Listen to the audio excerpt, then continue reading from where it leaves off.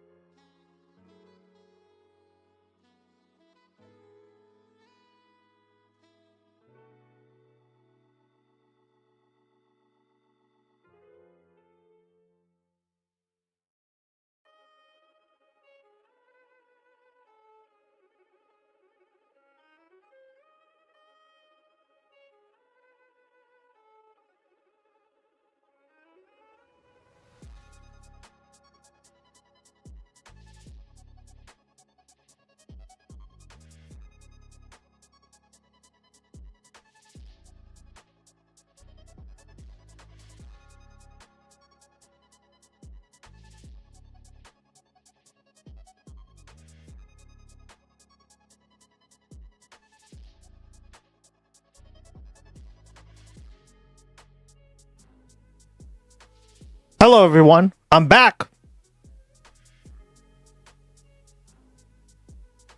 How's everyone doing?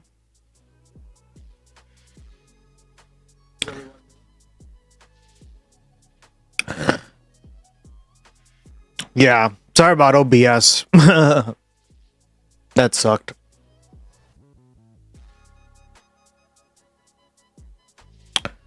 All right. Be right back, restroom. All right, thank you, Kristen B. Yep. No worries. How's everyone doing? Boobies, boobies.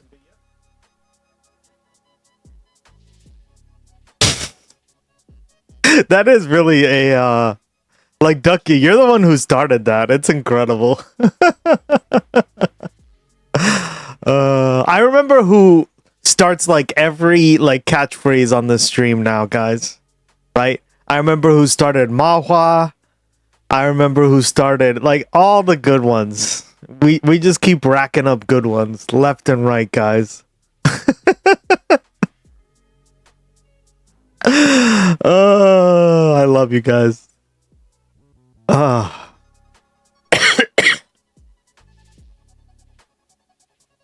Welcome over on the stream, please. I think I'm gonna be implementing the code now, strategy member. So Gloggy should be working over there. But let's check it out. And I mean, like fully working too. So let's see.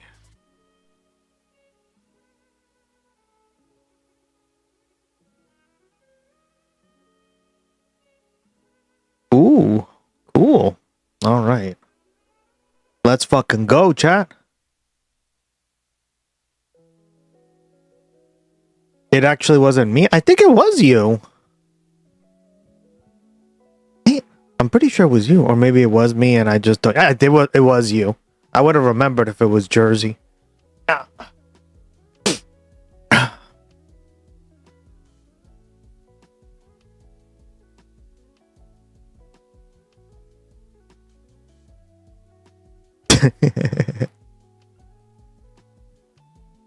Ah.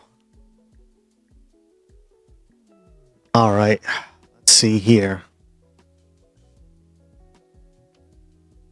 So let's watch Kyle's video on this because it's already collapsed, guys. Like, as I said, Israel literally attacked Lebanon, right? So this is in the trash as we speak. Like, we're still at war with Iran, right? The memorandum of understanding. Ugh, cringe. Welcome, everybody, to Crystal Kyle and Friends. Today, we are joined by Murtaza Hussein. He's, of course, DropSite's national security reporter, and he has a great Substack, Maz M. Hussein. Thanks for joining us, man. We appreciate it. My pleasure. So, a lot going on in terms of this memorandum of understanding that Trump made with Iran. Of course, Netanyahu and Israel are sort of already balking at it. In fact, there's some preliminary reports that there was already attacks in southern Lebanon, which is an attempt to blow up the deal. I'm sure they're going to try and like... And this has already been confirmed, right? 17 other ways to blow up the deal. But before I get into any specific questions, just give me your general breakdown of this memorandum of understanding and where we're at with it. Sure. Well, I think it's a tremendous development, to be honest. This memorandum, if you compare its terms to what Trump was saying or what his demands were on February 28th when the war began, he was asking for basically what he said, the unconditional surrender and total capitulation. He wanted to choose Iran's next leaders. Basically, he wanted no negotiation at all. He wanted to impose terms onto Iran entirely. And this memorandum could not be more of a contrasting outcome. Basically, it seems like it's Iran that's actually dictating the terms of the future relationship between itself and the United States and the rest of the world. If you look at the 14 points, effectively, the U.S. is committing itself to lifting sanctions on Iran, allowing Iran to sell oil, forswearing future intervention in Iranian affairs or future attacks against Iran. And, really giving quite a lot up front, including promises of helping to put together many $100 billion reconstruction plan for the country to ameliorate the damages done during the war. And Iran, for the time being, all they have to do is reopen the Strait of Hormuz. Strait of Hormuz. They Hormuz. promise not to develop a nuclear weapon. And the Strait of Hormuz was open before the war started. And they've been saying they're not going to make a nuclear weapon for many years, including the 2015 Obama nuclear deal with Iran. So, they kind of gave really nothing per se while they got a lot up front. And I think that reflects the outcome of the war itself. The war was operationally and strategically a failure for the United States. And as a result, Iran is dictating the terms. And I'll add one more point. They are saying they're opening the Strait of Hormuz, but in the memorandum which the U.S. agreed to, they didn't say that they were relinquishing control over it. They said that they would determine the future management of it alongside Oman and in line with international law. And I think that means they'll be charging fees. Maybe not a toll exactly, but they'll be. I mean, isn't a toll just a fee? And not only that, guys, that's going to cause more inflation, right? As I said before. Be charging fees for ships who use the strait for environmental cleanup and guidance and things like that. So that it's also for just like, remember, they got attacked. Like, we're not even helping them pay the bills, right? It's like someone came into your house, ransacked it, and said, hey, you clean it up. Sorry. will generate revenue, but more importantly, it will entrench their sovereignty over one of the world's most. But their house is also like a place that is like the biggest lemonade stand in the neighborhood, right? It's a shit analogy, but you get the point. Critical waterways, which again they didn't have before the war. So on all accounts, it seems like it's basically a capitulation by Trump to the Iranians. But I do think it's kind of the best outcome that he could have had, or the world could have had, to be honest, because what really took place here is that Trump got into the war. He was coaxed into the war by Benjamin Netanyahu. He seemed to think it would be a short, couple-day excursion, as he put it, similar to the operation in Venezuela. He discovered this is actually a very serious conflict, and this is basically not a short excursion, it's more like a marathon. And he didn't want to be part of such a conflict, and there was no real plan for how to win it. So he basically asked to buy his way out of it. And he had to pay a pretty high price to buy his way out of it.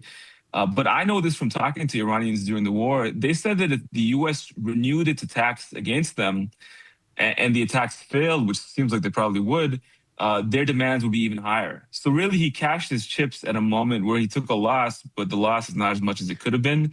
And I think it's actually the rational decision, because I haven't seen any explanation of how the U.S. could have won this war by continuing to attack Iran. Now, let me ask you, I'm skeptical that the U.S. will actually agree to the terms that Iran and Oman continue to control the strait in perpetuity. Because basically that's like officially declaring the end of the American empire, because one of the things we guarantee theoretically is free and open maritime trade. So yeah, and we talked about this with... This was actually a few months ago. We haven't watched one of his videos in a long time. Our goat. He's become an emote on the stream. Well, on the Discord, right? Because I don't have enough space for another goofy fucking staring off looking emote. There's too many goofy people with to make emotes out of. Hold on, we have it right here. Let me just show it to you.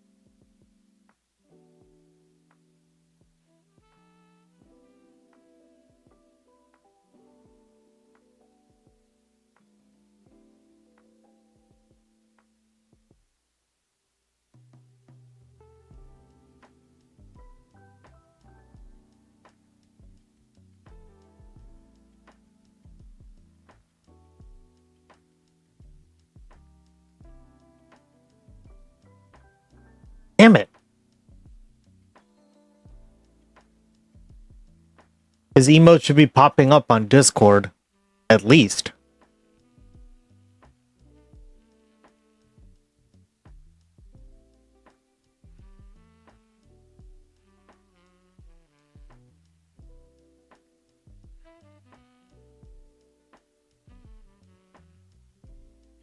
Oh my god.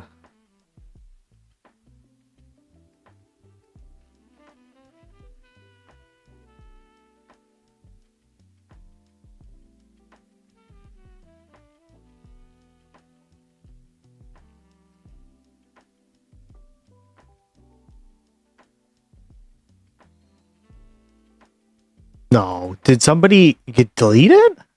I didn't delete it.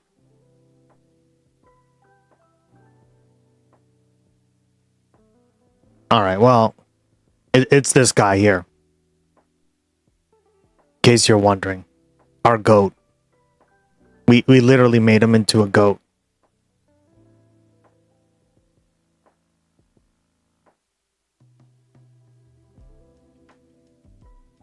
Oh look, I just got a notification from Twitch that we went live? Really? What is going on? What? No wonder. Yeah, what is going on? I'm gonna have to like contact Twitch or something because that's fucked. People have been saying that too.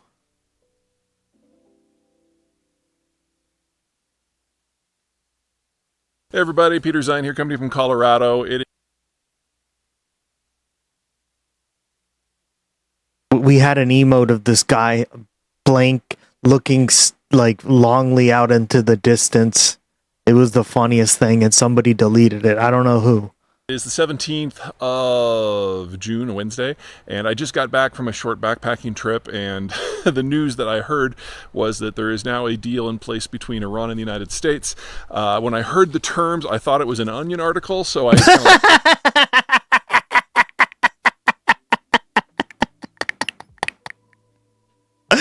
I quickly read over them and I was like, I don't even, I mean, yeah, but it's like a dry Onion article, right? Like, it's like the driest sense of humor that only like political science dorks would get. laughed it off, and I realized, oh, wow, this is really supposedly the deal. So let me give you the deal. I literally have my back of envelope. Jesus, what a takedown. And we'll talk about it. In no particular order, the United States will release all the funds that have been frozen by all previous American administrations to Iran immediately. There will be a $300 billion... It's definitely a Twitch thing and not a you thing. Yeah, thank you, Ducky, for letting me know, girl. Yeah, because I was like, why are people like not getting my notifications? I've noticed that. Like, I was like, yo, what the fuck?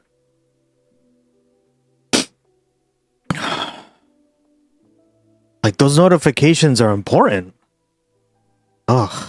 Investment fund, which is like a restitution program to pay for the damage the United States inflicted during this most recent war. That'll be at least $300 billion US. The United States will immediately withdraw all sanctions in all forums, whether for nuclear, for militant issues, weapons, exports, whatever you call it. All of them are immediately gone. Oh, no. The Iranians have the right to regulate the Strait of Hormuz, hand in hand, perhaps, with Oman. Charging fees is part of that process for services. The United States withdraws all military forces from anywhere near Iran. Nuclear issues will be discussed at a later time. And there are no mentions at all of Iran's missile program or its militant proxies throughout the region. This reads to me like it was written by an intern on the first day after being tortured into obedience by the KGB. This would be a complete strategic capitulation of everything the United States has cared about in the broader region for the last 45 years. And the only way that something like this happens is if you have a government that is so checked out on the American side that it even bothered to show up to negotiations, which we know is true. These negotiations were all handled by the Iranians, the Pakistanis, and some countries in the Gulf. Or you have a complete level of incompetence in foreign policy, which we have seen repeatedly, or the guy at the top is suffering from severe dementia. With considering his performances at the G7 summit in the last 48 hours, you have to consider that as well. Right.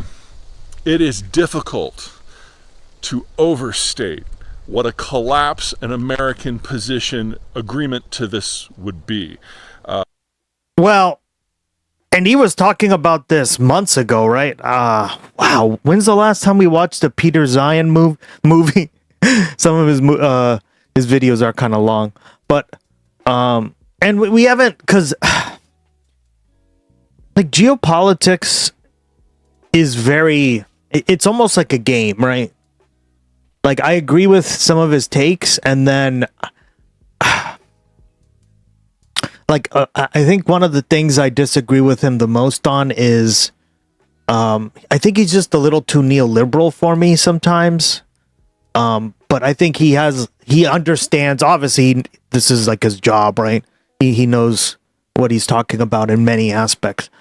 But I think like on that sense, like ideologically, yeah, he's a little too neoliberal for me, but that's kind of why we've kind of stopped, right? Because we already got the message out. Like we already know what he's going to say about Russia. We already know what he's going to say about Iran, right? It tends to be very repetitive. So about all I can say for the plus but this video we haven't watched, and it's brilliant. Side is that this is God, I feel like I'm in Harry Potter. Brilliant. Not attributed to any specific person. The details. It was an anonymous White House senior official who read it on the phone to a series of media. It feels like a trial balloon, but a trial balloon that should be shot down by pine needles, much less bullets. We will find out in the next 48 hours just how broken the White House is. But if this is any indication, this is something that should have never gotten past the first day of the war back in February. And if this is as far as this administration can take this, we are in some serious shit when real issues start to arrive. Ooh. That's all I got, folks. Yeah, well, I there we go. The goat has spoken. The oracle has spoken, guys. To end free and open maritime trade, even if Trump wants to agree to that, which I think he does, just to taco and get the hell out of there. I think you have the military-industrial complex, you have the Pentagon, you have the Israelis, you have a lot of people with a lot of money and a lot of power who are invested in not allowing the U.S. to concede on that point. Do you agree with me that for that reason and many others, that this deal is actually on baby deer legs, and it's very easy for it to be like, baby deer blown up instantly? Well, you know, if you look at the previous history of negotiations between the U.S. and Iran, and most famously the 2015 nuclear deal, the U.S. has a track record of violating the agreements. Yep. Iran was adhering to the 2015 deal, and Trump came and tore it up. They continued to make pretty serious offers on the nuclear program in 2025 and 2026. The U.S. attacked Iran in the middle of negotiations both times, even killed some of the negotiators. So obviously there is not a tremendous amount of trust here. And there are, capabilities to spoil this deal. There's a 60-day period now, which has begun to negotiate a final status agreement on the nuclear program. That's a lot of times one can use to potentially sabotage a deal by Israel or neoconservatives or some of the Gulf Arab states and so forth, potentially. That said, I think I'm cautiously optimistic about the deal for two reasons. First of all, unlike in the past, when Iran was kind of relying on the goodwill of the U.S. to adhere to its own commitments, they actually have leverage this time. They have leverage because two things. They've shown the willingness to engage in horizontal escalation, by which I mean hitting targets all over the region and forcing the U.S. to expend its very limited missile interceptors and other assets to defend against that. That was a huge stress on the U.S. in this conflict. So there's that. The previous leader actually was very cautious. He wasn't really in favor of engaging in overt military escalation at all. And the new leadership is, and it seems to be been more efficacious in helping them get better terms. But secondly, the Strait of Hormuz. So they control the Strait of Hormuz. And, there's this legal discussion is going to take place now with Oman and so forth. But I think that it's very difficult, if not impossible, to get them out of there now that they're there.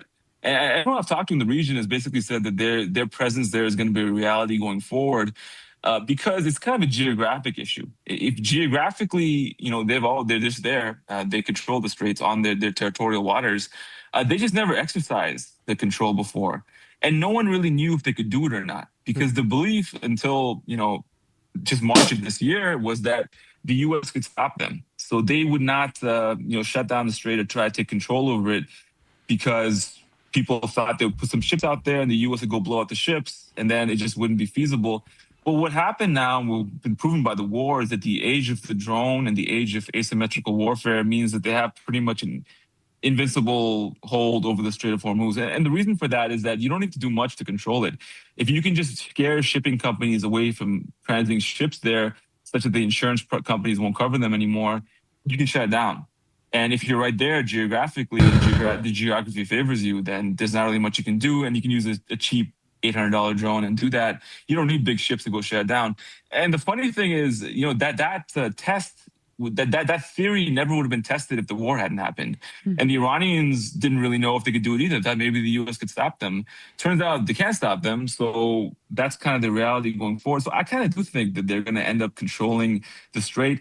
Maybe not in a way which means people are stopped all the time from going through it and things like that. But I do think that they're going to probably have sovereignty over it, or be able to exercise a degree of control or management over it going forward. Not because of the international law per se, although you can do it in line with international law if you're careful. More just because it's a geographic reality. It's kind of the revenge and prevalence of geography again, which is showing itself here. And again, this is a big reason why the war is such a big mistake, because you settled the debate inside of Iran about the feasibility of this. And I think that ultimately the Gulf Arab states, we were kind of very important players in this as Iran's neighbors. They are acceding to the reality. They kind of held out a bit to see if the U.S. would escalate and maybe knock the Iranians out. There's no capacity or will to do that. And now they have to acclimatize themselves to a situation where Iran is exercising more control over a waterway they rely on for their survival. And I think that will probably be the reality going forward. And potentially shutting that is the insurance they have against the U.S. reneging on the deal. And maybe they still will renege on it.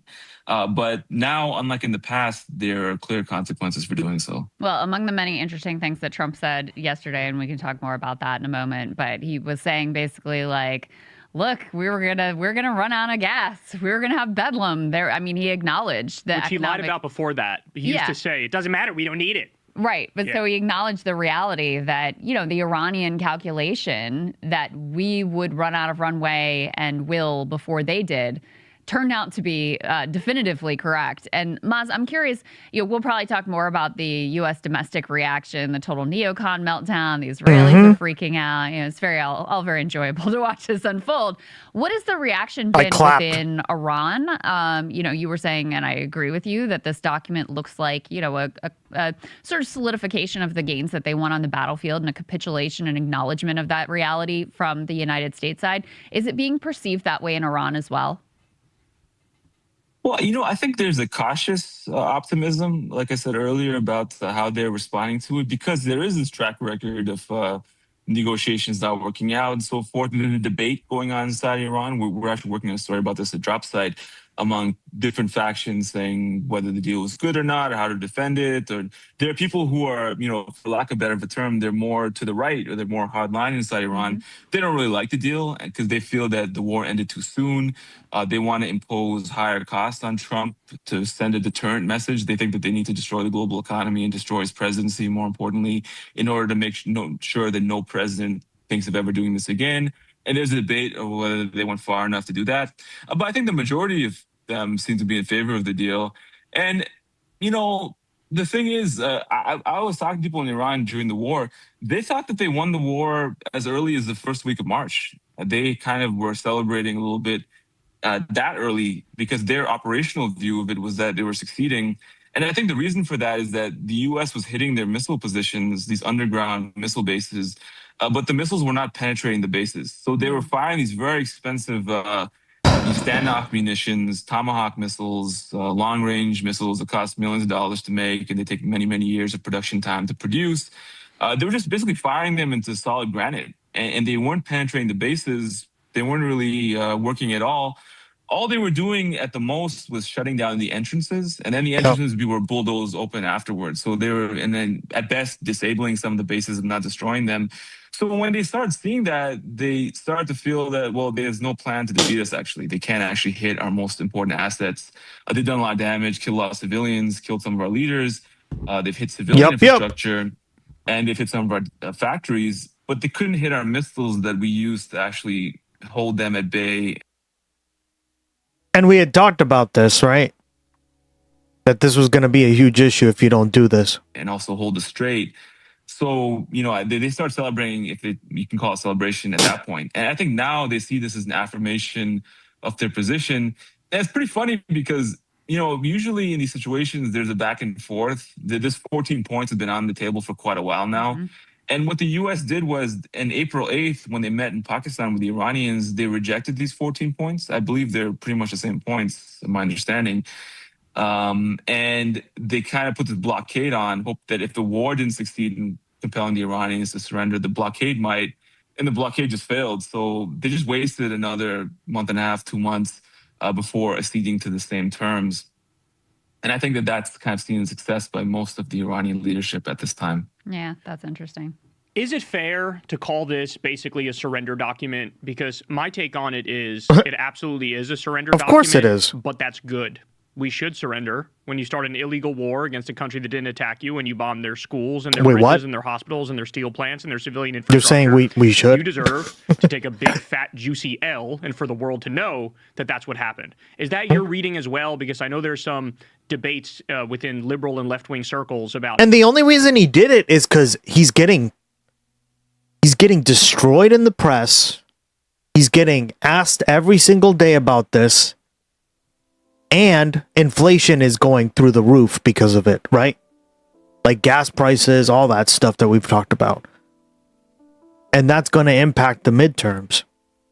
How to talk about this, that people don't want Trump to feel incentivized to restart the war.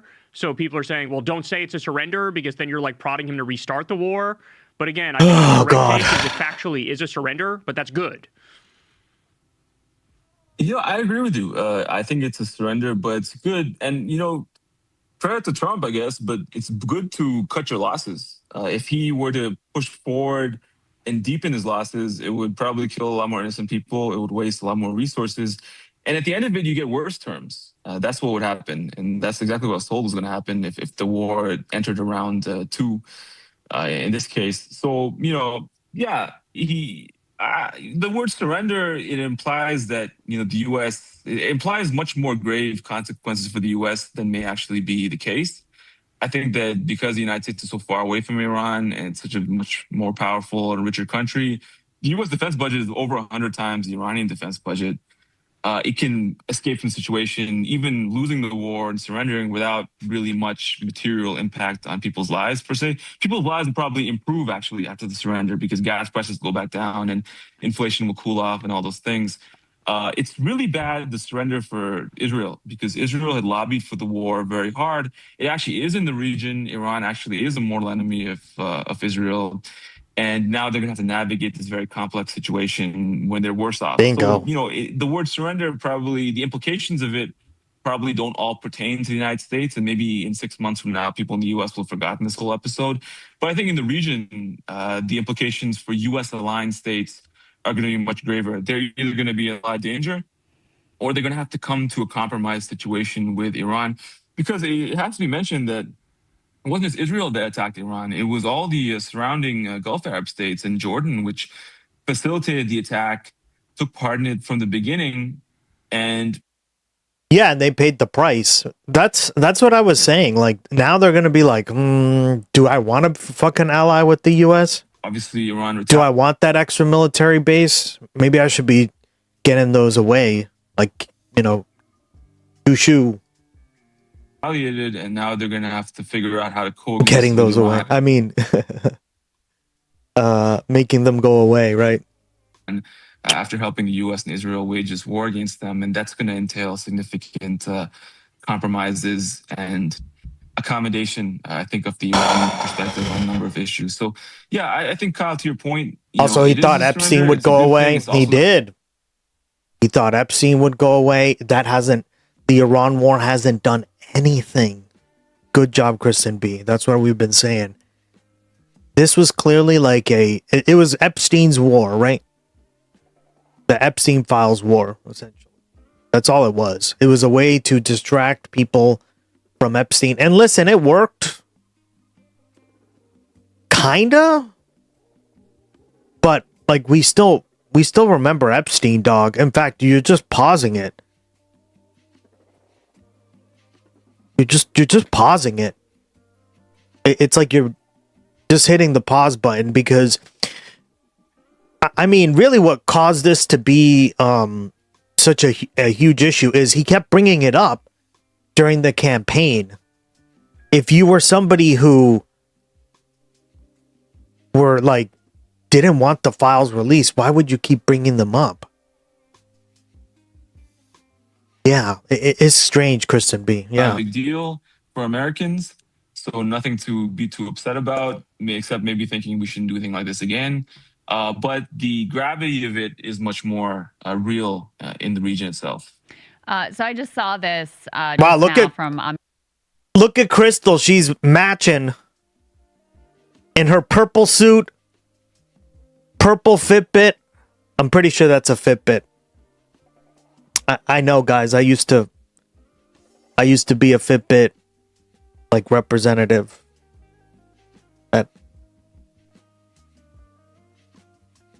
They have ones just like that. That is a cute color. Yeah, it's cool, right? Meet Sigel. He says, Trump to Khan News. It's very likely I'll support Netanyahu in the elections, but I need to see who's running. He needs to be more rational.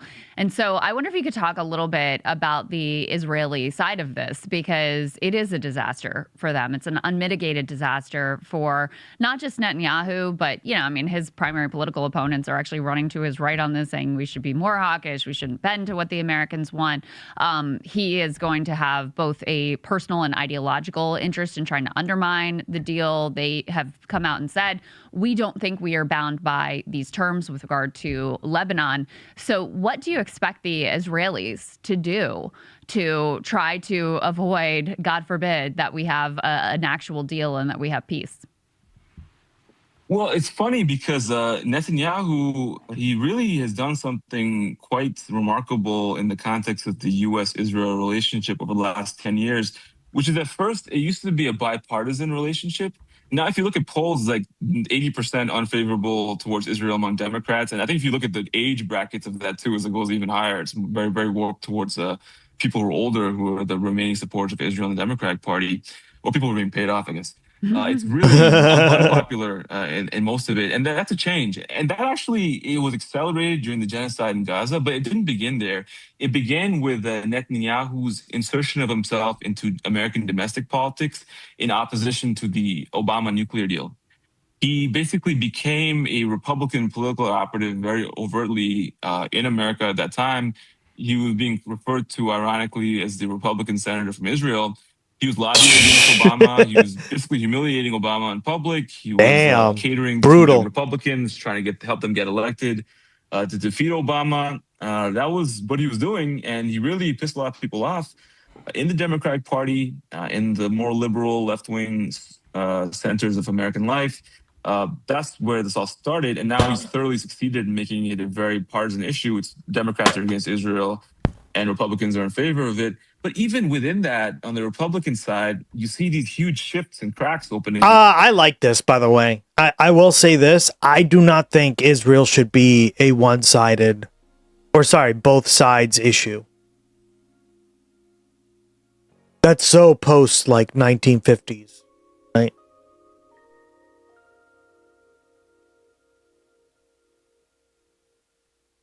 I don't think it's beneficial for the country. I think it's important to have a clear political distinction here, right? In fact, I would hope no side supports Israel, but there you go.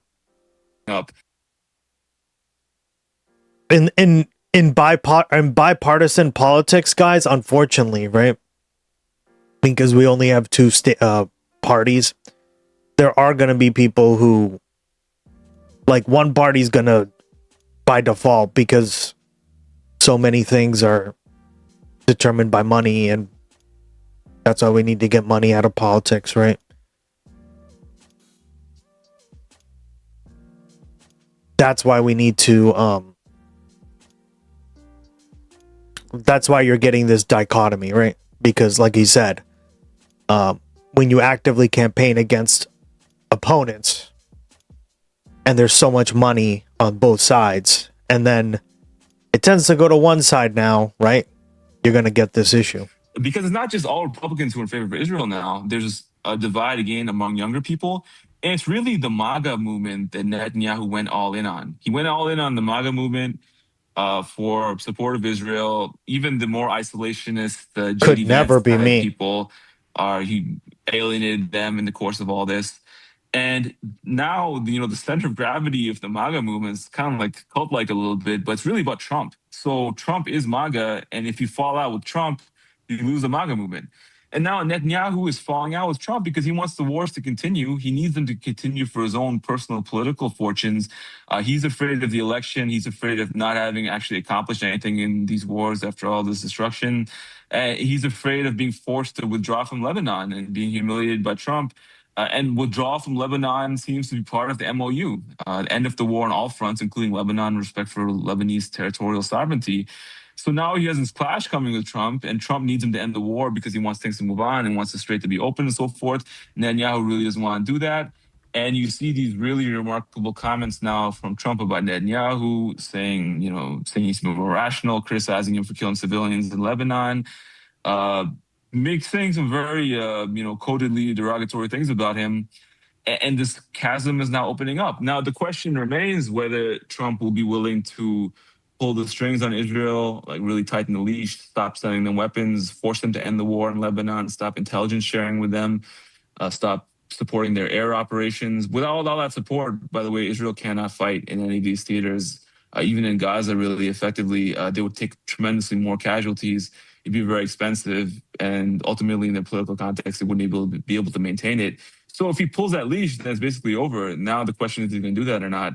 But I do see the falling out happening, and Netanyahu in Israel, his whole brand was he's the guy who has Trump on our side. And if you lose that selling point, you have a very tough road to hack in the election because that was your entire pitch. You guess you're going to say that I'm the guy who stand up to Trump now. He's going to try that now, but we'll see if that works. We'll see. So in my estimation, I'm concerned because the Israelis can just rat fuck the deal. By of course they're going to rat fuck it. By continuing to steal Lebanon, by refusing to withdraw. I mean, they have Lebanon now up to the Litani River, and they're also bombing Beirut. Even if they stop bombing Beirut and they just keep southern Lebanon up to the Litani River, that's not the deal. The deal is they need to, give Iran all of its territorial sovereignty. And now you have Ben Gvir and Smotrich and all these top Israeli officials. Do you think we can sanction Israel for their war crimes if Democrats take back the House and Senate? Honestly, we could. Are we going to? I don't think so. There would have to be a fundamental change in terms of the corporate Democrats that are in the Congress right now. So both in the House and the Senate.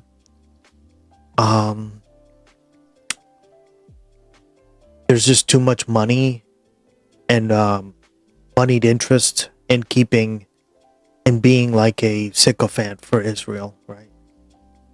And there's enough Democrats where, think of it this way, right? Say if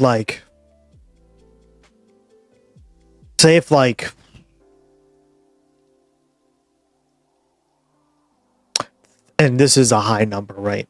But let's just say 35% of all Democrats be like, no, we're not doing that anymore. Even, let's just put 40, right? Make it easier. Okay. There's still that like minority of Democrats that would support it, that would not support an embargo. So it would have to pass the House.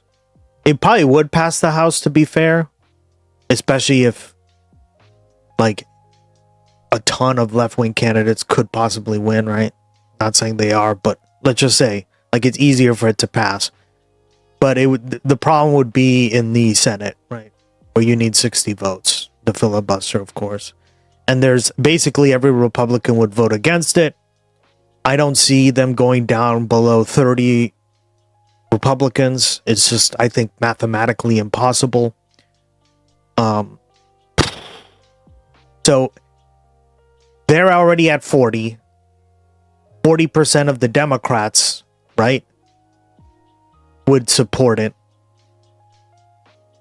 So the rest would definitely just vote for Israel, right? Because they're either funded or take APAC money or whatever, right? So I'm just trying to give you like a breakdown of why I think it's not going to happen. It's sad. At least not in this cycle. It should, but in this cycle, it's not going to happen. Yeah, I understand. Yeah. It's just like I just don't see it in the numbers, right? Especially in the Senate. In the House, it's different. In the House, I actually could see it. But like, yeah, this is the breakdown of the Senate, right? 45 Democrats, 2 independents, right? So that's Bernie and Angus King. And 51 Republicans. Like, let's say they go down to 40. Yeah, that's still not enough, right? Like, there are many Democrats who vote along with Israel and helping them. Yeah. Chuck Schumer being one of them, right? Which is why he's got to go. That's why I said maybe not this cycle, Kristen B, but certainly it's possible if we put enough pressure in the next Congress, right? Or in the next Congress. Out there saying we're not doing that. That's just simply not going to happen. Which is why it's important to go out and vote in the primaries, right, guys? Like, I know there were people in chat who don't vote or whatever, and I'm like, it's important to vote, guys, because these kind of things do determine like who makes these kind of policies, right? Who's gonna vote on these kind of issues? Will we embargo Israel or then like, man? So, and they say we're going to continue to bomb. Well, that explains why you said you were down. Stream places down itself now. Oh, is that why? Oh no. Oh, everything's down today, huh?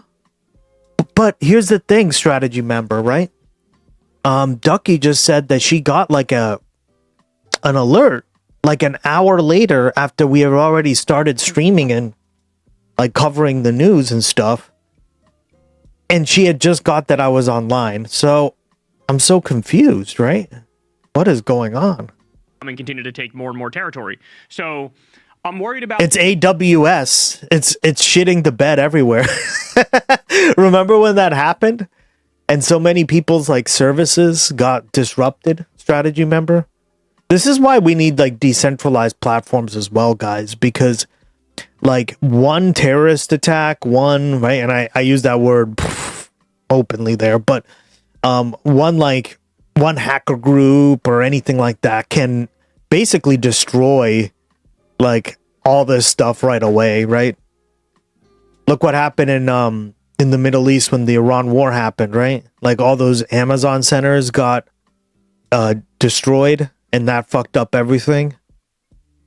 By the way, guys, I did not find the clip of Elon crying, and I usually find it after a few days.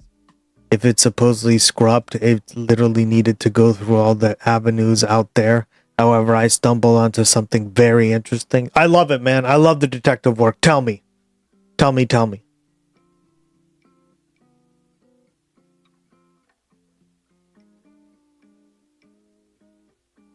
Want me to post it? Yeah, post it in the Discord chat. I'm actually going to rename it. Hold on 1 second. I'm going to rename it. Because it's no longer just the Twitch chat. Right? I used to stream only on Twitch. And then I was like, well, why would I do that, right? Doesn't make much sense. Gonna do live stream chat. Got a better name. But yeah, post it in the live stream chat. Sweet. Thank you, man.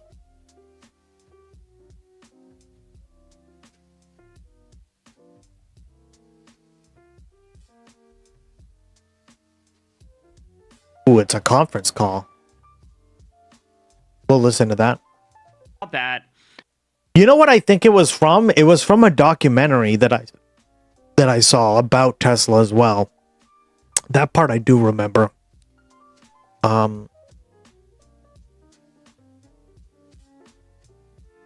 So yeah.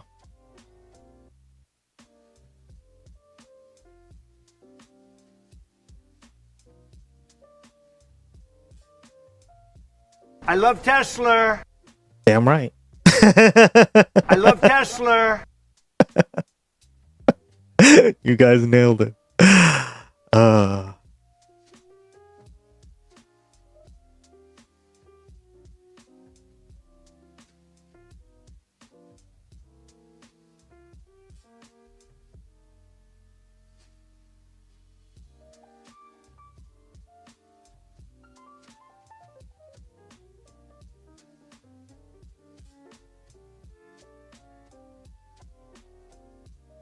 I'll try to find it, but great minds think alike. Damn right, girl. I'm also Ladies. worried because the Israeli lobby didn't give Trump hundreds of millions of dollars for nothing. Miriam Adelson didn't. Well, that's the point, right? And that's what I was trying to tell you guys, that they just don't do that out of the kindness of their heart or for like less tax breaks. They do it for Israel policy, right? And then they hold them accountable.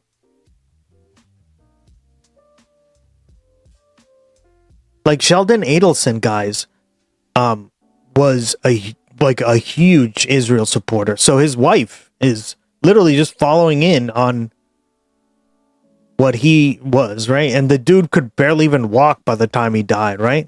He looked like a corpse, barely alive, right?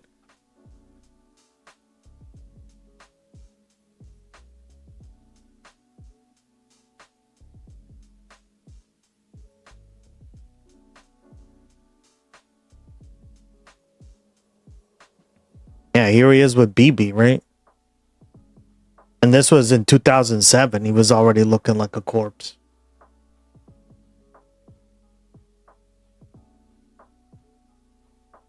He dyes his hair and everything. Like, these people all like, yeah, look. Yeah, here we go. See?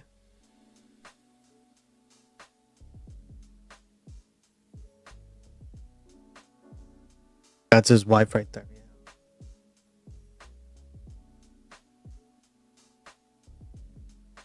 They're saying we're not doing that. That's just simply not going to happen. And they say we're going to continue to bomb and continue to take more and more territory. So I'm worried about that.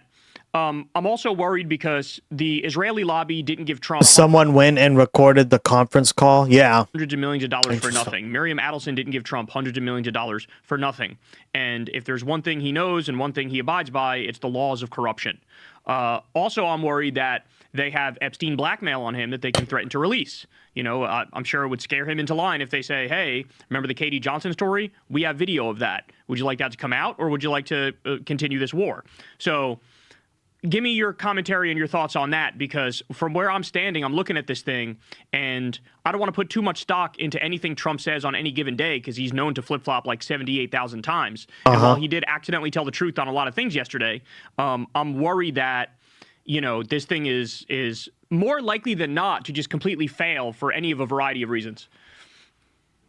Well, you know, I mentioned the 60-day period. That's the period where we're really going to see the strength of the Israel lobby trying to do everything they can in American domestic politics to force the war back on, to kill the deal. And you're going to see what you said, their, you know, attempts by Netanyahu to restart the war in Lebanon, and thereby restart the war with Iran by provoking them, violating the MOU, pulling out all the stops. We'll see how much courage he has to go against Trump directly. That's going to be the test now. But I do think that whatever tricks that the Israel lobby has, whatever strings they can pull, they're going to start pulling them now. Whatever bribery they can do, that's going to happen now.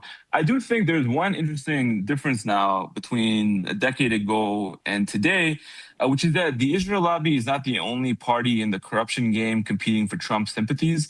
There's also the Gulf Arab states. And before, the Gulf Arab states were on board with Israel vis-a-vis Iran and so forth. And that's really not the case today. The whole Abraham Accords paradigm seems to be dead. They are not aligned with them on a number of issues, including Iran. And they have the ability to bribe and to cajole and to convince maybe not the exact same level and degree, but a degree to which cannot be ignored and which would still manifest in his calculations. So I think that that's a very important aspect. And when you look at this MOU and how it came about and the way it was negotiated and so forth, what it seems to me is that a quartet of states, or something like a quintet of states, including Saudi Arabia, Qatar, Pakistan, Turkey, and Egypt, they all got together to manage Trump's interactions on this deal, structure it, make it really easy for him, tell him that they all support it, and you don't need to convince us on it. We're all good. We'll back you on this. They gave him a lot more scaffolding to move forward than in the past. He's kind of, not on his own per se in this case. So the Israel lobby is much more isolated than it is in the past. It's lost a lot of the Republican Party. It's basically at war with the vice president at this point. Doesn't have the Arab states anymore. They don't want the war to continue. And, it's basically about how much blackmail they can do and how much. Welcome back, buddy. Good to see you again. Been a while. They can throw at Trump in the short term in 60 days from now. I get the impression that they have a very tough fight for them. I wouldn't count them out, but it's going to take a lot to tank this deal because of the fact also that because of the cult-like nature of the MAGA movement, Trump really can whip people into line, and whatever he defines as being MAGA per se ends up being that. And you see even people like Lindsey Graham, who are very vociferous supporters of Israel, they are, in a very chastened manner, it seems, supporting the MOU right now. And I think that's quite significant. But so here's my issue with that, though. They've already bombed Beirut, the Israelis. Congrats, 2000. And while to this point it hasn't been like, all systems go, I mean, all they would have to do is carpet bomb Lebanon once, and then the Iranians go, fuck your memorandum of understanding, we're shutting the Strait of Hormuz again, and then Trump is cooked, right? Now, at that point, it's possible Trump can turn around and say, I'm cutting off the money and the weapons to Israel, and now you're on your fucking own, and enjoy, being destroyed by every country around you. But, again, that's what all the hundreds of millions of dollars buys, is Trump not cutting them off that aggressively, right? So why would that perspective be wrong? Because I just can't, as long, if Israel decides we're going to carpet bomb Beirut, or we're going to, very aggressively attack. Yeah, either way you look at it, it just it buys them time, right? Then it's really Iran. The ball's in Iran's court, and they could go, yeah, we're just not going to abide by this because you guys already violated it. Yeah. Hey guys, if you want to know what the hell is going on, all right, let's listen in on this, strategy member.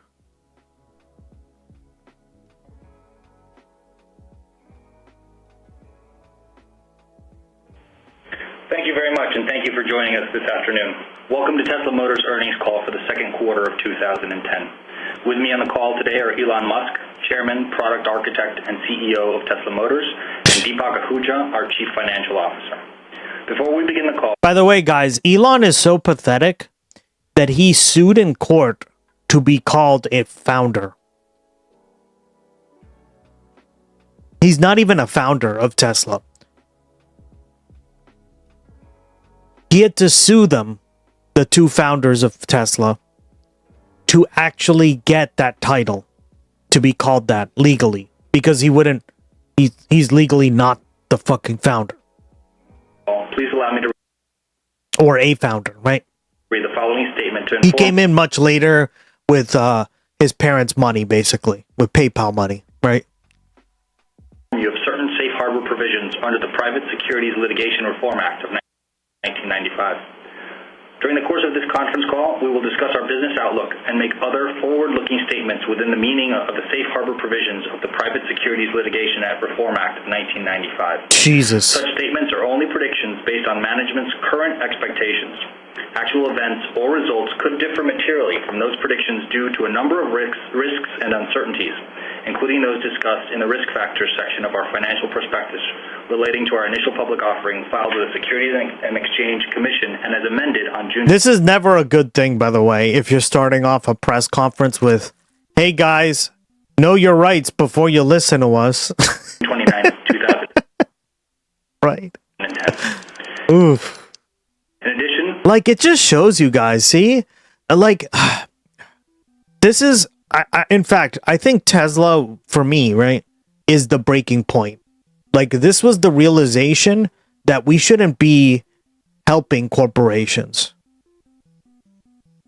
Because they're it's not like they're grateful for this, right? Is Elon going out there and being like, you know, the taxpayer helped me out in a tough spot.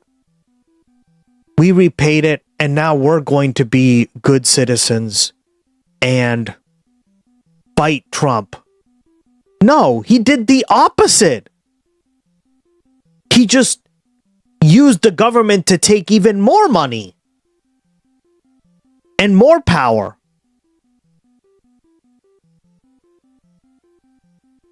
I know this isn't a press call. I'm just saying, like, this is even crazier because, again, like, you have to be with investors. It's their fucking money, right? They gotta earn the money. They gotta actually make money to pay them back. Essentially, there's a lot of pressure here to do that. He treated us like an ATM. Yeah, he treated us like an ATM, essentially, right? He dehumanized the American taxpayer. He dehumanized the country, right? Which, like, a lot of people here are struggling, and just none of that, right? That's why I'm saying, guys, do not, like, we need to move away from this model that, yeah, we got to give tax cuts to corporations and we got to help give them subsidies so that they can build green cars and stuff or whatever it is you want to insert here, right? No, it doesn't work anymore, right? And I think, like, this is the prime example, right? Now he's, like, going around Europe and he's funding the AFD and all this stuff, right? He's funding the UK's, like, UKIP party or whatever, right? It's crazy. It's crazy, guys. I gotta get rid of the fake Pokemon. I'm sorry. And those were just used for tests. But there you go. You caught it. Any forward-looking You get to still catch it. statements represent our views only as of today and should not be relied upon as representing our views as of any subsequent date. While we may elect to update these forward-looking statements at some point in the future, we specifically disclaim any obligation to do so, even if our views change. Therefore, you should not rely on these forward-looking statements as representing our views as of any date subsequent to today. With that, I'll turn it over to Elon Musk. All right, thanks, Ricardo. I think financially, there's not much news in that. Obviously, we just completed our IPO in late June, so and it's only like 6 weeks later. So there's not a lot new there, but I will go over the progress made in the second quarter as well as some recent progress. And touch on all aspects of the business, Roadster, Model S, powertrain, expansion of our business with Daimler, the strategic partnership with Toyota, and the NUMMI Fremont factory that we've acquired. So as far as Roadster is concerned, I think a very solid performance there. We delivered 141 Roadsters, best quarter for new orders since Q3 2008, essentially before the start of the recession. And this is, I think, just overall a good sign for us to be having such a good quarter for Roadster. The first sales occurred in Japan, Hong Kong, and Canada. We're now in 28 countries, and we're going to start increasing our activity in Asia through the balance of this year. We're essentially laying the groundwork for the Model S to come. So with each of these countries, it can often take 6 months, sometimes a year, to work through the regulatory requirements, get established, get a location, hire the key personnel, and so I think we're really laying the groundwork very well for future sales of the Model S. We obviously announced the Roadster 2.5, which is our fourth iteration in 2 years on the Roadster. It features upgraded interior, new styling, improved nav system, and a number of other features. We have the Tag Heuer Odyssey of Pioneers, which is showcasing the Roadster the first round-the-world trip of a production electric car, and that's charging from existing locations all around the world. So it's just charging off the grid everywhere from Switzerland to Siberia, and with no additional infrastructure required. Just a little more on the retail expansion. Obviously, we hired George Blankenship, who spent. You can tell how nervous he is, right? This is so different than he normally is. Why? Because he's shitting his pants. A couple of decades at Gap, and then was the key guy for the first 6 years of the Apple Store activity. We opened new stores in Copenhagen, Newport Beach, and Zurich. Signed leases for stores in Tokyo, Paris. Remember how he claimed it was all green energy? That's another scam of his. That's what I mean. Like, Elon is scam central. Strategy member.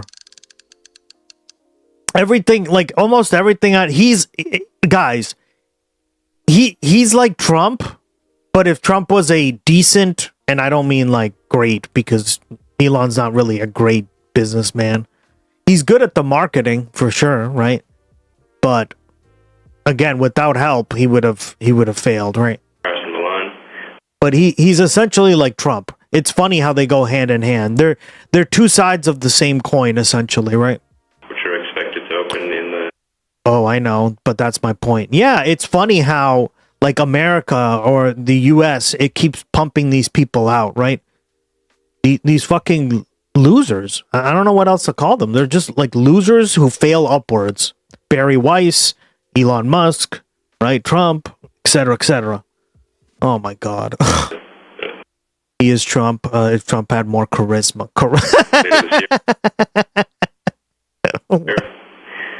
Oh, man. As far as Model S, we're on plan for a mid-2012 launch. And that's starting with a slow ramp of production in mid-2012, and then getting to our 20,000 unit annualized rate in 2013, as described in the IPO roadshow. We're growing our resources in R&D and manufacturing considerably. We added about 90 people, which is a growth of 25% from the prior quarter. Our recruiting teams are also building, our ability to recruit is also building very well. That's headed by Arnon Gasheri, head of human resources and talent acquisition. He was the guy who built up the talent acquisition and ran it at Google when they went from 2,000 to about 20,000 people. And I don't think really any company has added as many good people in as short a time as Google did under Arnon. So I think we've got a great guy leading that effort. And of course, we announced the purchase of Fremont manufacturing facility, otherwise known as NUMMI, formerly known as NUMMI. Okay. Our manufacturing team is actually on site at NUMMI right now, so they're planning the layout and installation of equipment. I think, although officially the NUMMI facility transfers to Tesla on October 1st, it is on a de facto basis. It is ours today. Jesus. We're also looking at buying some additional equipment from the NUMMI facility, some of the equipment that was used to produce the Corolla and Tacoma vehicles at exceptionally good prices. There's really, I think, never been a better time to buy automotive manufacturing equipment. Our main hydraulic press, which will be used to stamp the body panels for the Model S, is being assembled. It's currently in. There is something definitely wrong with our current system for mid people to fail upwards, while the true smart people are left behind. Yeah, it's really sad, right? I live next to a YMCA, guys, and there is this like really intelligent person who, like, he gave me a flash drive. It's right here, yeah. And he has like a ton of documents. He has 2 PhDs, right? Knows a ton about history and stuff. Fascinating guy to talk about, right? Talk to because he understands like a lot of like the historical, political, like cultural reasons why certain things happen. And the guy is living homeless.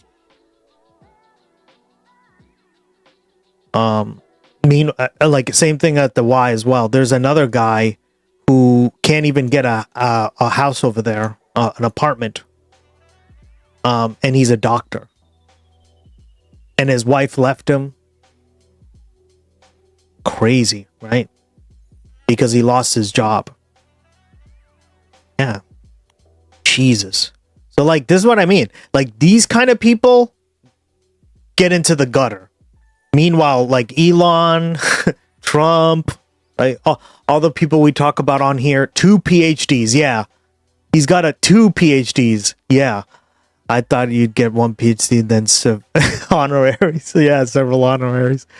Like, it's impressive. Yeah, it's very impressive. I have 2 BAs, right?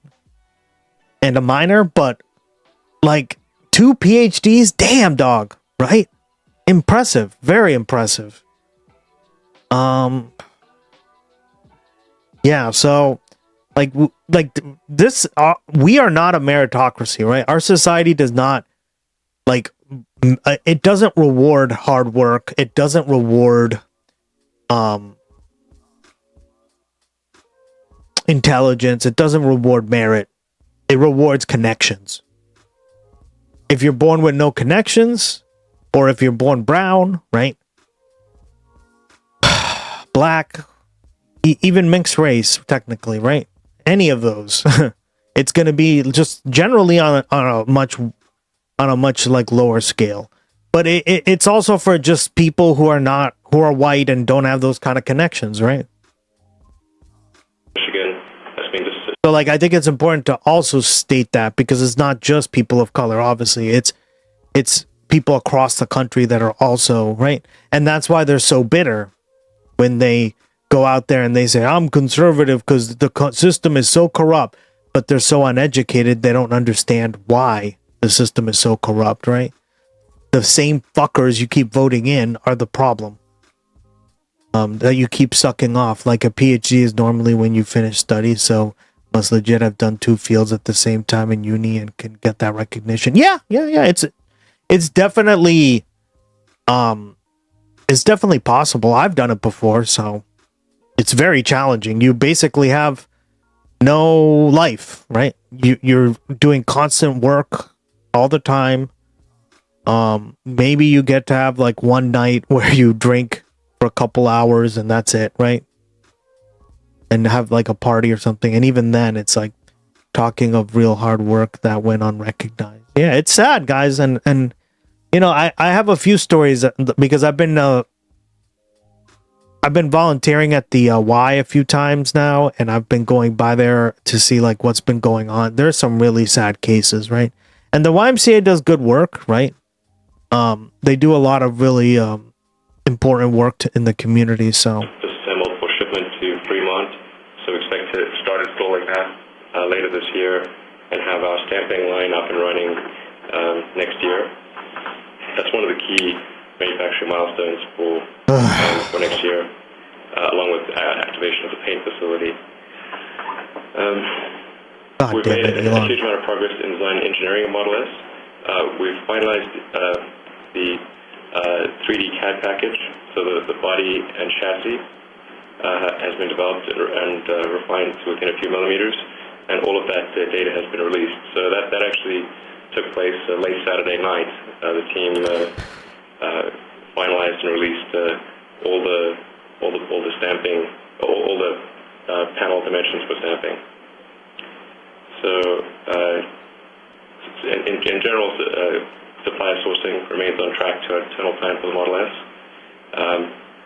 I think it's probably fair to say that, but certainly in my opinion, there are no elements of the Model S that place our mid-2012 production date in jeopardy.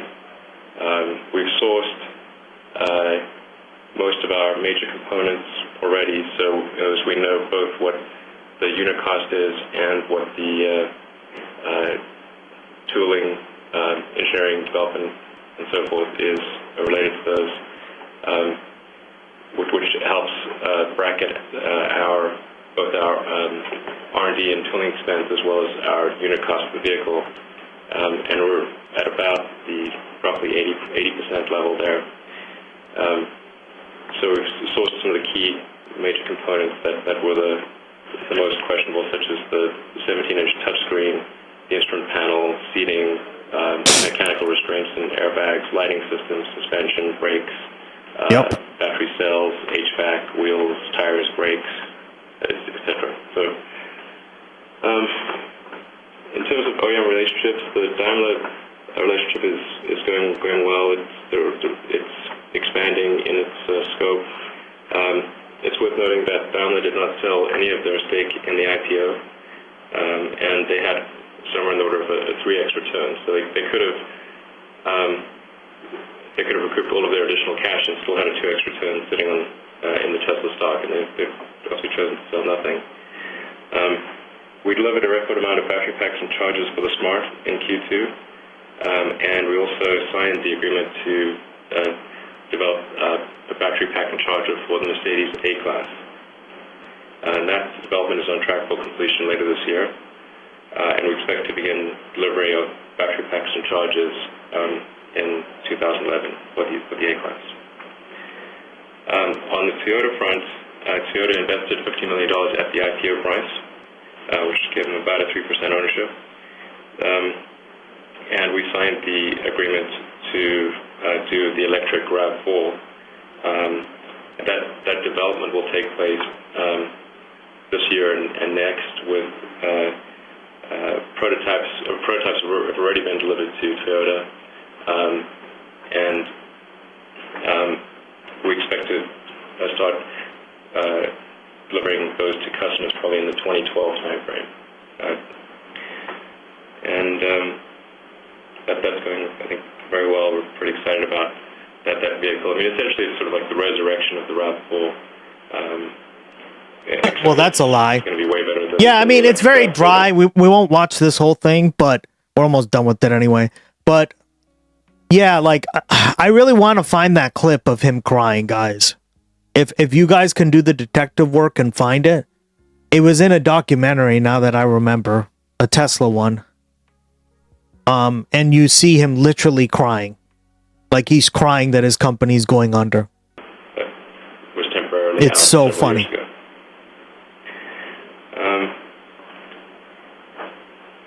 So in terms of just looking ahead, I mean, what Tesla's doing is we're just sort of heads down, focused on execution of the business plan. Look what's back up. Obviously, given Finally. our level of growth, quarterly profitability is not as meaningful. I mean, we're essentially going from 500 or 600 vehicles a year to 20,000 vehicles a year with the Model S, and spending roughly $500 million in development and tooling and whatnot over the course of 10 or 12 quarters. So that's an average expenditure of roughly $40 or $50 million. So obviously it's not profitable it's not really possible to stay profitable with that level of growth. But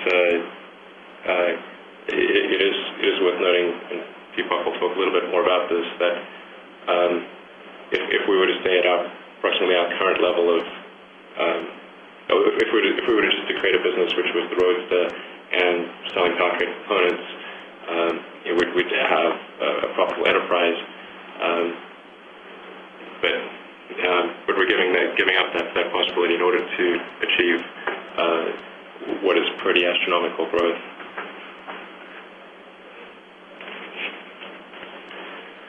So for the year of 2010. I think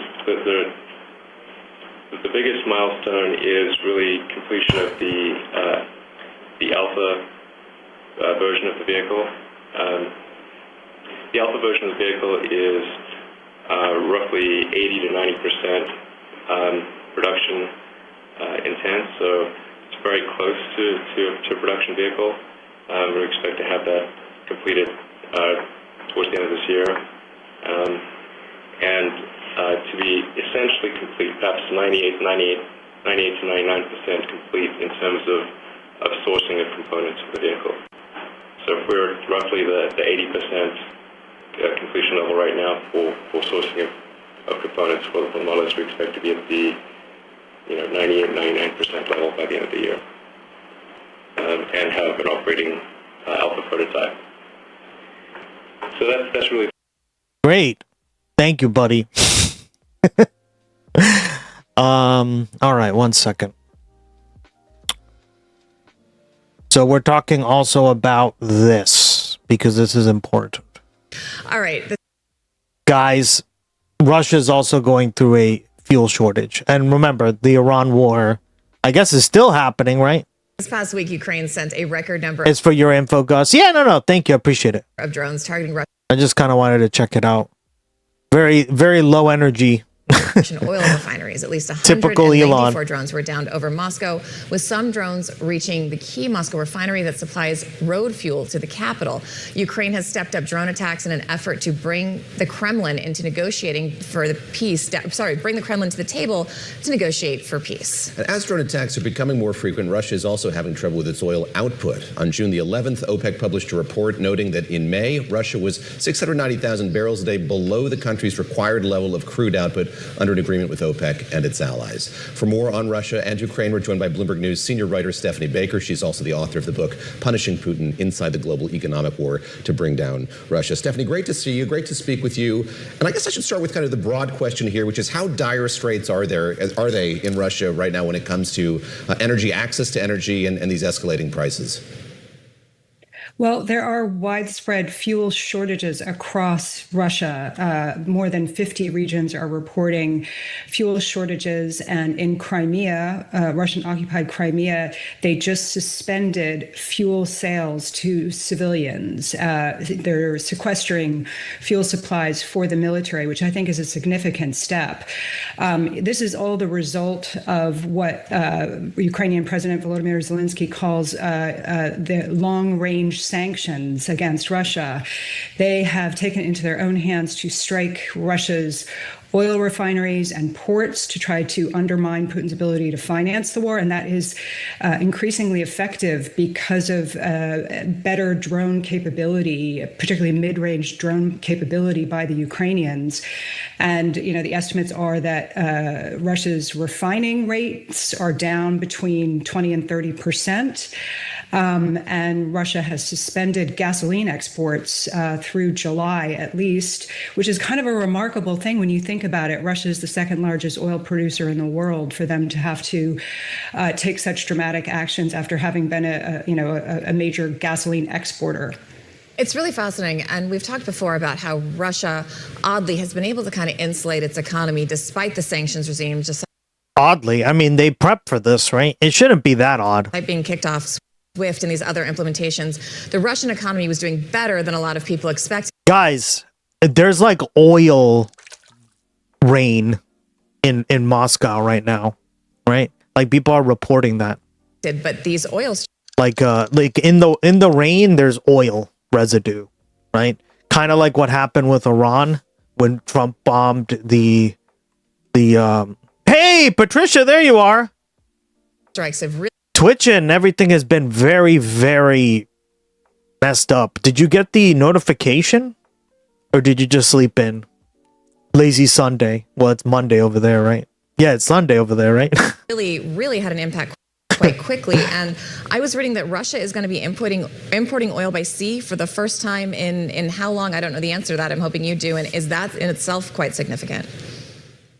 Yeah, reportedly they are planning to import gasoline by sea because of these gasoline. Monday, I just woke up. Oh, right.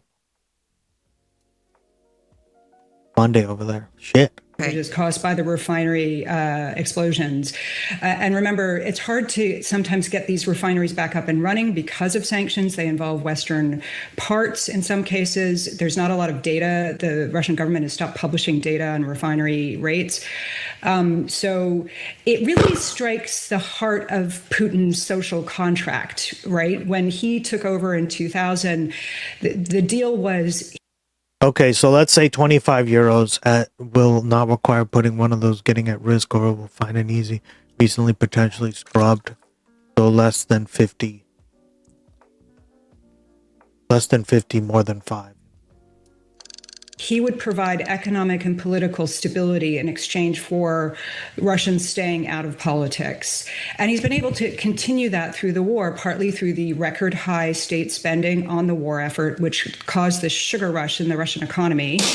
But that is now unraveling, in part because of building sanctions pressure, as well as these refining attacks. And I think that is potentially going to roll through the economy and cause the economy to slow down even more, spike inflation more. But it, has the potential to spark social unrest. I mean, fuel shortages tend to do that. So I think this is one to watch very carefully. Steph, you've done such fine reporting on the way that Ukraine has waged this war, the drone technology that they've pioneered and used. And I wonder if you kind of see your discretion is advised. New follower to the commune. Thank you, Alyosher. Alyosher! Love the name. Thank you so much for the follow. That's our mascot, Gloggy. He is a political merch collecting treasure goblin. Kind of runs our announcements here. How you doing? The broader context of the entire conflict. Using drones to attack Moscow is a marked departure from what we had seen in the past. And I'm curious, is that a strategic move on Ukraine's part? Is it a technological advancement that's allowed them to do that? How should we see this kind of encroachment on Moscow, which is, as you say, is hitting at the heart of the social compact that President Putin had with his people? Yeah, it really is. The Ukrainians have the upper hand now because of their sophistication with producing these mid-range drones and in many cases long-range drones that the Russians are struggling to defend against. A loot goblin or a mine goblin. And it's a combination of increasingly sophisticated Ukrainian drone capability with shaky Russian air defenses. There's some speculation that the Russians are using sort of new recruits for manning some of their anti-missile defense systems, and that's causing these weaknesses, allowing Ukrainian drones to get through. But more broadly, Russia is struggling to recruit to the front line to replace those who've been pulled out by death or being injured. The casualty rate is higher, and I think that is showing Ukraine stronger, and that manpower advantage that the Russians had isn't as strong because of the Ukrainian drone capability. And I think that could feed through to the peace talks and their ability to try to gain leverage to negotiate some kind of end to the war. So, yeah, Stephanie, before we let you go, talk to us about Putin himself and at what point he starts to possibly capitulate and globalize my agenda. How you doing, 69? Realize the internal pressures are such that he has to come to the I remember you, table. man. I read that Roman Abramovich, who's this big, oligarch, former owner of the Chelsea Football Club, went to Zelensky and offered to try to mediate. That, to me, felt like a sea change. If these very powerful Russian magnates are suddenly seeing it impact their bottom line, could they be the ones to finally get Putin to the table? I think that was an attempt by Zelensky to open a channel. The problem is that Putin does not seem interested in ending the war, and he's getting regular briefings by Russian military officials, which are giving him one version of the story of what's happening on the front line. I do think that the Ukrainian strategy of trying to bring the war home to Russia so that they can no longer ignore the effects of this war that's happening far away to increase pressure and opposition to the war, I think that is effective, and it is a very clear strategy by the Ukrainians. The Russians have been hitting Ukrainians far from the front line with these attacks on civilian targets. They attacked this Orthodox church. So you're getting these, what is being billed as a response, but I think it's actually a very astute Ukrainian military strategy to try to spark social and economic unrest. All right. And then this is the follow-up.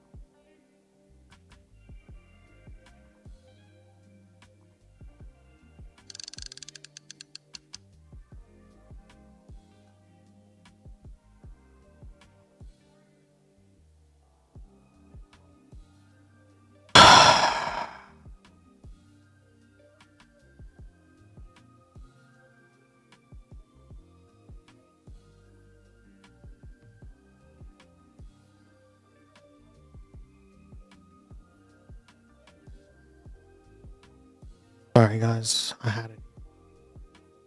I'm going to take a nap before work. Have a good rest of your day, everyone. All right, Kristen B. Take care, girl. Do you have to work late today? Thank you for stopping by.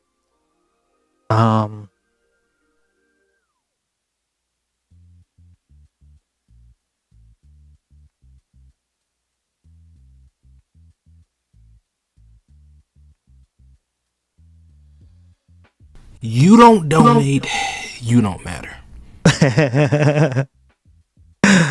Thank you, Aliosher, for the 14 bits. Appreciate it. Every donation gets you Bloggy points, which you can use for our games and other stuff that we have here in the... Yep, there you go, like that. We have a ton of stuff. I'm working on even more, so... All right. Here is the...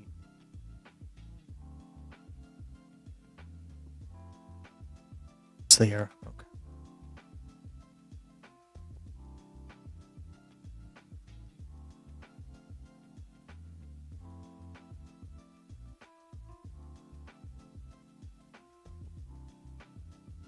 Yeah, we already watched that one. That was the problem. Hold on.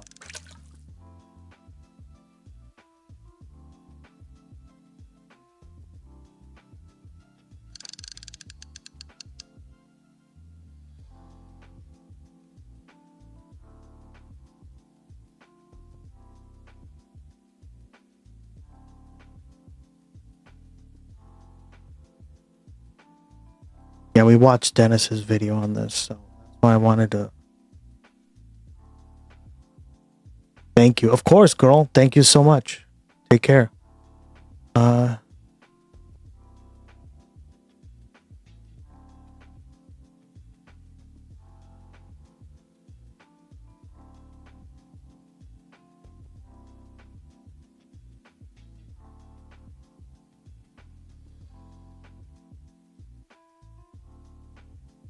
Here it is. I think I...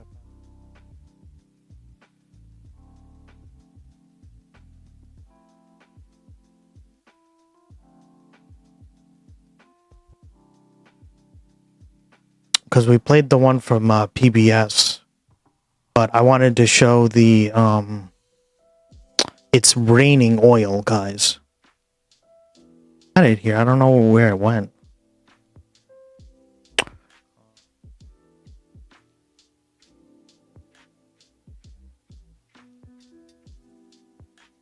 Yeah, here we go.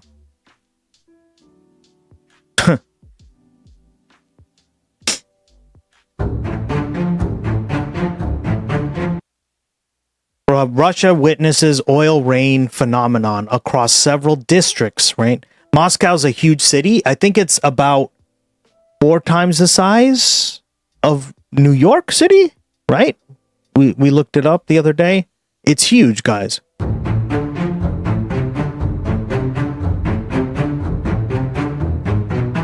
Rain caused by massive Ukrainian drone strike on an oil refinery. Yeah, that's what we covered before, right? That they've been attacking them with drones.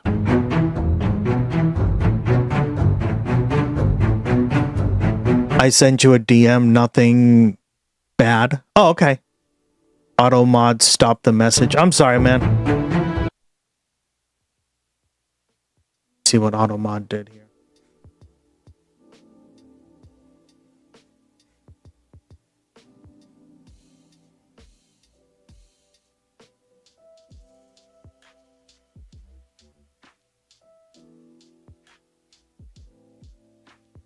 I didn't get a message.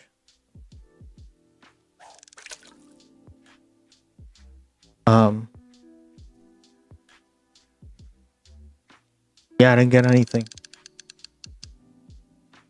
I got a DM from... Where did you send the DM? On Twitch?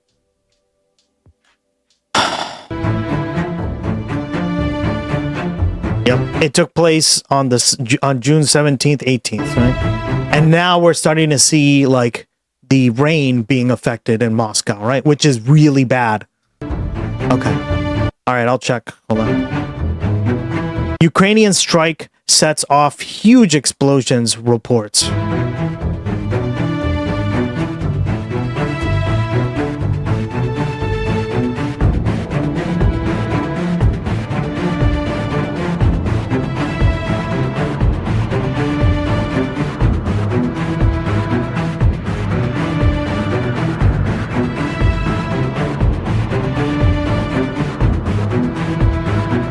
A mix of water and oil created a dark and greasy precipitation.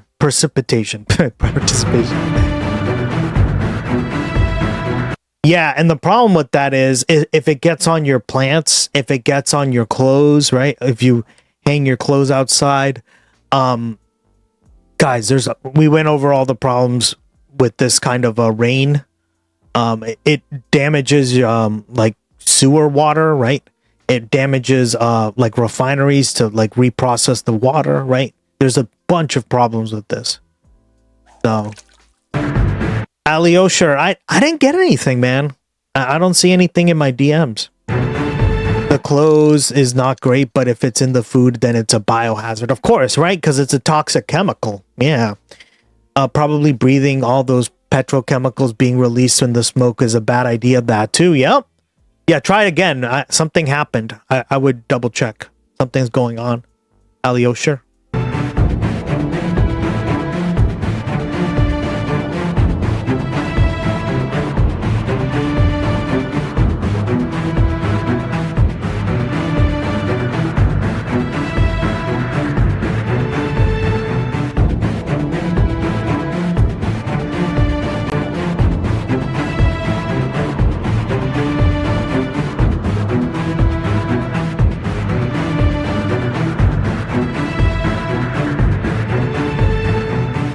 Oh! Corrected. Hi, Gustx. I'm a political current events streamer, streaming since 2020. And big fan. Boston Brian chat recommended I follow you. Frequently cover developments in Ukraine and would appreciate your time. Of course. I'd love to collab one day, sure. I'm trying to make more friends on Twitch myself, right? I think like it's not a competition, guys, right? If we can work together and cooperate, we can get a lot more done and spread the message, Alyosha. So I'm more than happy to do that. I think like the first streamer I met was Jordy Liebeck or whatever.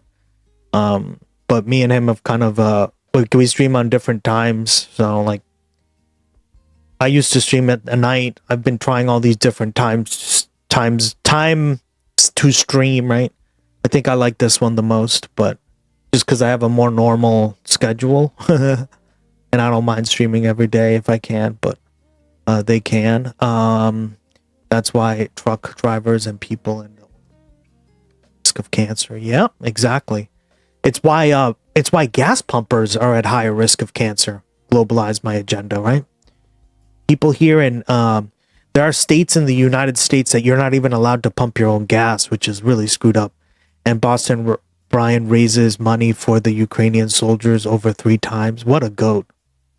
Well, I'm from Boston, so anyone named Boston Brian, send me their way. I more Boston.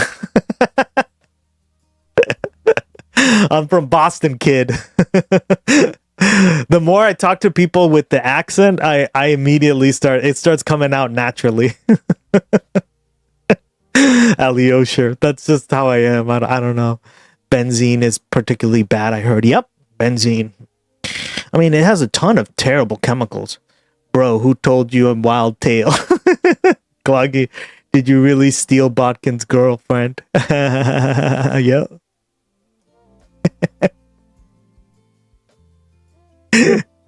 He did. That's where the meme was born. I just checked. It depends on the compound that is being used, but considering the refinery is basically, yeah, interesting. Yeah, this is, guys, Trump has done a travesty on this shit. Like, Ukraine is so boned because of Trump, right? So, like, I'm glad that people are stepping up and helping, right? Jake Bro does that. We covered that too. It is really important, guys. I'm from Boston, no accent. Boston Brian has a huge Boston accent. You follow us the commune. Thank you, nobody's it's for long. Nobody sits for long. Love it. Love it. Thank you. That's our mascot. His name is Gloggy. He's a political merch treasure goblin, right? He collects like old political merch, newer stuff. I heard petrol is safer than diesel because of this. Interesting. Yeah, I don't know enough about that to comment.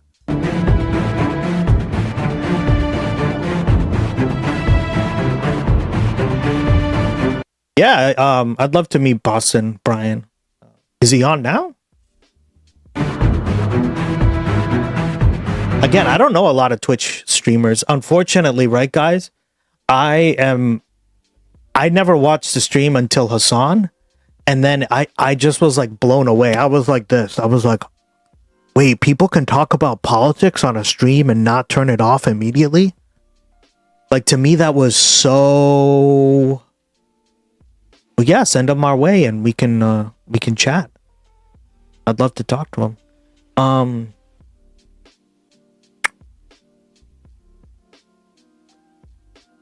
Yeah, like I don't know a lot of people on Twitch, and like it's a bit of a, so I'm glad you reached out, Alyosher, because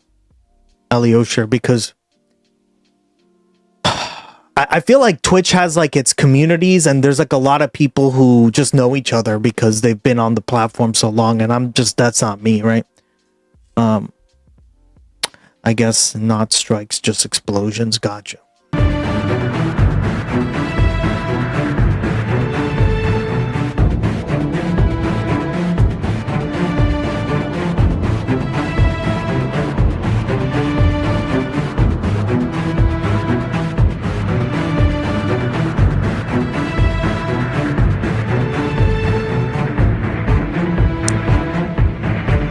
God damn it.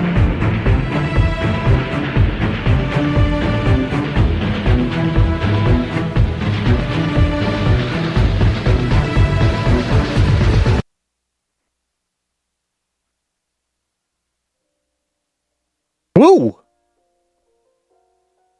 Oh, sweet.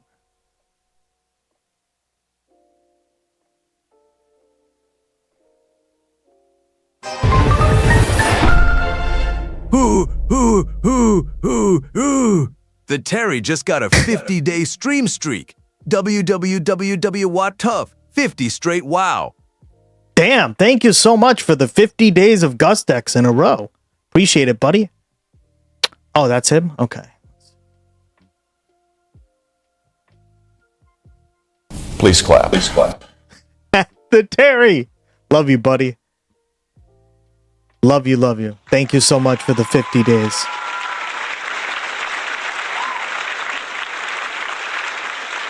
I cannot do it without your support, guys. Thank you so much.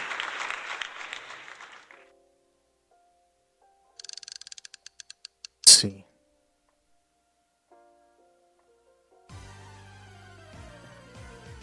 Sweet. Let's see. It's a shame. It's unfortunate. It's horrendous that we have to look at in detail the environmental impacts stemming from all of these different, degradations of war, these different, systems and places and things that we talk about during the war, whether it's the drone nets, whether that's the fiber optic cable that has been a menace to, birds, wildlife, you name it, the drone nets that birds and wildlife are getting caught up into, the bombing and the artillery and the drones alone that are running different animals and species out of their territory. Like, there's huge economic ramifications and impacts that we have to talk about. But unfortunately, it is all at the behest of Russia. It is all on the backs of Russia. Well, Russia's predominantly the one, right? I mean, obviously, to a certain degree, it's Ukraine, but it's like they're the ones who are the aggressors, right? Of course. At any point, by any means necessary, Uh-huh. the Russian fucking war machine. Fucking. right? The military invasion. Oh yeah, this kid's from fucking Boston because I do that all the time. And I'll continue to report on the good, bad, and the ugly. That's the most Boston thing ever. But also, it is placed at the feet of the Russians. All of these things.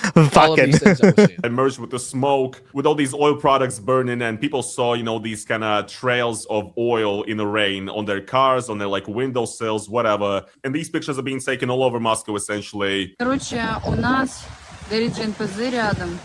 shit, that's a fucking lot. That's more than just rain, right? Like that looks like it would be rain, like the little droplets on the window. Nope. This looks like the fucking river. The river kid. Crazy. Yep. Вот, и дождь прошел, мазутный, блядь, просто трэш. Вот он, все просто черный. It's hard to tell. It's hard to tell what's the color of the cement or the concrete and what's like what she's trying to point out. Kind of.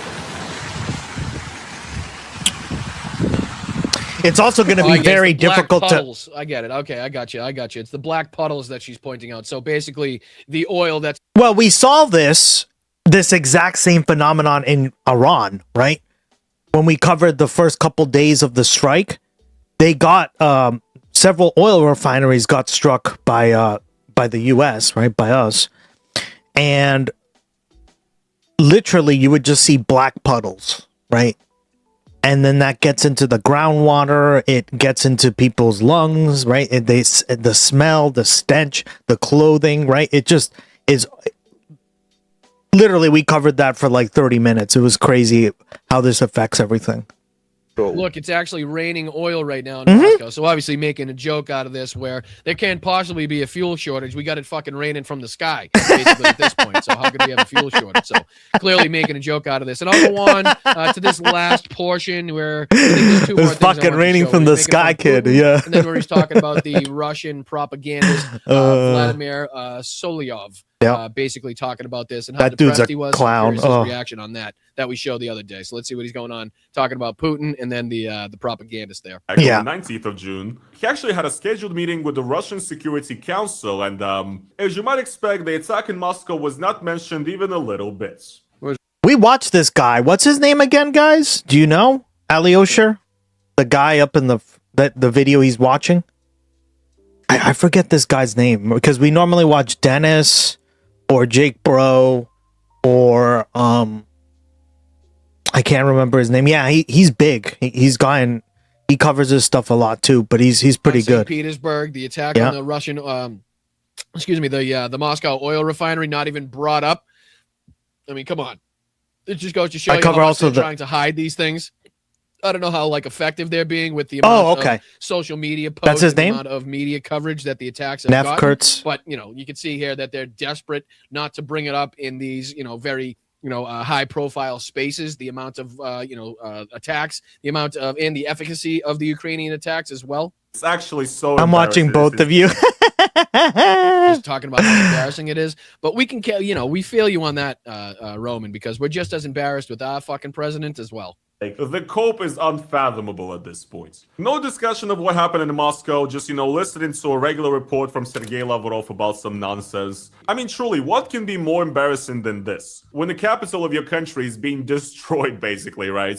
And you have absolutely nothing to say to your people. And in the eyes of the people, Vladimir Putin is pretty much looking weaker than ever right now. Everybody realizes that he cannot defend Moscow at this point. And not only that, but he's also too cowardly to even address the topic and talk about it in any way. And he's just completely and that's going to go a long way into making him a lot more paranoid, Vladimir Putin, I can assure you, right? Where more and more people are recognizing his weakness, more and more people are recognizing he doesn't have this overpowering military sense that is the reason in which the Russian people can feel so safe type of thing, like this lore that he's built himself off of. Like more and more people are recognizing that, not only calling that out, but making jokes online is something that's not going to help. Well, why do you think he's shut down Telegram and all these social media sites, right? You have to have a VPN in Russia to access these things. YouTube is shut down, right? Like, guys, Russia's not a free country by any stretch of the imagination, right? You know, he wasn't frequenting the places that he usually frequented. All of the people that are surrounding Vladimir Putin, That is his channel? to him, Okay. are put under Thank the you, buddy. most stringent security protocol. Can't use their cell phones. Can't take public transportation. Have to have security cameras set up in their own private facility, their own Yep, private you're right. residences. That's So him. not their place of work. You know, not when they're gotta around follow. Vladimir Putin, but at all times in their own homes. I've They seen a have to few of be his videos. Photographed. They have to be videoed. They have to be watched and monitored. So very substantial security protocol. And again, I don't know how that differentiates or differs from his past protocol prior to this war, but you can tell that it's not, you know, it's not getting any better. Let's just say in his paranoia. Well- but let's well- just see here. There was one of these. Well, the thing is that Putin, right? If you look, he's declared war several times on neighbors. It's just nobody cares because they're like the members of the Caucasus and Chechnya and stuff, right? This is his MO. He's always been like this, right? He's a KGB, he's an ex-KGB agent, guys, right? He knows what he's doing. That's why I said this lady's a fucking nut job. I mean, I appreciate the fact that we now can utilize her you know, her content to prove that, you know, Moscow is seeing these substantial fuel shortages and problems. Yeah, no, he seems cool. He doesn't really read the chat though. I try to read the chat and be engaged with you guys, right? But you should tell him to raid over. We'll definitely take in his because we stream for a very long time, Alyosher. Yeah, we do. All right, let's watch this because I'm kind of curious. Thank you for the suggestion. Yes, that's true. He's on YouTube. Oh, okay. Yeah, maybe reach out to him and tell him, hey, can you raid over on Twitch? Also, we have a YouTube channel as well. We're brand new on YouTube, unfortunately, because YouTube banned us because we were like playing music and stuff, and they don't like that. Sucks. So we're trying to grow the channel over there on YouTube. It's Gustx at Gustx TV, right? It's not at Gustx Broadcast because they took that channel away from us. We had like over 100 followers there, so. The proud torch of victory burns above Moscow oil refinery. Okay. And there's just a little more smog than usual. Yeah, a little more, yeah. These strikes will probably increase global fuel prices, sadly. Yep. We need to move away from fossil fuels. We needed to do that yesterday, and we're not even, like, in the thing. The DMCA music and AI censorship overreaction. Exactly. That's what's going on, Alyosher. So, you know, I learned my lesson because I'm a new streamer. I told you, I'm new to Twitch. Like, I don't really know anybody on Twitch. I was blown away that people even talk about politics on Twitch, right? Because, like, I went to college. I got 2 degrees in political science and international relations, but, like, I just didn't even believe that people did this on the internet. So I was like, oh, well, I used to, like, I talk about politics all day, so why not just do it online, right?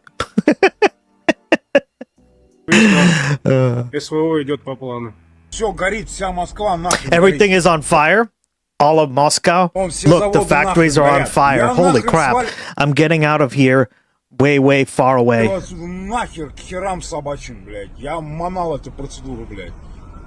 Screw this and the whole thing. Look at all of Moscow is burning. I mean, Twitch loves Hassan and TYT audience. Yeah, true too. Everything's on fire, absolutely everything. Russia and especially Yeah.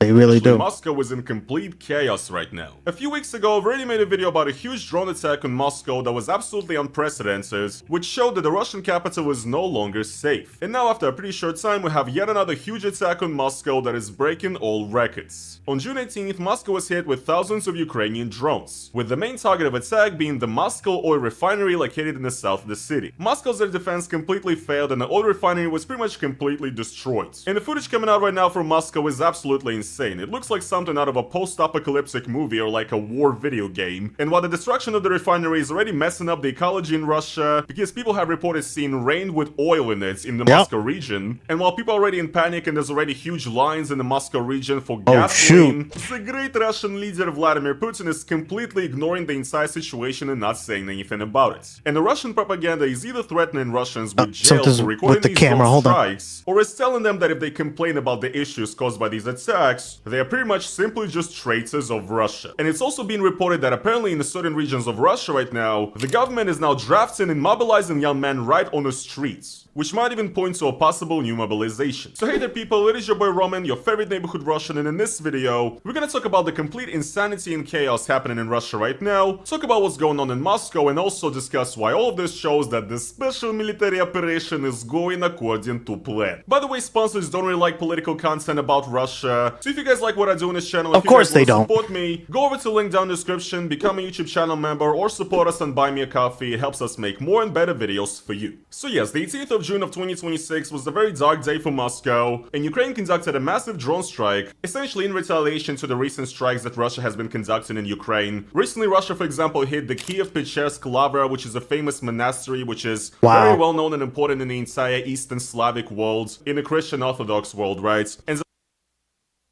Zelensky says Moscow will burn if Russia strikes continue. Zelensky responded personally saying, this is, I mean, guys, right? What did William Tecumseh Sherman say? Right? We need to make war so unbearable for the South that they need to capitulate. That's the only way they're going to capitulate.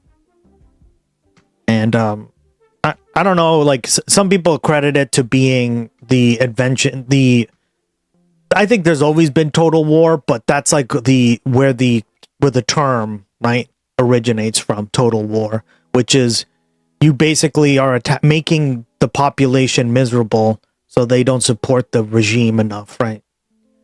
That Moscow will burn. And again, this comes all the way back to that time. And I think he's right, because like the Confederacy was a uniquely evil like country, right? If Russia continues its strikes like this on Kiev. And very similar to like Russia, where it's just like invading, it's just trying to re-imperialize like former countries, right? And that is pretty much exactly what is happening right now. There's an endless amount of videos being shared on the Russian internet of Moscow on fire, and specifically of the Moscow oil refinery located in the neighborhood of Kapotnya. It's actually the 8th biggest oil refinery in all of Russia, which supplies Moscow and the Moscow region with fuel. It also supplies fuel to the Moscow airports, and apparently also to the Russian military located in the central part of Russia. And we don't exactly know the amount of the drones that actually attacked, but according to the Russian military itself, Russian air defense apparently destroyed almost 1,000 drones in this one day, 992 Ukrainian drones actually. So if that is the amount of the drones that they shot down, you can only imagine how many drones were actually sent in the first place. The refinery being attacked obviously caused a huge fire, which covered like the entirety of Moscow in thick black smoke. Once again, a lot of the footage that we're seeing online right now was recorded by eyewitnesses, and you can see it pretty much looks like, once again, like a end of the I gave you a follow, dog. World kind of movie. It's Mr. Miyagi philosophy. Don't fight, but but if must, fight win. Whatever. And even though Moscow is supposed to be hey on Lord Ark, welcome back, buddy. Most well-defended city in Russia, the entire city is supposed to be covered in multiple layers of anti-air defense. The air defense systems were not really effective in many cases, because the few drones that were shut down by Russia actually ended up crashing into residential buildings and, you know, apartment I love Mr. Miyagi. You gotta love him, right? Buildings. Another drone that was shot down actually ended up crashing into a Moscow market known as Sadavod, which is like a large market where they sell clothes and all sort of stuff. The entire market ended up on fire, essentially. Many of these air defense systems were also installed by the Russian army right on roofs of regular buildings. Regular apartment buildings, once again, which does not seem very safe. And some of the videos of Russian soldiers trying to shoot down these drones are absolutely insane. Check this one out, for example. This is fascinating. This is so interesting. Давай, давай! Давай, брат! Давай, давай! Ой, машалlah! What the hell? Ой, машалlah! Ой, машалlah, kardeşim! Allah! Yes, I do. Rip was big friends with Red Fox. That is beyond insane, okay? First of all, it's insane to just realize as a Russian that, yes, this is actually footage from Moscow, okay? Again, the city that Russia loves the most, that Russia always claims is the safest, nicest, and cleanest city in Europe and stuff. This is the reality of Moscow. Soldiers are standing with, like, you know, whatever it is, like a javelin type of thing, right? I don't know, I'm not a military expert, okay? But they're literally standing on a highway that people are, like, driving through, and they're trying to, like, shoot down these drones while, you know, cars are, like, stopping to let them shoot, and, you know, they're not concerned whatsoever about accidentally, you know, destroying these cars right in front of them, you know, that have... At least Russia shoots down the drones, unlike my country where the Ukrainian drones can just fall freely. Civilians inside of them. I mean, Jesus. It's absolutely insane. Еще, давай! This conflict, you know, like, with all the crazy news, has just been so is so overshadowed by all the other news that we've been covering, guys, right? We cover everything on this stream, international, right? US. But, oh man. Like 3 years of this crap, almost 4 at this point, right? No, we're at 4, yeah. Yes, guys. I mean, I'm truly Jesus. speechless. This is Moscow in 2026. We're at 5 years almost at this point. Yeah, I've been In February. hater of Vladimir Putin for my entire life, and even then, if you showed me this 10 years ago and told me that this is gonna be Moscow in 2026, I would not believe you. Once again, amazing. Well, they're just exactly, right? And I stream for 8 hours a day, 7, right? Maybe like a little, like that's, if there's like a lot to cover and people are super like, what, whoa, right? I will do even 9. I've done 10, 11, even 12, right? But there's just like so much to cover, and that's on purpose, right? Trump is bombarding us with all this stuff so we don't know what to focus on, right? And I try to like see, like, I have a background in political science, right? And international relations, so like I was always interested in these conflicts abroad. And they're really important to understand, but there's just so much to cover, guys, that I try to like condense it for you, right? Because I'm also trying to like learn and get some of the information so I can make an informed decision, right? And you know, I think my prediction record is pretty spot on, right? Like I do pretty well. Great strategy of the greatest leader in the world, Vladimir Putin. Or here's another The Sinister Steven people, it's their plan and modus. Yeah. video, for example. Stephen Miller.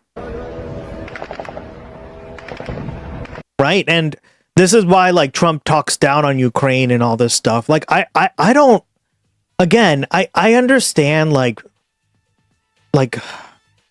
how some people on the left have like trouble with like being in Ukraine, like supporting Ukraine. But guys, to me, it's just so clear cut.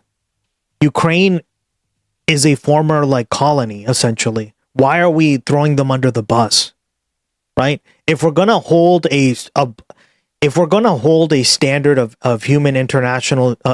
international human rights, like Ukraine needs to be a part of that. Right? And I think like a lot of people carry too much water for like Republicans and conservatives, because if your position is essentially the same as like a Republican, then what are you doing, right? God. Bannon, Chung, yeah, exactly. Those clowns. I have memes and infographics on that. Yeah, it's just like, again, I'm on the left, right? I'm on the left, and I agree with like a lot of the left-wing policies, right? Especially on economic stuff.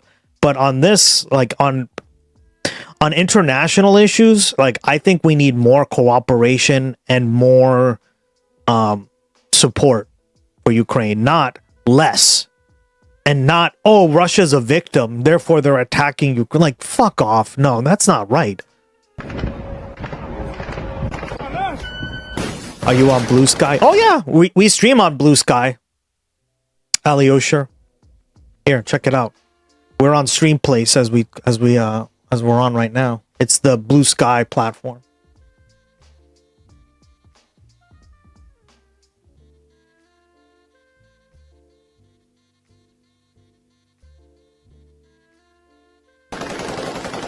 I just don't get how you can honestly be on the left. And I get their position. It's like, yeah, but that's such like a like it's just a stick in the like it doesn't hold up today anymore. It's just so I don't know. It doesn't make sense to me. So there you go, buddy.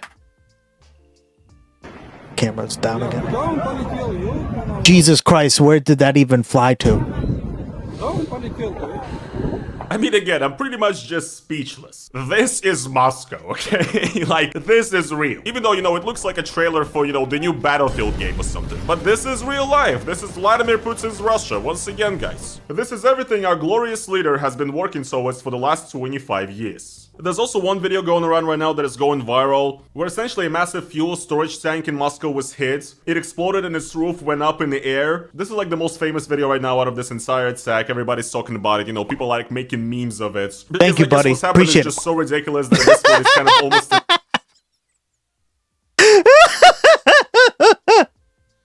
Jesus Christ. Oh my god. Impossible to take it seriously, and people like making, all sorts of photoshops about it against... Wow. That was amazing. We shouldn't laugh, but how can you not? Yeah. We have become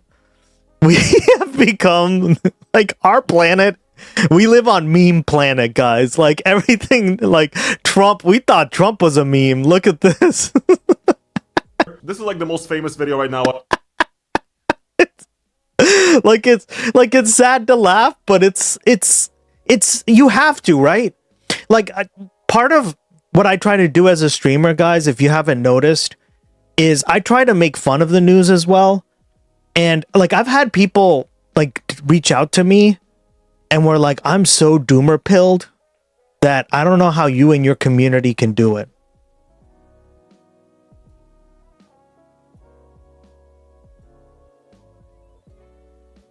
And I say, well, we try to keep like a positive, like we cover the news and we're like really bummed out half the time, right? But we also have fun on here, right? And I think you can do both and be serious and take the topics intellectually honest, right? And I think it's important to, because you will. Guys, I went through the first Trump administration and I had to study every little thing he did in detail in college. And I almost literally committed seppuku, okay? Like, it was really, really... Like, I was in a dark, dark place. And I thought I would never have to deal with that again. Boy, was I wrong.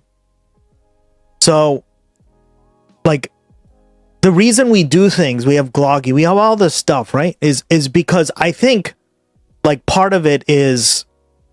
like a way to escape this hellscape of a news cycle that we're constantly in, right? The super meme. Yeah, exactly, buddy.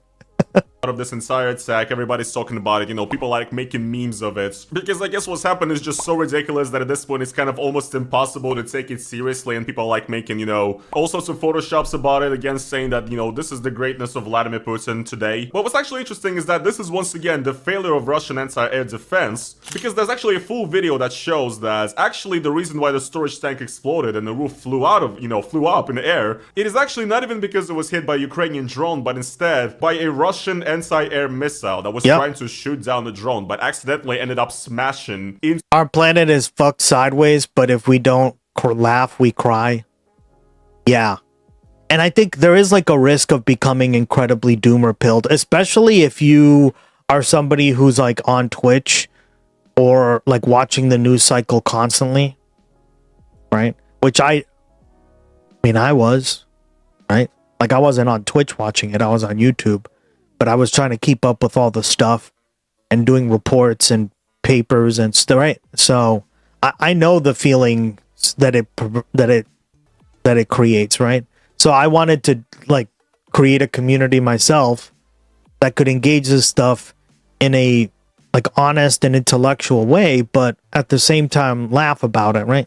So this fuel storage and just blow it. That's how the crazy groups grow in numbers. Yeah, exactly. Well said.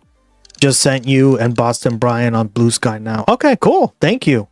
It up. I mean, it is complete chaos, okay? Like I mentioned in the intro, it's been reported that some areas of Moscow and outskirts of Moscow have reported... Wow, look at their BMW covered in oil. A kind of an oil rain happening after this attack, where I guess the clouds kind of emerged with the smoke, with all these oil products burning, and people saw, you know, these kind of trails of oil in the rain on their cars, on their, like, windowsills, whatever. And these pictures are being taken all over Moscow, essentially. Короче, у нас горит ЖНПЗ рядом. Вот, и дождь прошел, мазутный, блядь, просто трэш. Вот он, все просто черное.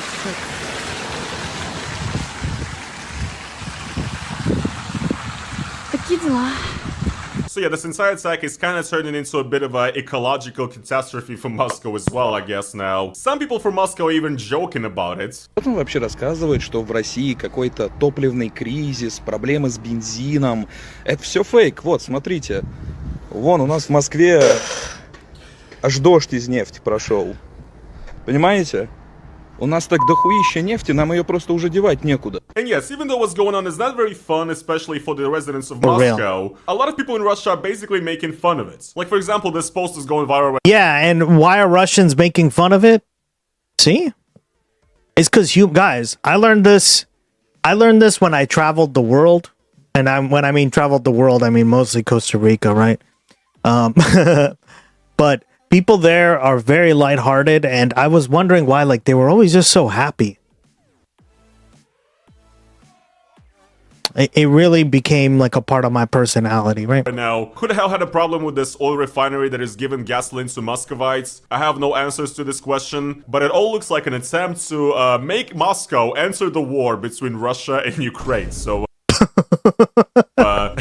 what a fucking shit take. I mean, these people are brain dead. What?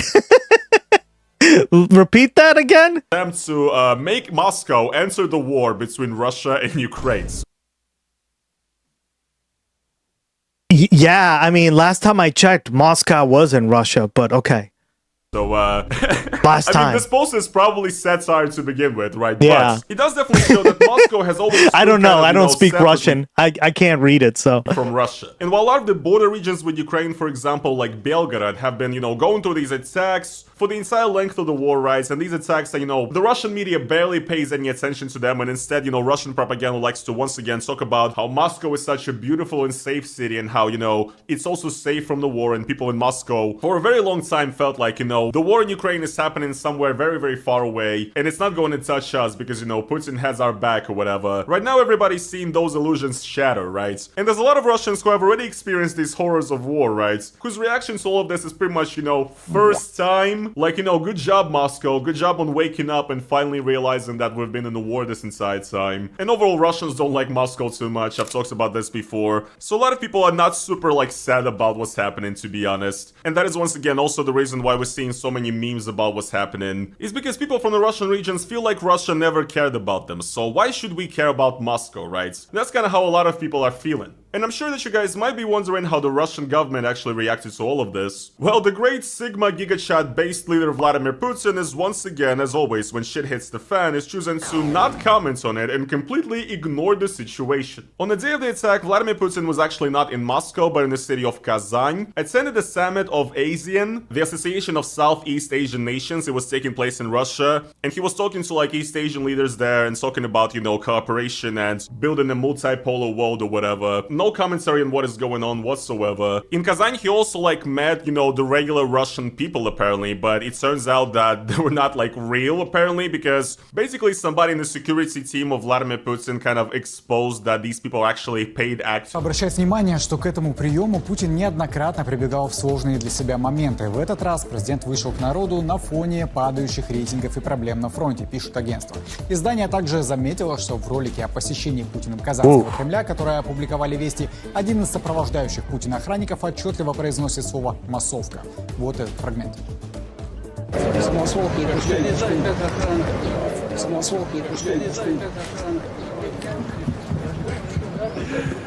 It's just so fucking embarrassing, but yes. You can hear what the god said super clearly, but he says something about masovka. Masovka is the word in Russian used for it basically means extras, like, you know, when in a movie you need to have a huge crowd and you hire people to, you know, just be extras in that crowd. That's called masovka in Russian. So the security guard was coordinating something and talking to another, you know, person in the security about, you know... Sweet.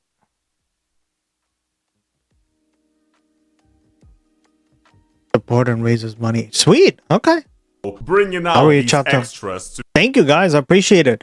If you know, like, I'm just one person, but if you guys watch other streamers who like align with the messaging, right? Align with our politics here. Feel free to reach out to them. You don't donate, you don't matter. Yo, thank you so much for the 14 bits. Appreciate it, buddy.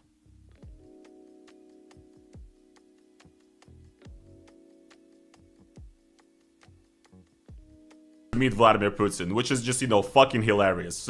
And over the years, there's actually been a lot of, you know, photos and proofs showing that Vladimir Putin never really meets, like, actual regular people of Russia. Because he's too scared for his life. And he can't raid? He can raid on YouTube, yeah. You know, there are often situations when he goes to completely different locations in different years, where he's meeting, like, you know, regular Russian people, and he's meeting the exact same paid actors. This has already been exposed before, so I fully believe it, you know. So yes, Putin was in front of the cameras this entire day of the attack in Moscow, but, you know, nobody, you know, reported it to him about it, you know, nobody asked a question or anything like that, so we did not quite get the, you know, George Bush, they hit the second tower moment that we could have from Vladimir Putin, because, Oh, you don't have enough mod power? Okay. That's just not how Russia works. And what's funny is that Vladimir Putin actually appeared on camera again on the next day after the attack, on the 19th of June. He actually had a scheduled meeting with the Russian Security Council, and as you might expect, the attack in Moscow was not mentioned even a little bit. Уважаемые коллеги, добрый день.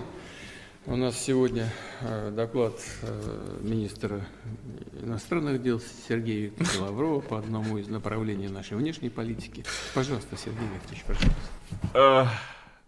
It's just so embarrassing. It's actually so embarrassing. It's insane. Like, the cope is unfathomable at this point. No discussion of what happened in Moscow, just, you know, listening to a regular report from Sergei Lavrov about some nonsense. I mean, truly, what can be... Isn't it funny how politics doesn't change depending on what nation state you live in anymore? It's almost all, like, very similar. More embarrassing These than clowns. this. When the capital of your country is being destroyed, basically, right? And you have absolutely nothing to say to your people. And in the eyes of the people, Vladimir Putin is... Yeah, and Trump literally does the exact same thing, right? Much looking... Literally, our cities are not on fire, but still, right? Weaker than ever right now, you know? Everybody realizes that he cannot defend Moscow at this point. And not only that, but he's also too cowardly to even address the topic and talk about it in any way. And he's just completely ignoring it because, you know, it seems like he just doesn't give a shit. Such a great leader that stands with his Russian people. Своих не бросай. The situation in Russian media, Russian propaganda is pretty much the exact same. Russian governmental TV basically barely mentioned the entire attack. The main channel of Russia, the first channel, literally only discussed the entire situation for 20 seconds. Yes, guys. The propaganda channel Russia 1 also discussed the situation for only 36 seconds. So the media is pretty much completely ignoring it, you know. Sorry if you only take in. No, they have the position of maybe if I ignore it, it will go away. The press secretary of Vladimir Putin has... I mean, yes and no. Politics does change if you ignore democracies or countries still calling themselves democracies. Well, isn't that Russia is what I'm saying, right? Russia calls itself a democracy. They do this the song and pony dance of going to the polls, even though Vladimir Putin wins 79% of the vote, right? Or whatever the fuck it was last time. It's a joke, right?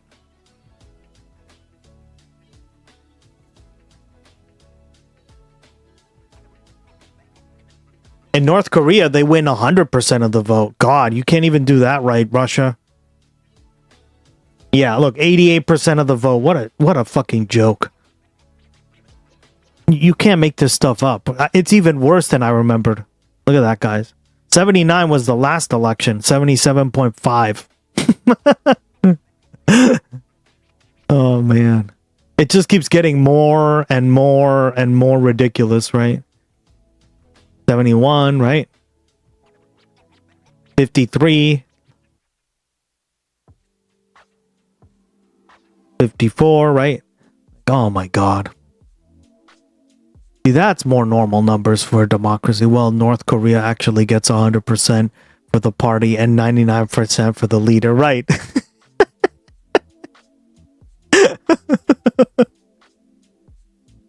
North Korea, best Korea. Let's see. 99.993%. Yep. Round that up. Yeah. Yeah, seems fair, right, guys? People don't realize Russia, Cuba, China, and others are one parties only. Yeah, exactly. Well, they're all in that sense. Said that the anti-air defense systems in Moscow have shown very great performance. He said, definitely, of course, yes, the drone attacks continue. We're taking the measures to liquidate the consequences of the attack. And despite everything, we're still seeing very high performance of, the systems of anti-air defense. So, I guess, bro, like at this point, Russian officials just live in a completely different reality. What's also interesting is that Russia has completely forbidden the citizens of Moscow from recording these drone attacks, because it actually comes with the risk of some legal consequences and trouble with the Russian law. Some Russian media is reporting that apparently some civilians that have recorded and posted these attacks, any video, eyewitness stuff, are apparently already getting arrested by the governments for, daring to post about it. And the Russian propaganda pundit Vladimir Solovyov also had a very heartfelt message to the Russian people, saying essentially that if you have a problem with these attacks, then you're not worthy of being Russian. Война – это длинная воля. Это длинная воля. Не истерить, а проанализировать и быть достойным подвига наших дедов и прадедов. Вот сейчас как раз ситуация, когда надо себе ответить на вопрос. Можем повторить? А если да, то надо многие вещи и понимать. Многие вещи понимать. И готовиться к тому, чтобы... Wow, this guy's really slowed down. He used to be like the Bill O'Reilly of Russia, right? We've covered him a few times on the stream, guys. Tucker Carlson of Russia, right? Whichever analogy you'd like to hear, but yeah. He's just so doomer-pilled now. He's like, wow, I thought Russia was the best. I thought Russia would win this war. Своей душе и с истории своих семей опору. А какие у нас еще варианты? Какие у нас еще? And it's funny because he bragged when Trump won the election, right? Because he thought he was going to get a free pass. And you know what? Trump hasn't helped, obviously. Like, he's done a terrible job with Ukraine, supporting Ukraine. But, like, I guess that didn't... He hasn't also, like, helped Russia enough to turn the tide of the war, right? Objectively. Seems like he's gotten more careful with his wording. Yep. He has. I don't know, bro. There's a lot of other options I can imagine here, to be honest. But, yes, Solovyov basically said that you need to stop panicking, you need to stop complaining, and understand the situation that we're in right now. And you need to... Same places down again? God damn it. It's that AWS, huh? Stoic and be ready to endure, all these hardships if you want to be worthy of the sacrifice that our grandfathers have done in World War II. Because once again, yes, of course, fighting against Ukraine is, of course, on the same level of World War II. It's, of course, a defensive war, right? It's just like, World War II for the Soviet Union. So if you're complaining right now, if you have a problem with anything that's going on, if you think this is a little weird, if you think Moscow on fire is a little strange, then you're actually not even Russian. And you're betraying the memory of your forefathers. Incredible. So yeah, the entire situation is honestly pathetic. The Russian government looks more pathetic than ever. The propaganda at this point cannot lie and weasel their way out of this situation, and explain that this is actually normal to the people. It's not normal. And it seems like it's only going to get a lot worse. And again, like I mentioned, right now we're apparently seeing new evidence of a possible new mobilization starting in Russia, because I guess Russia is just very desperate, and it wants to send even more people into the meat grinder to somehow, stop this. And apparently in the Russian city of Penza, which is located not far from Moscow in central Russia, the police and the military draft officers have started to basically grab men on the street and immediately taking them to, the military draft office. Okay, we're back up. Thank you, buddy. And it's reported that people are being, beaten up and tortured in order to sign the contract with the Russian army to basically... I'm glad, because we get anywhere from like 5 to 6 people, and I just started streaming on there, right? Fairly recently, so send these people why to not, right? Like, guys, I'm starting to stream on all the other platforms just because, like, it makes sense, right? We can all, like, they're all linked anyway, right? I probably won't be streaming on Rumble. I think it's a little too right-wing for me, right? Kick was already much of a stretch for me, but I kind of dipped my toe and was like, there are a lot of left-wingers here. Okay, never mind. But Rumble, yeah, no, I don't think so. But yeah, like, all the chats are linked, right? I spent a lot of time doing that, so we could all be one cohesive stream, right? Wherever you like to see. Great. This eyewitness video is going viral right now, for example. Tell me, why didn't they call an ambulance for the person who was feeling sick? Oh, man. Huh? Please tell me.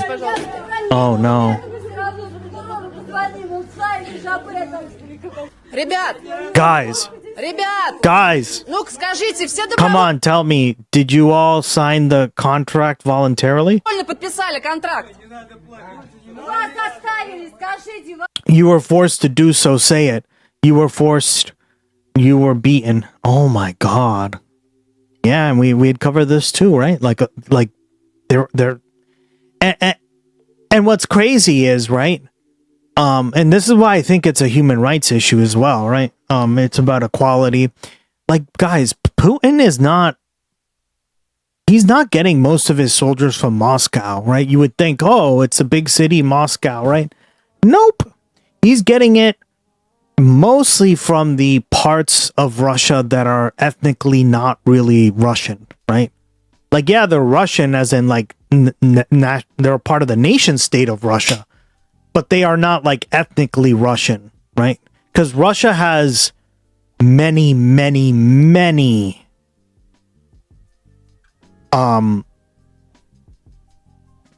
ethnicities. Thank you for the prime sub, Alyosher. Raw input percent. Thank you so much, Alyosher, for the prime sub, my man. Thank you. Enjoyed the points. Really appreciate it. Thank you. I'm glad you stopped by today. You've been really great. Thank you so much, buddy. Thank you for the prime. Can't do it without your support, guys.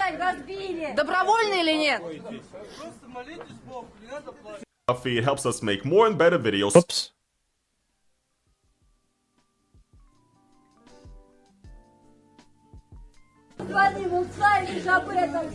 You're welcome. Thank you. Thank you.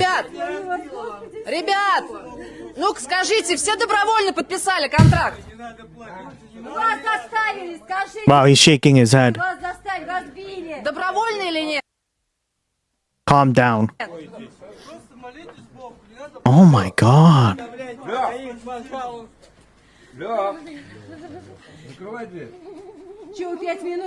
Can't you even give us 5 minutes to act like human beings? Oh my God. No, they're gonna go die in Ukraine to a meat grinder assault, right? Russia loves meat grinder assaults. That's another thing. If you've studied Russian imperial history, right? Russia's been this has been a tactic of Russia since, like, what, the 1800s? Since, I think, like, as far back as the Napoleonic Wars, right? They just use, like Russia was one of the last, if not the last, I forget exactly where I read this, but I read it in one of my books in college. But Russia was, if I remember correctly, don't quote me on this, but I could be wrong, right? Just saying, right? But Russia was one of the last European countries to abolish peasantry or the serfdom. Yeah. So, like, a lot of the, like, peasant class would literally go into the military and just be used as.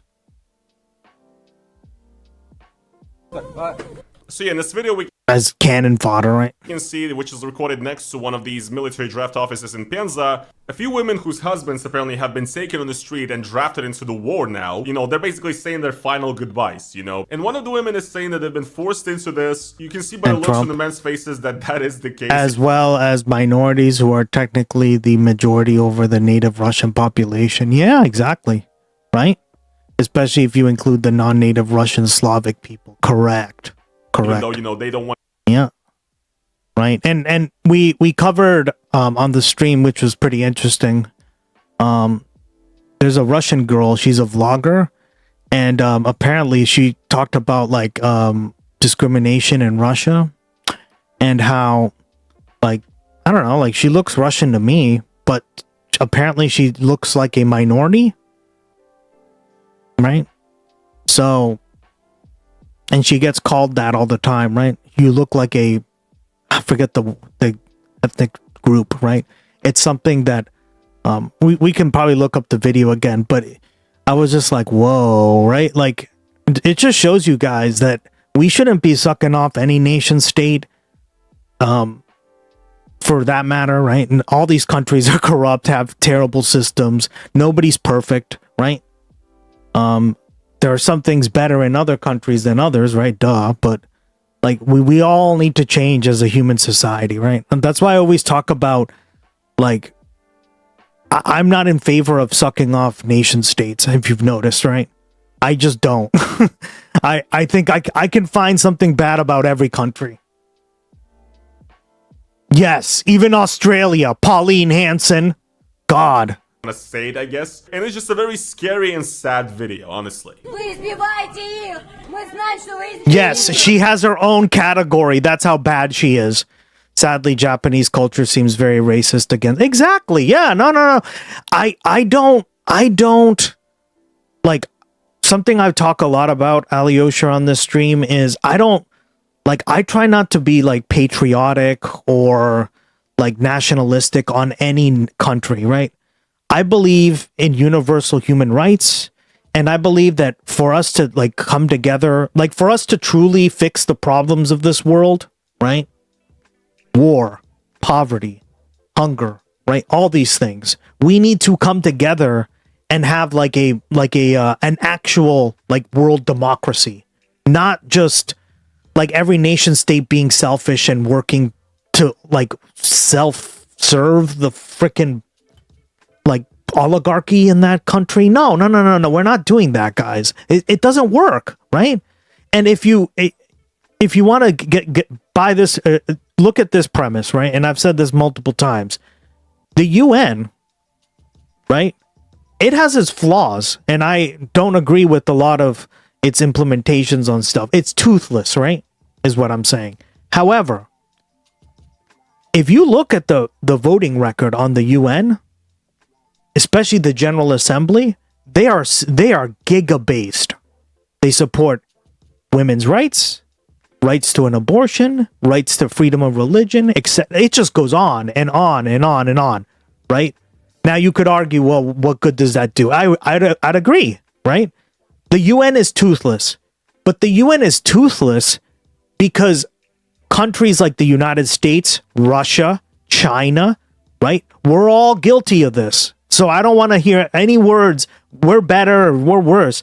We're all guilty of this. All those countries are on the Security Council, have the right to basically veto anything, right? And that's the problem. So like, it's a fundamental flaw and we need to get past it. Now, are we going to? Probably not in our lifetime, to be honest. I think national pride and there's a bunch of things going on, right? Like we can't think of ourselves as like only from a nation state, right? Like nation states are like regions will always exist, right? Like I'll always be from Boston, right? Patricia will always be from Australia, and we can be like, oh, look how beautiful, right? That's not what I'm saying. What I'm saying is the systems of power that determine our politics are they all look very similar, right? And some are more dictatorial than others, for sure, but they're still dictatorial in many ways, right? Nationalism is not inherently only negative or positive. It's a political force that produces both unity and progress, exclusion of violence, and depending on how it's defined in practice. Well, yeah, exactly. Like you could technically have it, right? If you care to minimize harm, prioritize pluralistic civic institutions, legal protections for minorities, international. That's the big one, right? International cooperation. And I think like Ukraine wouldn't have happened if we had international cooperation, right? If we had, like, first of all, think of it this way. If like Russia and Ukraine were just regions and not like per se like different like structures to like compete against each other on like a globalized geopolitical sense, right? There would be no Ukraine war, right? Because there just wouldn't be a need for it. This war exists as a way to colonize, to imperialize Ukraine, right? Trump, Putin even said it, right? He wants to bring back the former Russian Empire, right? Look up I mean, we looked at the Russian Empire. The Russian Empire is literally, it was ginormous, right? And Ukraine was a part of it. These channel national prides into constructive outcomes rather than exclusion. Yeah, I don't buy any of that junk here. No, so like I try to be as decentralized as possible, right? When it harms, becomes exclusionary, imperialist, you can lead to discrimination and conflict. Yeah, exactly, man. So that's the way I view it, right? I don't say like, hey, the West is amazing and we're perfect. I don't believe that. I think there's plenty of, right? There's plenty of criticism. However, to be like Russia or China is 1,000 times better and we should be using them as examples and everything. Oh, come on. Right? Come on. God damn you. Yeah, this is fucked. You can't even give us 5 minutes like normal people. And I think we get into traps, right? We get into traps, us versus them, you versus me, right? Because politics is a lot about positions and taking sides. But what I always like to distinguish here, right, on the Gustx broadcast, is that things are not always so black and white. There's a lot of nuance and there's also a lot of overlap, right? Let me give you an example. Israel and the Democratic Party and the Republican Party, they, for the longest time, they agreed on that. There was too much agreement. Right? Yeah. There's a bunch of things like that both sides just agree too much on, and in reality, there's a lot more nuance. It's just not good, bad, right? I think when we get into this dialectical, like, good, bad, black, white, whatever you want to use, we get into, like, very, very problematic ways of viewing the world. And it's also not realistic, right? Us versus them never gets anywhere. It's tribalism weaponized. Exactly. That's what I really don't like about that kind of jingoistic nationalism, right? And it happens in China, it happens in Russia, it happens in the US, of course, right? Like, I criticize the US all day on this stream, right? We are like probably the most jingoistic, right? So like I don't want to hear that like one other country is better because they're not us, right? It's just like, no, we all need to learn as a globe, right? Even Australia. God, Patricia, sure, tribalism worked back then. Yeah, exactly. It's why I don't really, I don't find very much value in tribalism at all, guys, right? I really don't. I don't find it, in today's society, I think like there's more that we have in common if we just are more open-minded and we like consider ourselves like a citizen of the world, right? Worked back in the yin olden days, but we are no longer a yin older days, right? And I learned this, I learned this slowly but surely through like Harvard Model United Nations, right? Like, it was kind of amazing to me that my first year, I was like, there were over 200 schools from all over the world in a single hotel, right? For 3 days, what up? All having like working together and trying to like actually like do a mock version of this, right? But then we could all just like unloosen the tie or whatever and party in the nighttime, right? And boy, did we party. What up? But yeah, it was fun, right? So like, I think like these are things that like have a lot of, that we need to focus more on than fucking nation states and things that were built 200 or 300, 400 years ago.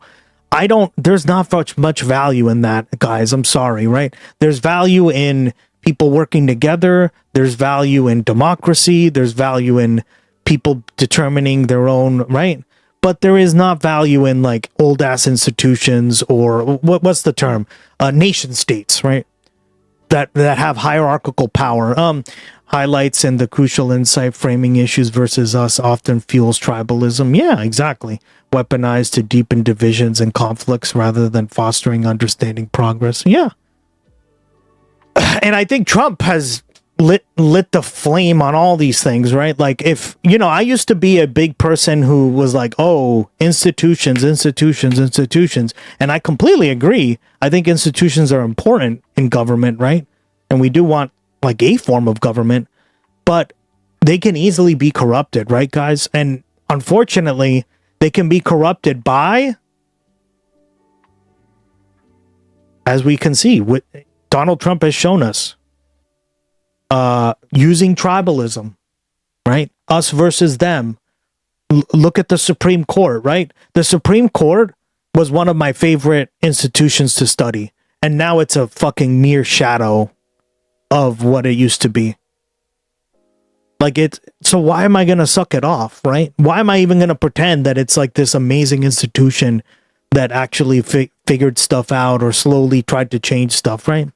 No. Despise Trump. Yeah, exactly. Right. So that's just kind of and you guys already know this if you've been watching a long time, but I'm just kind of giving you my monologue because, yeah, of course. Yeah. You gifted a Living Lily, you gifted a sub to Sync Portal. So yes, this is the type of shit that's happening right now as I'm speaking in this region of Russia, Penza, and Give me the money. Give me the money. Okay. Living Lily just dropped a tier 1 gifty sub bomb. Everyone take cover. Thank you, Living Lily. Love it. Thank you so much for the support. Hey, it's good actually that it gets it because it's an important aspect of the stream. The Sync Portal is what gives us the we can all talk to one another across different platforms, right? Other places too. Here's another video. Yeah, and I think like this is why I started streaming, right, guys? Because I think it's important to like discuss these issues in a calm, level-headed way, right? I think there's way too much like hot-headedness and you're a piece of shit, I'm a piece of shit, you're good, I'm good, right? There's too much of that. And in reality, I just think we need to all kind of like examine things with a lot more nuance, right? A lot more nuance. Applying that criteria, constructive versus destructive nationalism applies the criteria of countries, parties, policies to see nationalism impact constructive anti-colonial unity, inclusive civic nationalism. That's the key word, right? I'm much more of a civic nationalist than anything else, right? And that term is kind of deceptively it's deceptive, right? Because there's actually very little civic nationalism. There's very little nationalism in civic nationalism. What is civic nationalism? It's essentially what the Federation is. Right? If we've all, like, anyone who's watched Star Trek, I know Patricia, you got to watch Star Trek with us because we have our watch parties and I try to break down like the different episodes and how it can relate to, or how it relates to policies and politics, right? But that's essentially what they're showing you there, civic nationalism. And deceptively, it's not really nationalistic at all, right? Because what they're really showing is not like a pride in being a Federation citizen, right? It's a pride in like respecting these things.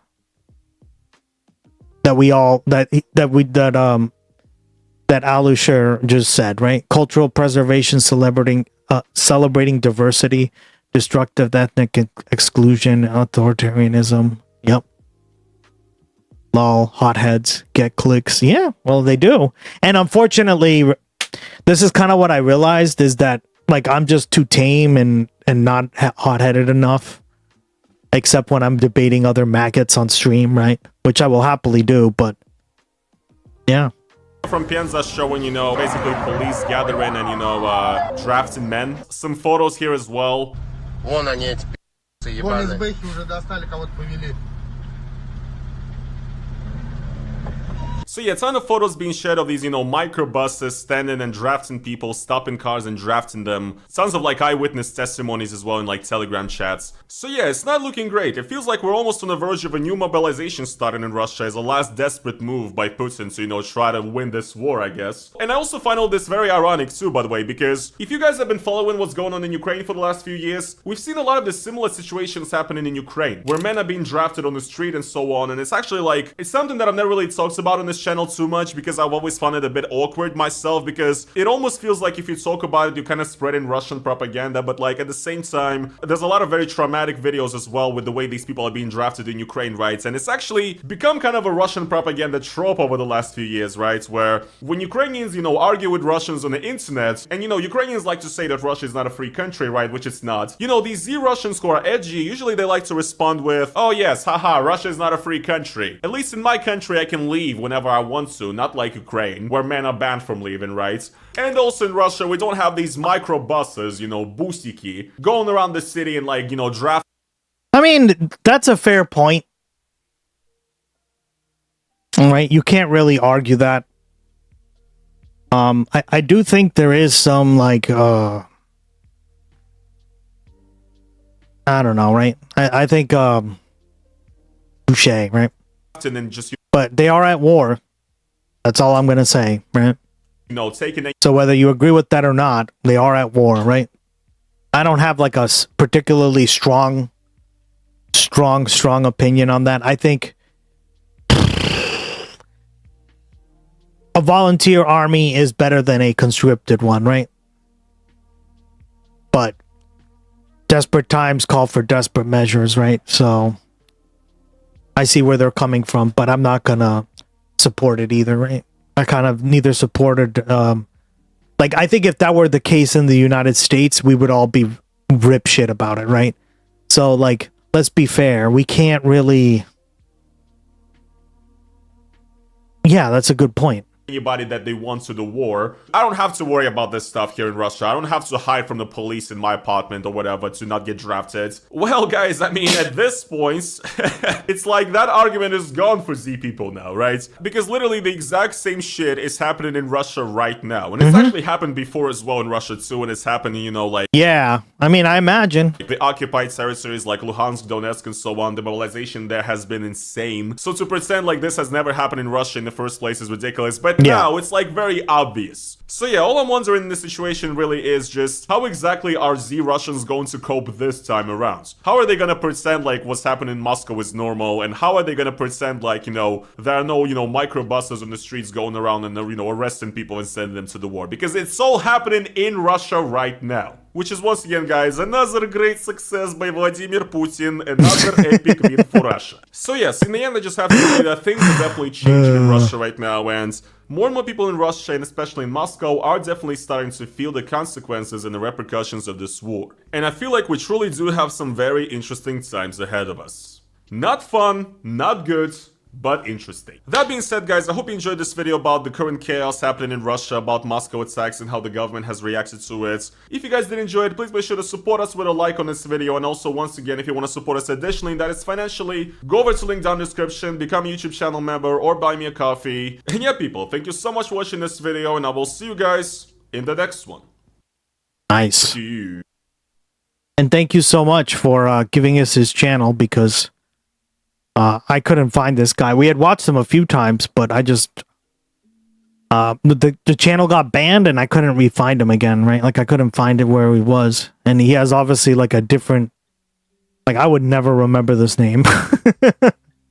I mean, describe free country. Russia is in all essence a free country, but it's also one of discrimination within their borders, one of violence minorities, one oppression other nations sakes for. Yes, they are free in a way. Yeah, it's partially free, right?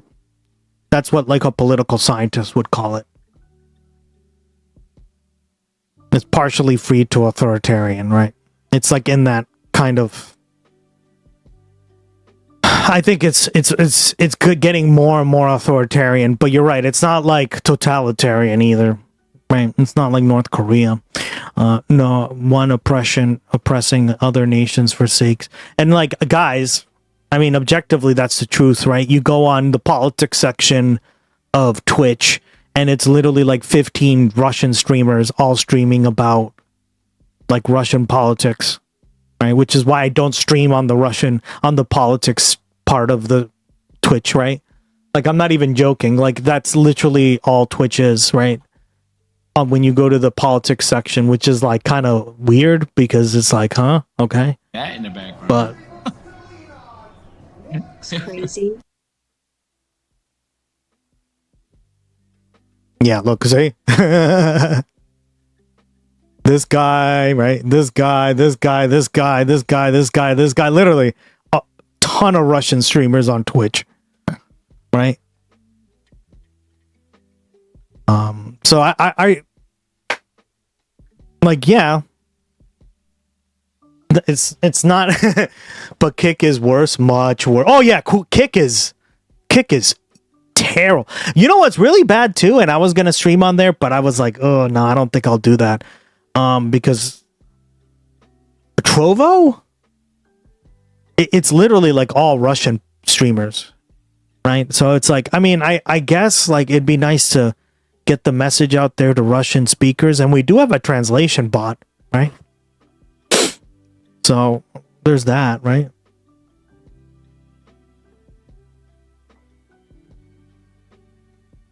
Bloggy translates for us, right? So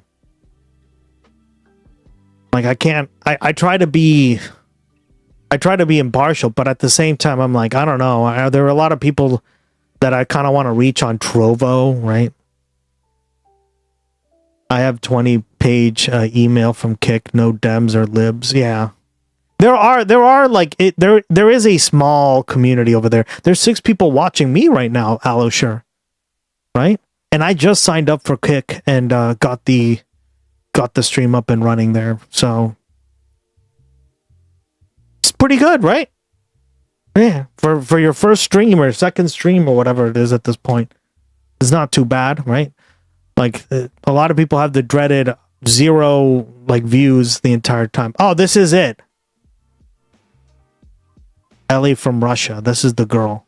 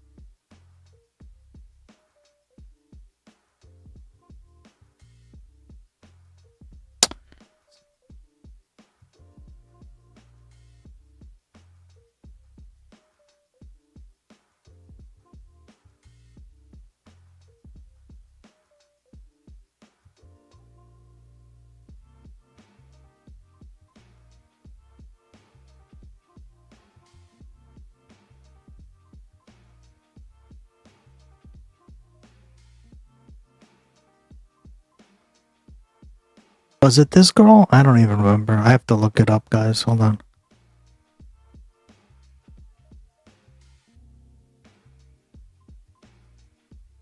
By minority. Yeah. Probably that. We watched, somebody sent us this video and I found it very interesting because I always love learning about discrimination and cultures around the world, right? because it always looks a little different.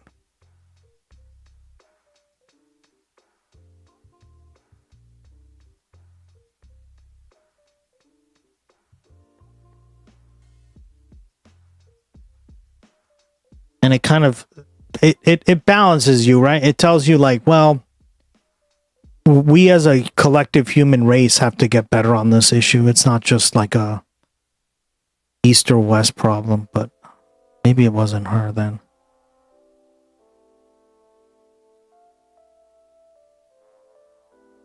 Oh, it's this girl. Right. It's kind of an interesting subject here, but let's watch it.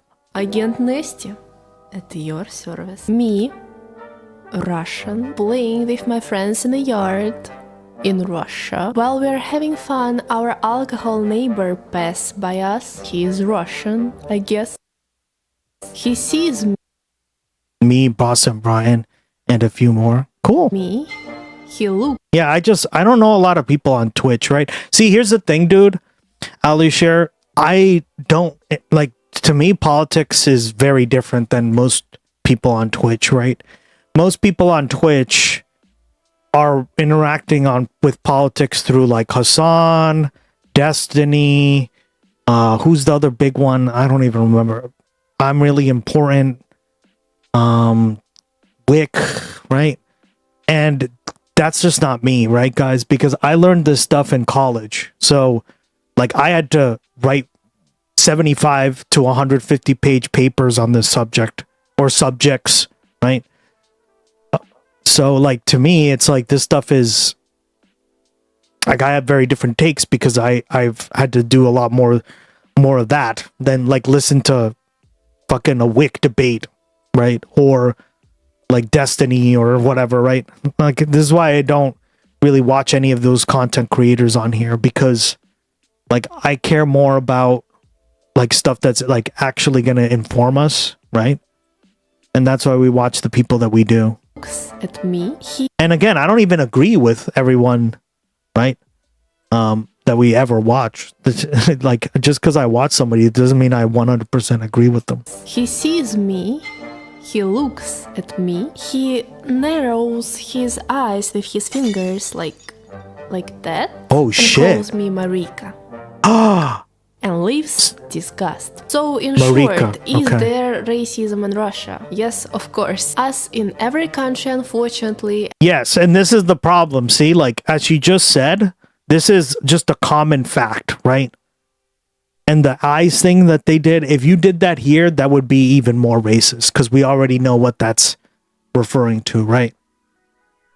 So like, what the fuck are we smoking, right? Why are we sucking off these things, right? Also, she looks Russian to me. What the fuck is, right? But you see what I mean, guys? Racism is illogical, right? Race is illogical. It's completely constructed by so, right?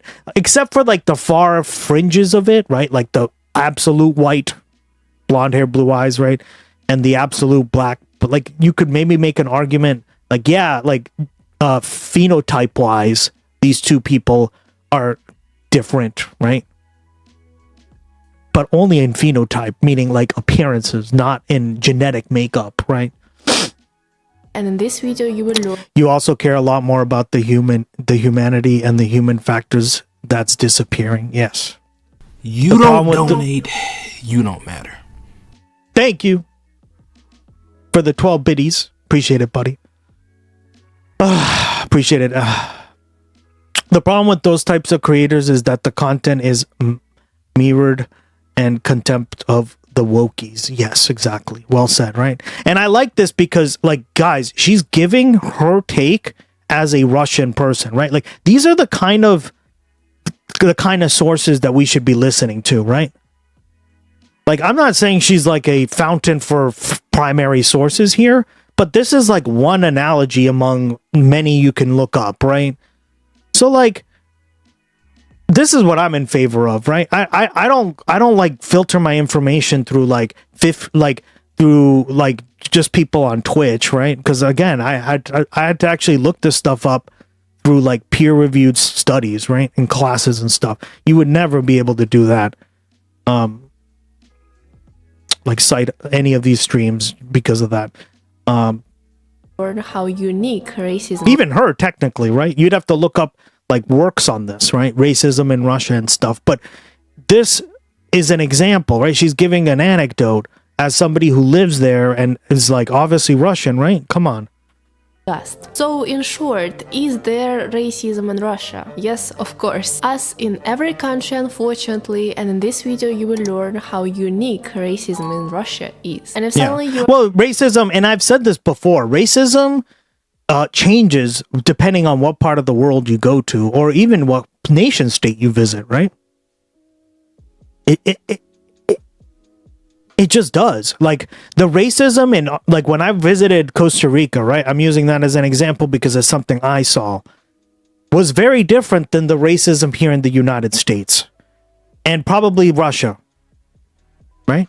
So like we have to be willing to like juggle these complex topics honestly and intellectually like this. Race has some aspects, but even those are more akin to having different cat breeds. There are reasons cat breeds have certain aspects to what makes them look different, and different skull sizes, and way more evidence to suggest of aggression in the breed or even expected intellect. Yeah, and you know what's kind of interesting though?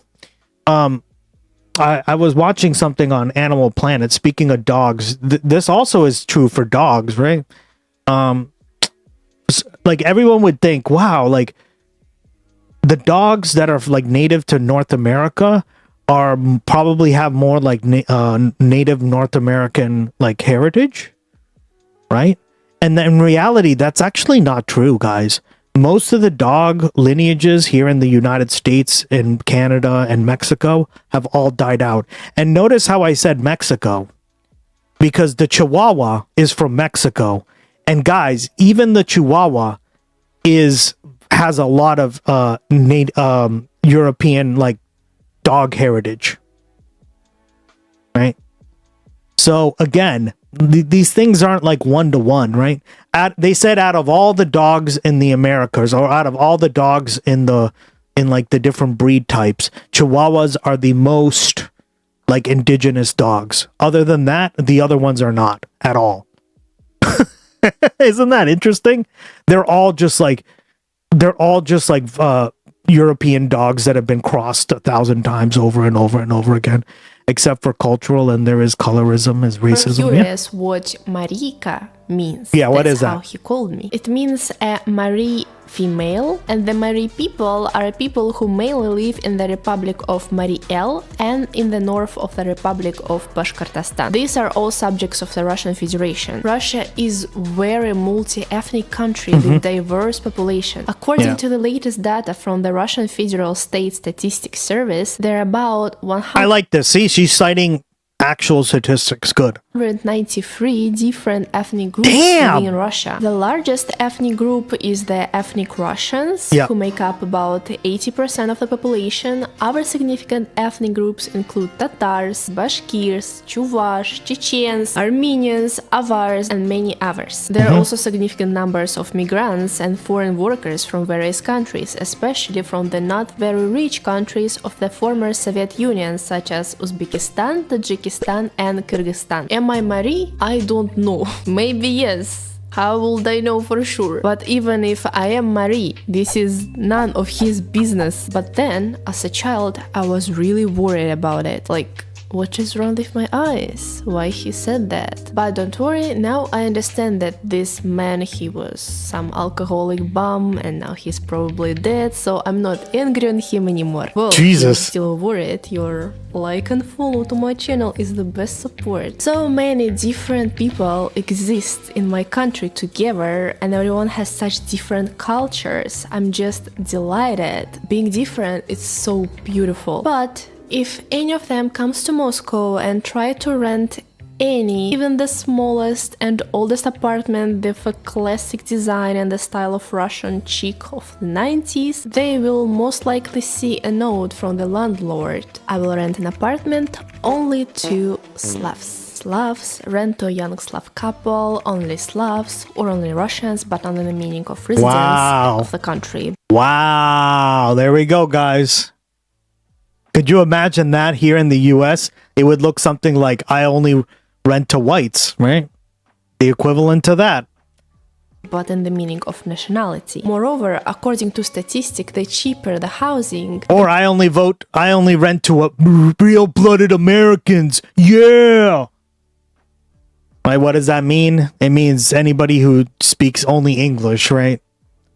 Or whatever the fuck they want to categorize that as, right? So they see what I mean, guys?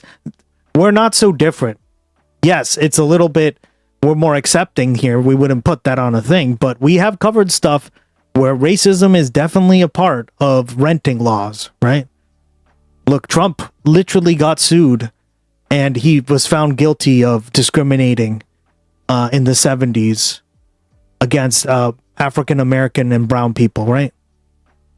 So most likely you will see this requirement in the ads. Interesting moment, isn't it? But do not think if you come from America, Germany or Switzerland, you will not be given an apartment in any case. No. You do not understand. It's different. Landlords have their own detector of ethnicity in the heads. And most often it depends not so much on the country you came from, but on your appearance. What a surprise, right? Let's play a little game. Right now you will be able to see are you gonna pass the test in the head of the Moscow landlord. So if you look like this, most likely you will pass this test. As you can see, I do not look like this, so I did not pass the test in the head of this alcoholic. Let me know your results in the comments. But seriously, this is a really big problem. If you are a representative of another nationality, and even if you have a good job and speak Russian, maybe with an accent, then there is a big chance that choosing between a person of Slavic appearance and you, the landlord, will not make a choice in your favor. But mostly still it touches residents of the neighboring countries of Russia or ethnic minorities of Russia. And this is not due to the fact that all Russians are some tough racists and they strive for purity of blood or whatever.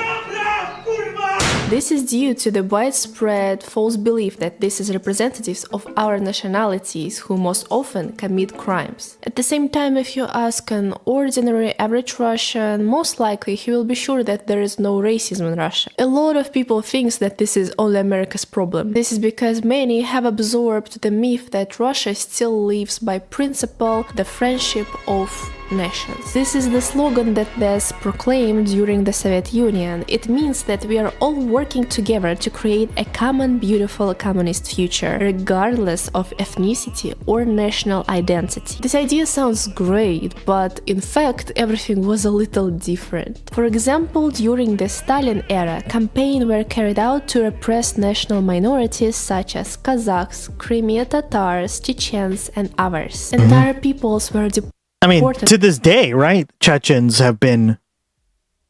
They fought two wars, right? The first Chechen war and the second Chechen war. Chechnya is now under, like, the control under Vladimir Putin, right? He put in a puppet there. But, yeah, guys, like, it's still a problem, right? That things don't change. The more things change, the more they stay the same, right? From the country and mess because they were suspected of collaborating. This is why I love the stream. You cover this stuff. Yeah, I try to like give you guys. I try to give you guys like a comprehensive view, right? Because you got to understand this stuff, so then you can be like, yeah, well, we're like the politics are not that different, right? Because what she's explaining here is nativism, right? This is like Russia is a multi-ethnic, diverse country, and what she's explaining here is nativism, right? Nativism is very much a political movement, depending on wherever you go in the world, right? Like Australia has nativism, right? The United States, I mean, it's called MAGA today, right? But we've had nativist political movements as well here, right? The Know Nothings, right? We talked about the Know Nothing parties. The Know Nothing Party in the United States that were for real Anglo-Americans, right? Not those Irish people. So if you're Irish, you weren't even considered American back in the day, right? Crazy. the Nazi occupiers or because of anti-Soviet actions during World War. And the more we understand this and the more we educate people, the better I think we become at identifying stooges and these clowns in political office.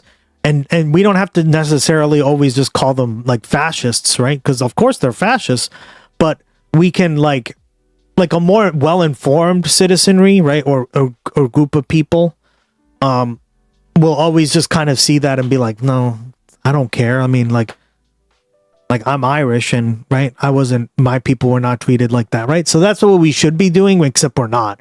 We fall victim to traps like this. And it's not just us here in the United States, but it's clearly in Russia too, right? War II. So even the official policy of Soviet Union to combat racism and human beings are capable of great good and evil. Yeah. Of absolutely. It gets worse. Stalin was born in Georgia, yet persecuted Georgians. Imagine that. He literally executed his own people because he wanted to stay in power. Yeah, crazy. The tolerant environment, and it is often the state that use racism for its own benefit. After all, to find an enemy that... Well, that's my problem with the state, right? You see this very often, guys. The state will often use racism, divisions, right? Like you do not have fascism without the state, right? So when I say this stuff, it applies to all these other types of ideologies and governments, right?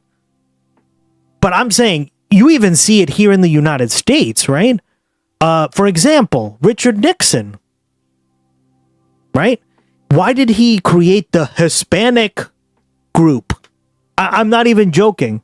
When I learned about this, I was like, holy shit, this is fucked. He wanted to do the Southern strategy, and part of the Southern strategy was to target Hispanics to vote Republican, right? So he created that to win an election, and now it's stood the test of time, and it's been a part of our census ever since then. Before, it wasn't even a thing, right? Like you were just Mexican or whatever, but there was no Hispanic group, right? So these are just like examples of this, but you can go even further back and find more, right? Like I gave you the Irish example, right? It's easy to identify. Just look at its external signs, or the region of residence means to rally the people around themselves for the sake of fighting this enemy. And now the people are no longer busy looking for mistakes in the work of state people, but are fighting against a terrible enemy that threatens everything good in our lives. Jeez. So many parallels with our situation. Yeah, now. exactly. I'm not doing this on purpose. I promise. I noticed that in Russia there are still a lot of prejudices about people of our nationalities. For some reason in the news, then they talk about another terrible crime committed on the territory of Russia by a Russian citizen. They consider it important to mention that this person is Dagestani or a Caucasian, but these are the same citizens. There you go, Caucasian. All right. Let's take that term, right? Again, a lot of people throw that term around here all the time. And Caucasian, what means Caucasian here is just like white, right? It's another, we use it interchangeably with white. But in Russia, Caucasian means you're literally from like Georgia, the Caucasus region, right? They don't consider your ass white. They don't consider your ass Russian. Terrible enemy, Caucasians. Teledro, my man, how you been, man? Welcome back to the stream. Of our country, why do you do this? And they do not commit more crimes than Russian majority. And as we can see, Casual Revolt was saying this yesterday. Oh yeah, I mean, he knows then. Now, with time, the more they repeat this in the news, I gotta get in contact with the him. more it is stuck in your head that these people are more aggressive. In the early, he raids into me because I stream longer than him, and he starts a little earlier, right? But me and him never talk. I don't know, like he never stays around and talks. I would happily talk to him for a while if he wanted to, but I know after a long stream, the last thing you want to do is stream more, right?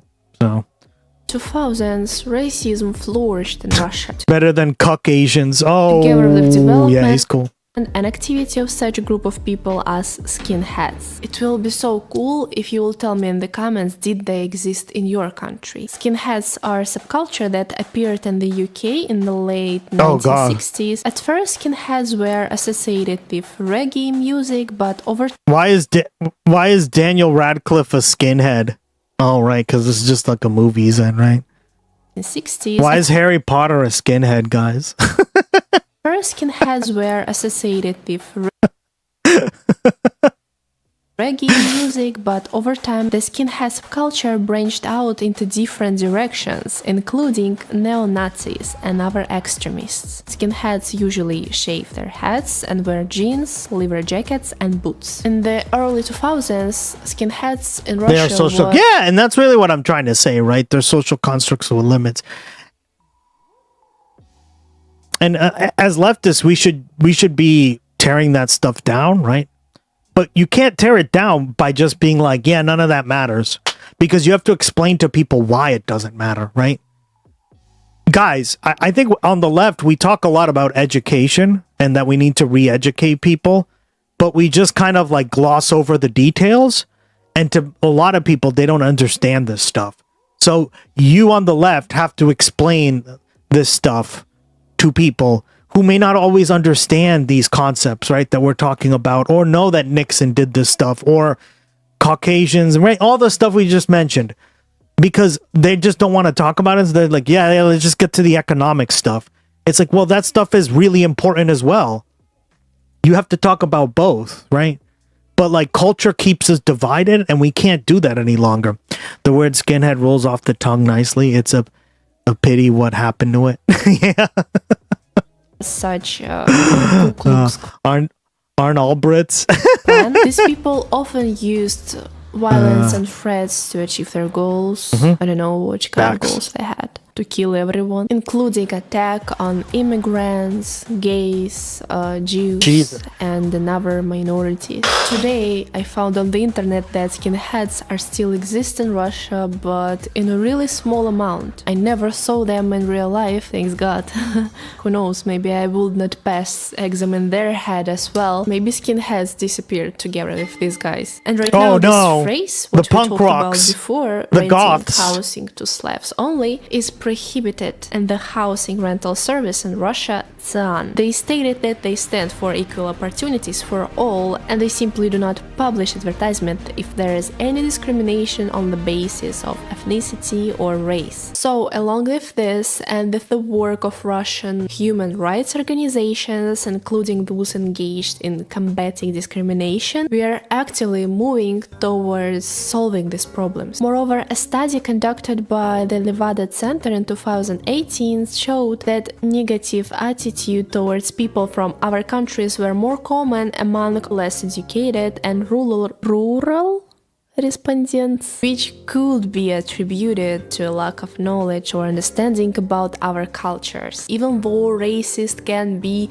with any education, but still with times and developing of education, especially in the field of human rights, this will change for the better if suddenly we do not go to bad direction. The solution of all these problems are being postponed now for many years. Fakes continue to be propagandized on TV that European countries and of course America hate Russians. But it is worth remembering that this affects only people who believe everything what the state media says. And here is not as many such people in Russia as they want us to think. And we, as an international community, can also help in this if we continue to prove that people are not divided into bad and good just by skin color, gender, or country of residence. They are nationality. no bad Russians, no bad Americans. They are only individuals who can commit bad deeds, what we as society should condemn. God, what a fucking left-wing lefty take. I said it's so cool. Thank you so much for watching until the end, and by the way, you can also join my community on Patreon or Boosty. I'll be happy to see you there. Take care of yourself. Пока-пока. All right. This is not a beer. Interesting. I promise. All right. Speaking of lefties, Trump. I think that they're obsessed with it because they want to embarrass President Trump. Believe me, President Trump doesn't need any help embarrassing himself. All you have to do is take one good look at the state of D.C. under his sorry leadership. Baka. If that doesn't convince you, take another look at how he keeps getting manhandled by Iran. He can't even win a war against algae. Okay, that's pretty based.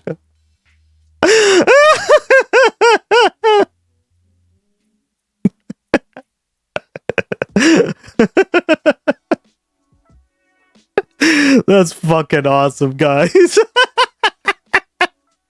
This is what we laugh at here on the Gustx broadcast. It's 100% true. He can't. Oh my god. Getting manhandled by Iran. And of course, MAGA can't handle that reality. Yeah. So they have to hit their favorite panic button and blame people vandalizing the reflecting pool are domestic terrorists and should be treated as such. Motherfucker, the only domestic terrorists are the algae. Please clap. They love this stuff. Okay? Right, Teledra?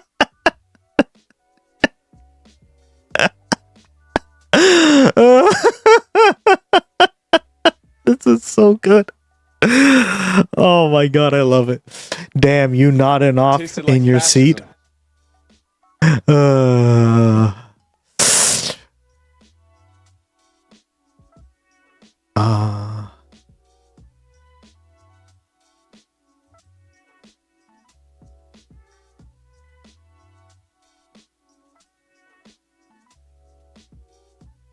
Just re-woke up again.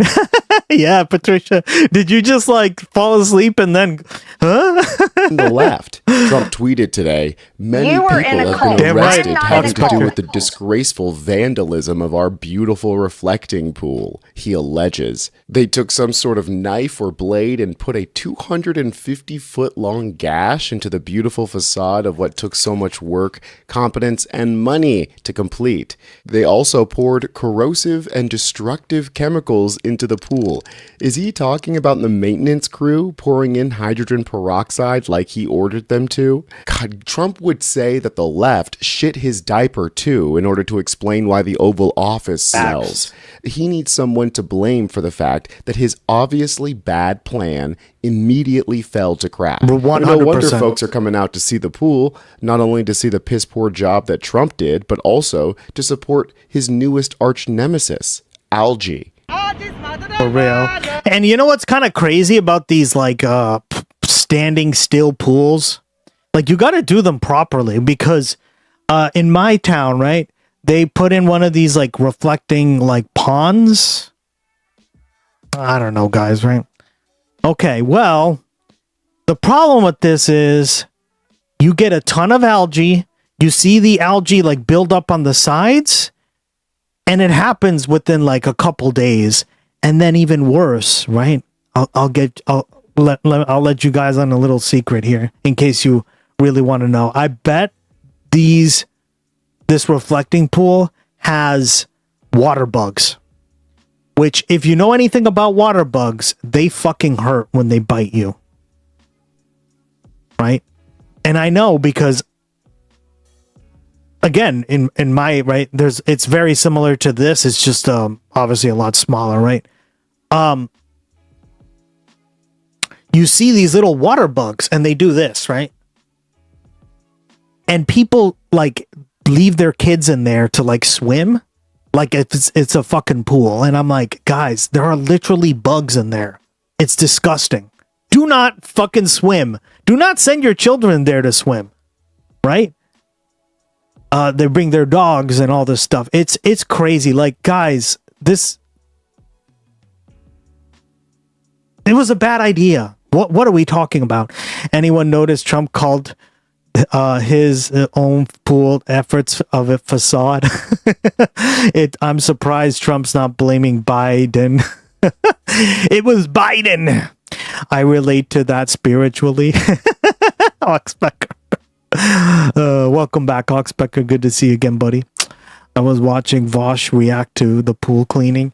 It was so funny. Oh man, I haven't seen a Vosh video in forever. I don't know. He some of his stuff is a little bit ranty, but like yeah. Also like the sex stuff was pretty crazy, but not only that, water without motion can get really toxic. Yep. Right? The algae, I mean, this stuff is not good for you. You get bugs that, like, guys, water bugs hurt. If you've ever been bitten by a water bug, they breed in these kind of situations, right? Hold on. Let me show you real quick.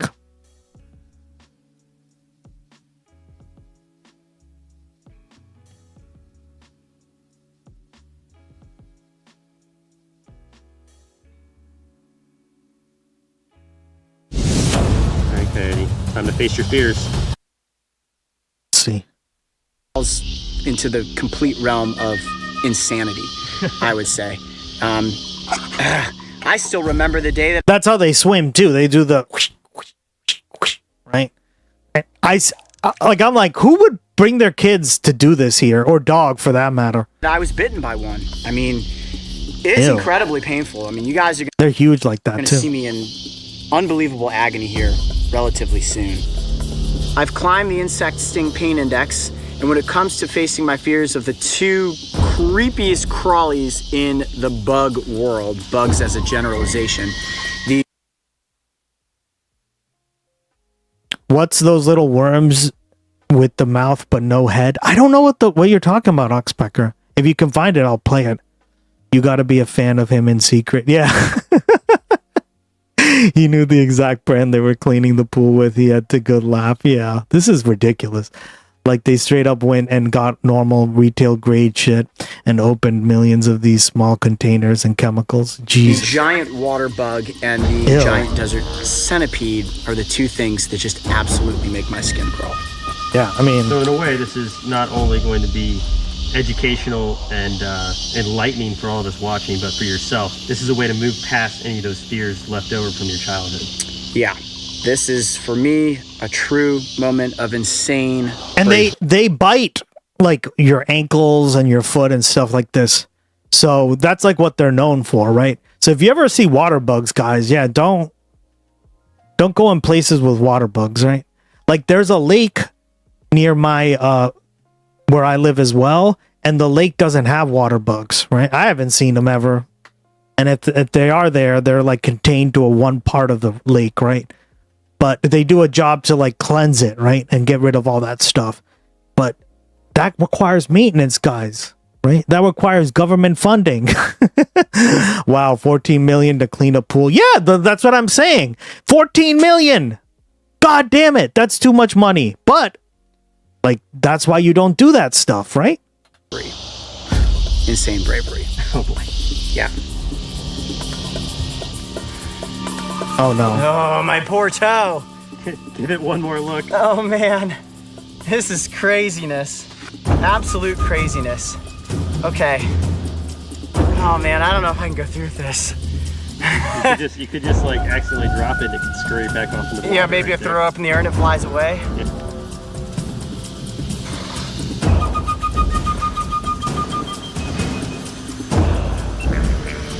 GoPro rolling.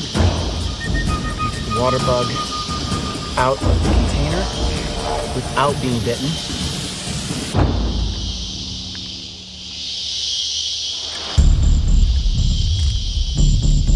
Got it. Oh, it is so strong. Good grip? Good grip. Good grip. Looks like a fucking swimming roach. I just want to see this, guys. We might as well, right? Okay. Time to face your fears. Ew. Are we ready? You're ready. Okay, here we go. It's like I'm ready. Peterson. I'm about to be bitten by the toe biter on my big toe. Here we go. 1, 2, 3.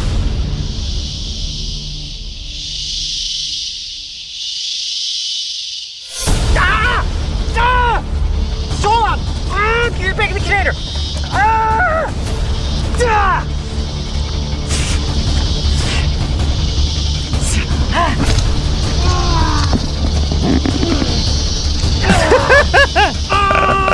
It's just as bad as I remember.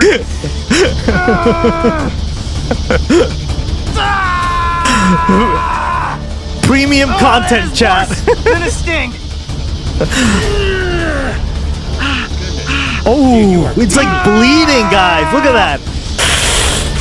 I hope you guys got that shot. Got it. I think you got it too, man. You're messed up. That could never be. This is worse than a sting.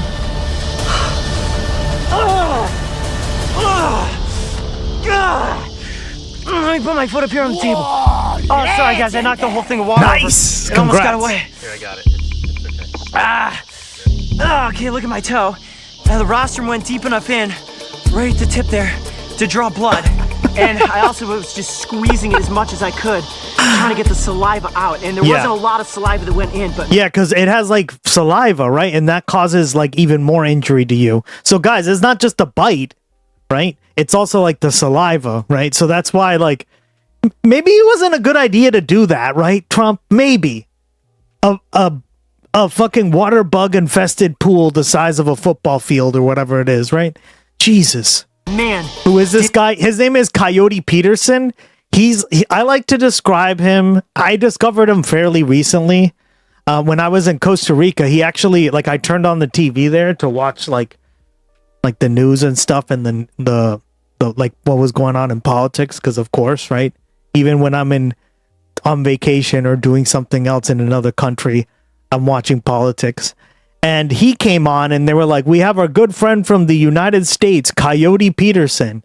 And I looked him up on YouTube and I discovered that he's kind of like I'm not going to say like Steve Irwin, but he's like as close that we have to Steve Irwin, right?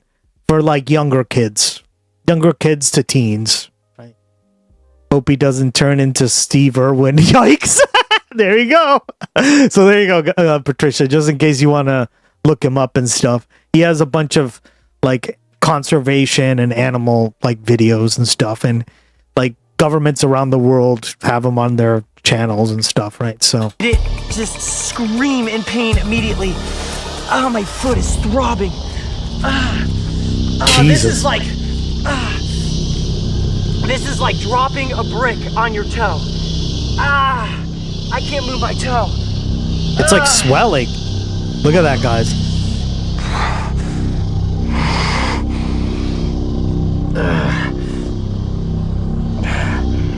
Wow.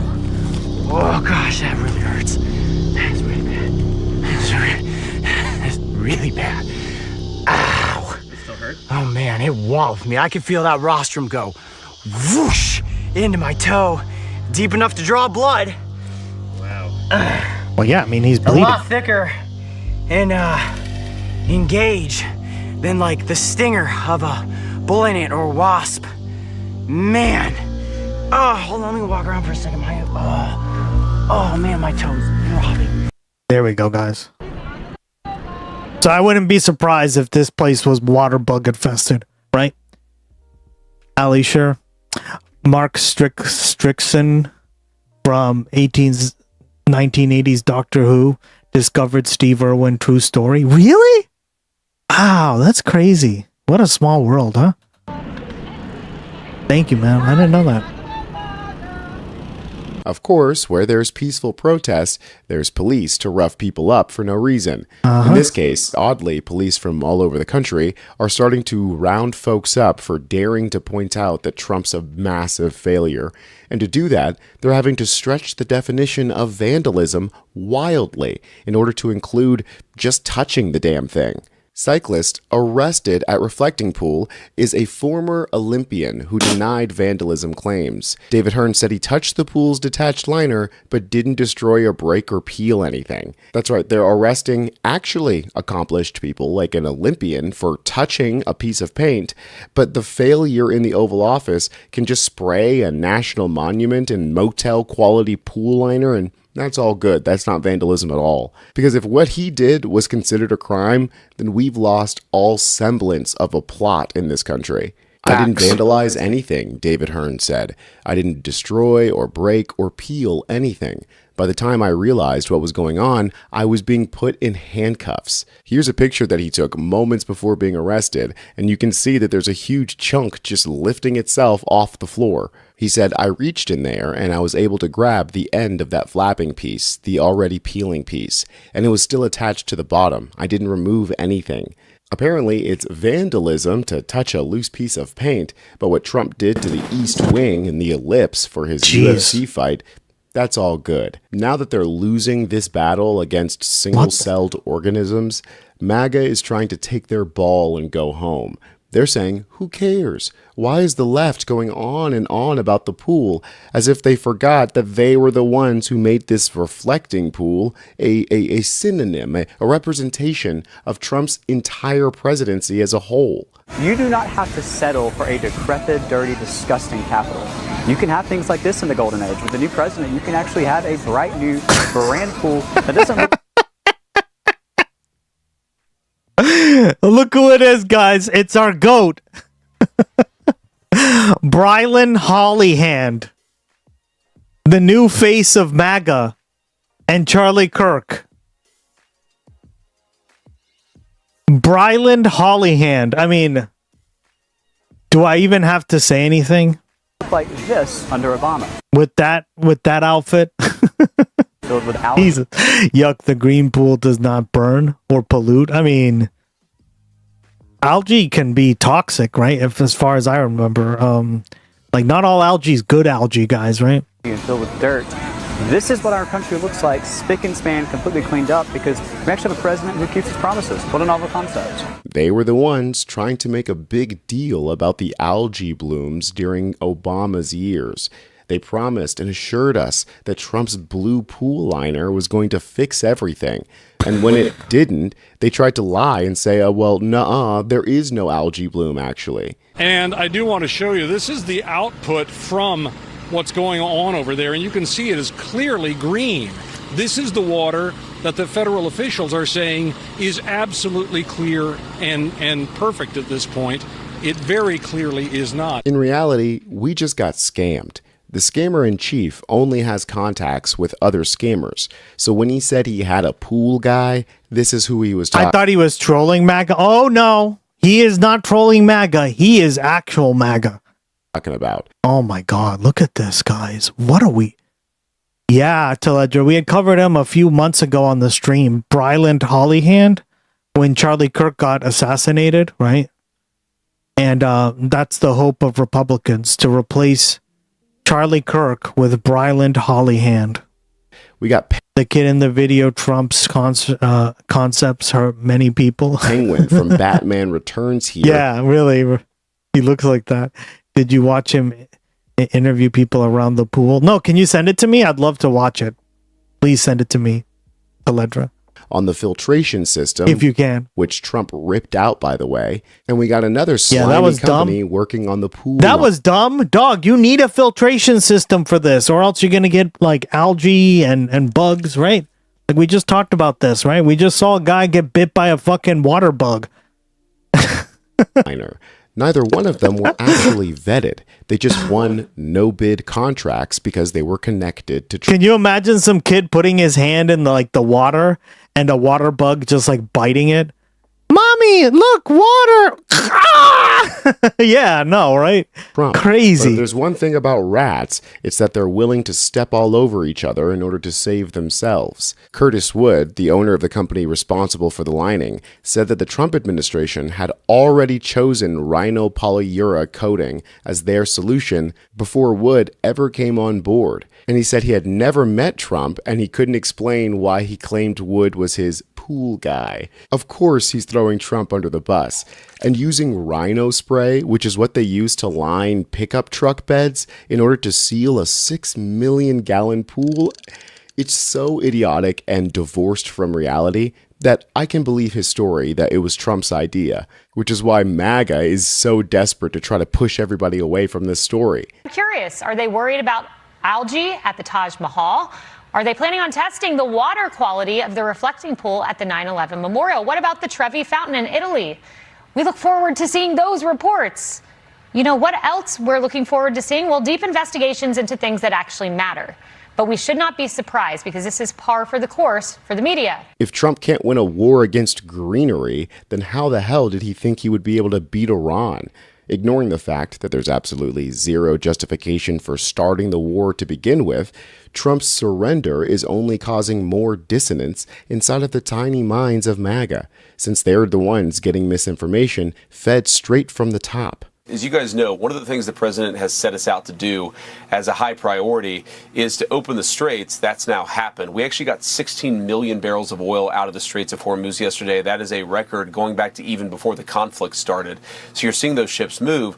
Okay, first of all, not only is 16 million gallons of gas not nearly enough to put even a dent in the massive deficit that their war started, but also it's just not true that the strait is open.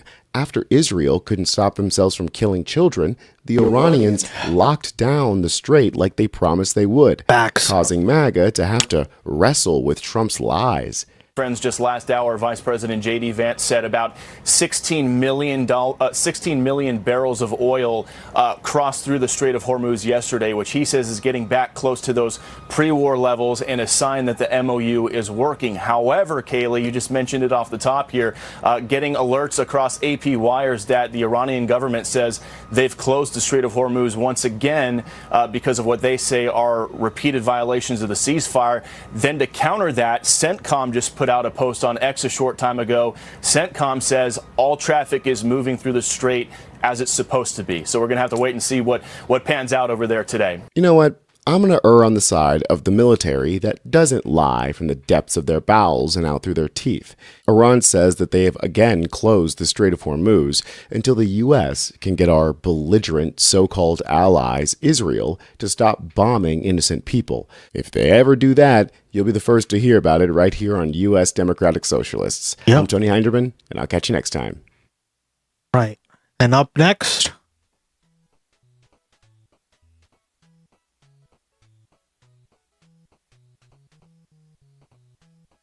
Ken Paxton.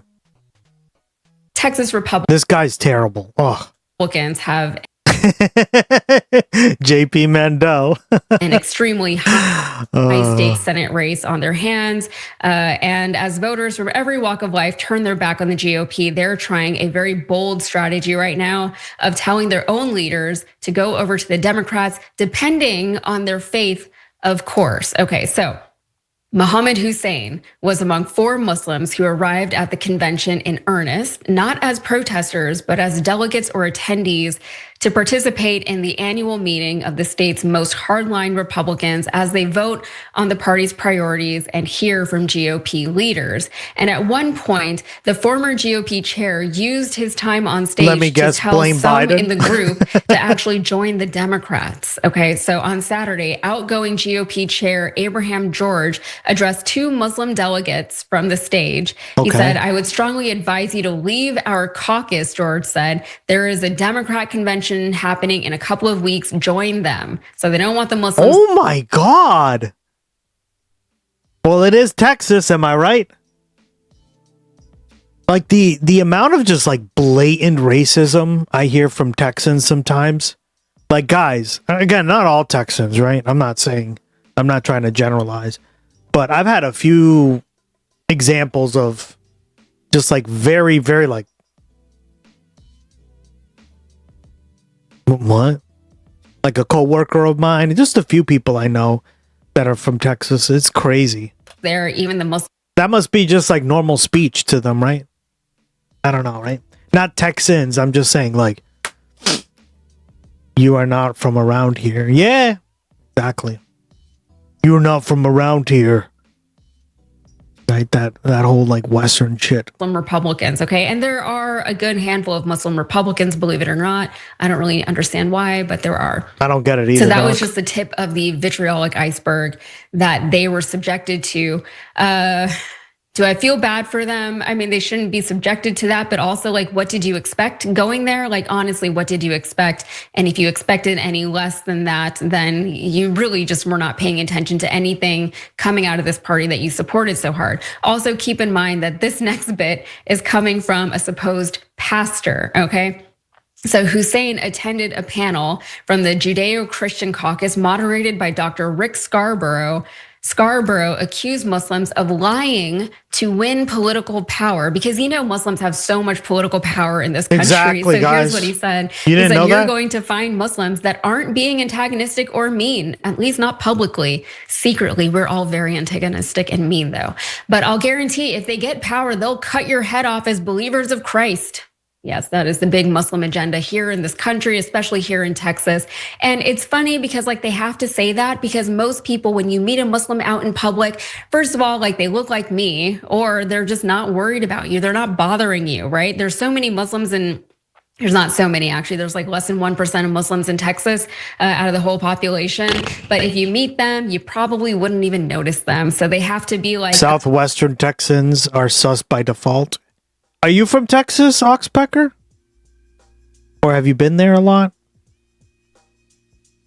Yeah, I had a few coworkers because we had to hire Dallas. Oh, okay. Gotcha. So yeah, you know Texas, I imagine pretty well, but yeah, it is crazy. There's some real shocking stuff, right? Compared to up here, right? I was like, whoa.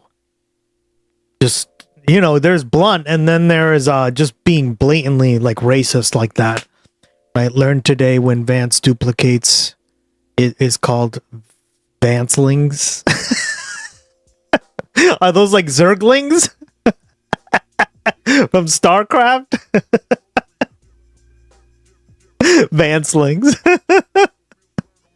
Oh, yeah, they probably seem fine, but they're actually really, really mean. And also, a Texas state senator has repeated these Islamophobic claims that Muslims are hiding extremism so that we can take it over later. We can take over Texas later, but we're just keeping everything on the DL right now. So after the panel, Hussein and Scarborough actually spoke. Scarborough told Hussein that he wanted him to leave, and Scarborough later clarified to the Texas Tribune that he meant to leave the country, not just the convention. So he said, no, it was worse than what I said publicly.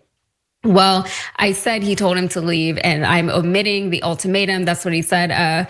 Hussein said he was in disbelief and he was told to convert or leave for the first time in his life, and at a Republican convention with the tagline, "Unity drives victory." And that's North Texas is pretty chill compared to everything around it for the next 200 miles in every direction. Interesting. North Texas is that the Panhandle? I'm not an expert on Texas, right?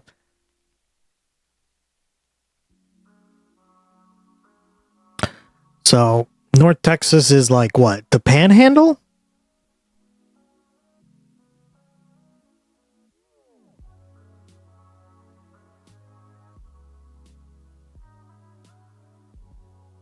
Nope. It's this part. Wow. Okay. Not bad.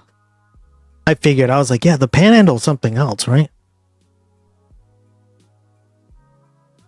That's in Northwest Texas, right? I'd imagine. Dallas. Yep. Makes sense.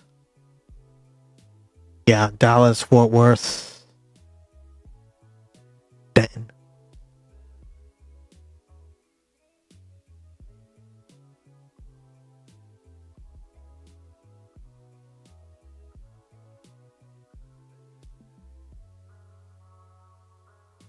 Texas is an interesting state. Slogan touted by the governor on press releases, placards, lanyards, and even the elephant he procured to march through the convention hall. Yes, there was an elephant there. Became a rallying cry for the state's leaders and party nominees heading into November. And if fractured, they warned the party could lose the state to Democrats and their U.S. Senate nominee.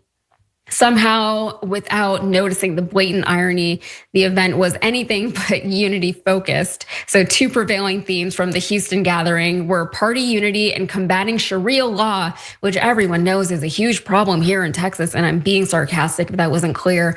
And a moment that veered into outright Islamophobia by members of the convention. They seem to have made the calculation that they'll get more votes from white people by scapegoating Muslims because they want unity, but only among white white people, white Republicans, straight white Republicans. It's evil. Should be. We be shocked from GOP, not shocked at all. Yeah. Well, that's what they do, right? Divide and conquer. Divide us, right? Republicans, straight. That way they get to. Yeah, it's so fucked.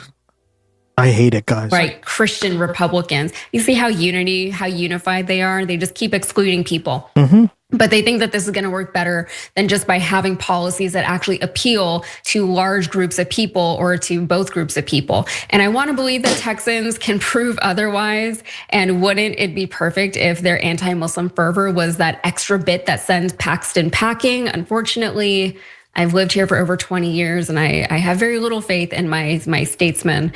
But in Texas, there are about 300,000 Muslims, which, as I mentioned earlier, makes up about 1% of the state's population. And I'm just saying, last time, like Trump, the last time Trump was in office for a midterm Senate election in Texas, Beto lost by fewer than 300,000 votes. So the numbers are not on their side if they want to exclude Muslim Americans, especially Muslim Texans. Especially Muslim Texans, because Muslims have been under fire here in Texas for no apparent reason. They closed the border so they can't use immigrants as their boogeyman going into the midterm. So they have to find somebody else who seems dark and scary, and that is the Muslim people. Muslim people have really not done anything to provoke any of this, nothing that I've seen, but that's who they're targeting right now, and that's what we have to deal with here. Also, Tehran, I just want to mention real quick before I get your thoughts, that elephant that they marched through the convention defecated everywhere. So that's nice. Pissed and defecated. Well, it seems like the elephant knew exactly what understood the assignment. That's kind of how that worked out, especially because in this regards, the Republican convention basically the bed, right? So the idea of Houston is in the East. It's all right, or so I hear. Unity drives victory, as you pointed out, only means unity within a specific community. Which I didn't know you were from Texas. That's cool, man. I'm sure. It seems like the cities in Texas are cool. It's just like if you're from the outer parts of the city, right? Like the not city parts, which is most of Texas. Oh God. Includes a lot of other communities. I've been wanting out for a while. Yeah, I don't blame you. Which is the basis of their drive, and that's going to be problematic going into the future. I mean, it's yeah. I mean, I don't blame you, right? Because even though the cities may be okay, they're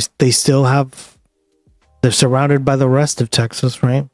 See less and less people being unified with their mission, and even that idea of unity drives victory sounds very skinheadish. It sounds like a slogan there's the skinheads again at an SS party more so than at a political convention of any kind. You see that Mohammed Hussein and his 3 other Muslim cohorts were staunch Republicans coming in to celebrate and also be recognized in their party, and they were, instead of dignified, they were basically dismissed and told to go join the other party, which may be good advice, but also reminds you that when there is the idea of an assimilation problem, which comes up often when talking about immigrants, the biggest assimilation problem is actually with extremist conservative right-wingers, because they're not assimilating into the United States ideology of tolerance, understanding, compassion, justice, and liberty for all.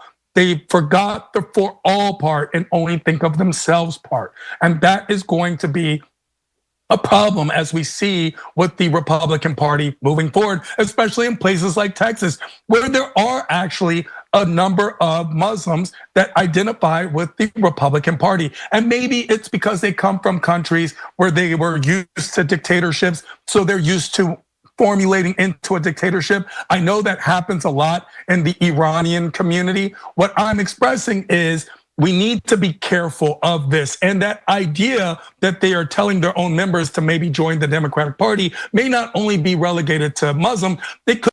Yeah, it's so much light pollution too, enough to clog up the sky even while out in the town, which makes driving at night feel creepy. Ugh, that sucks. Could be relegated to undercover, deep covert people that they are actually sending over, which is actually the way there was a flip-flop in party ideology within the 20s and 30s to begin with, where Republicans became Democrats and the Democratic became Republican. We don't really have that problem because, like, if you go out to like the more rural parts of Massachusetts, how do I say this? It will be like pitch black. You can't see like in front of you, right?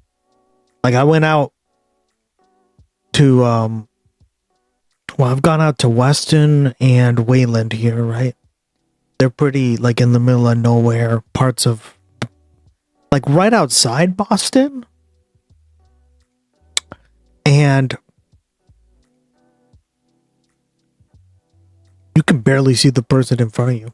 That is a problem. This is all symptomatic of everything that's happening right now. So please, and I mean, if you're not near a house, then there's no light at all, right?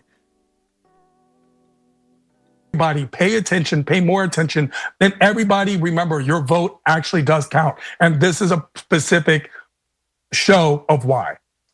Yeah, everything that's happening right now in Texas is so stupid in a lot of ways. Great adjective. Yeah, that's the only word for it, really. You know, like everything that they're doing to come after Muslims, and the Muslims are literally just minding their own business. Like, what are we doing now? What is our agenda? Tell me again, because I don't remember getting the memo on that. But that's what we're dealing with over here. We got Ken Paxton, who is a terrible person. Like, I think objectively, just a terrible person. Nobody likes him. Yeah, he is now running for the Senate seat. If he wins, Texas will be represented by Ken Paxton and Ted Cruz, just like the absolute worst people. I do take some comfort in the fact that James Tallarico does seem to have a lot of support behind him, and a lot of people who do not want to vote for Ken Paxton might consider actually voting for James Tallarico. All right. So, all right. Let's talk about Bolivia again. This should be interesting. I have not seen any of her videos, but hopefully they're good. Katie Halper. Does anyone know who she is? Or maybe I have, but I don't remember. Let's bring on Ali Vargas, a journalist based in China. Oh, I have seen her before. He is Bolivian, and he has been covering what's happening right now in Bolivia. So, Ali, welcome back to the show. Hi, KT. It's great to be back on. Yes, thank you for coming. We always love having you on. Marco Rubio's pissed, guys. Fans of yours. Little Marco. I think it's the amount of factories and data centers you'll be passing by. That makes sense. Texas is very industrial, right? Like if I think about it here, I don't know of any data centers around, right? And there are very few factories left. Like Massachusetts used to have a lot of factories, but they all got shut down, like in Lowell, right? The whole Lowell, like the mills. They call them the mills. They're these like giant, like brick buildings. I'm sure you've seen them before, but.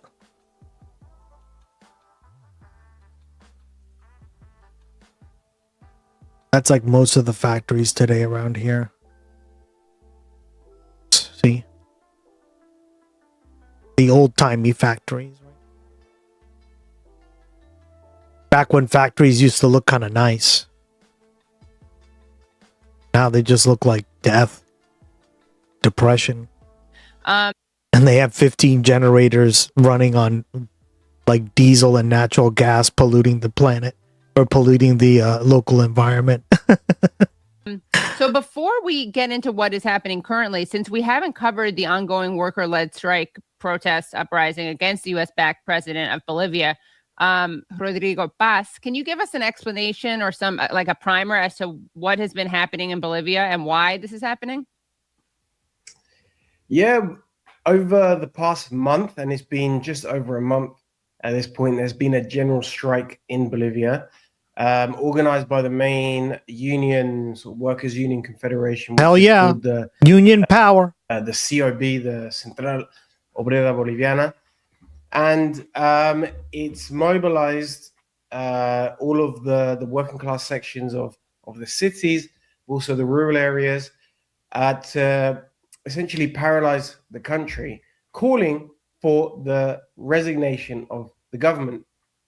And the government is led by the right-wing president, Rodrigo Paz, who has been trying to implement essentially to roll out a free market neoliberal agenda. We love that here on the privatization of Gustx natural broadcast. resources, but also a cumulative economic disaster that is being brewing in Bolivia for 7 months. I mean, the government has been in power for about 8 months now.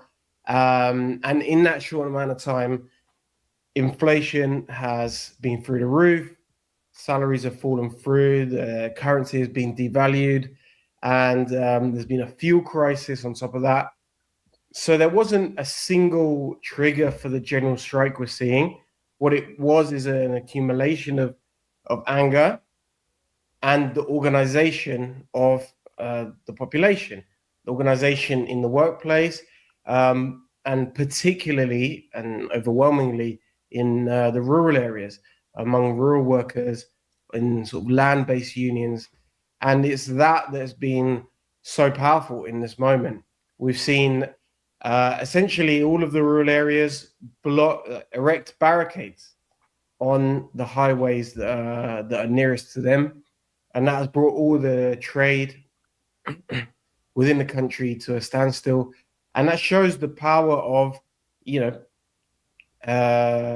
power of the working class. When it's organized, it can bring everything. It can bring an entire country grinding to a halt. And then it's been a long time now. It's been an uprising, a sustained uprising.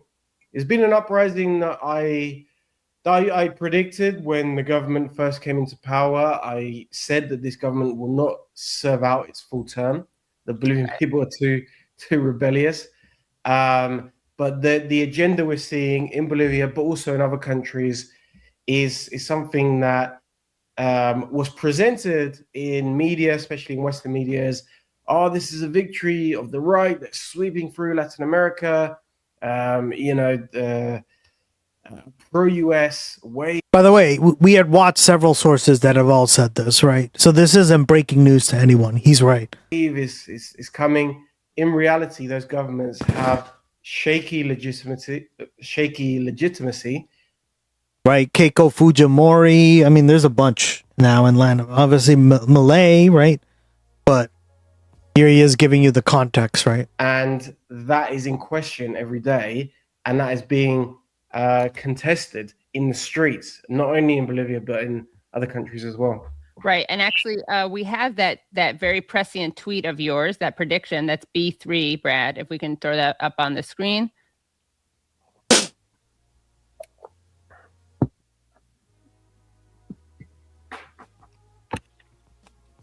Okay, so you want to read what you wrote? If it's there too small for you, I can read it, but yeah. Well, let's note the date first. Okay, October 19th, 2025. Nice, credit. This was not in the last few weeks. This was Yes, yeah. This was just after. So October 18th was the elections, the second round of the elections in Bolivia, in which the current president won. I would say won. I'll go into that in a moment, but I said my personal view is that this government will be overthrown before it serves its full term. Bolivia is too rebellious to accept neoliberal shock therapy. I agree, right? Has anyone ever seen that James Bond movie, Quantum of Solace?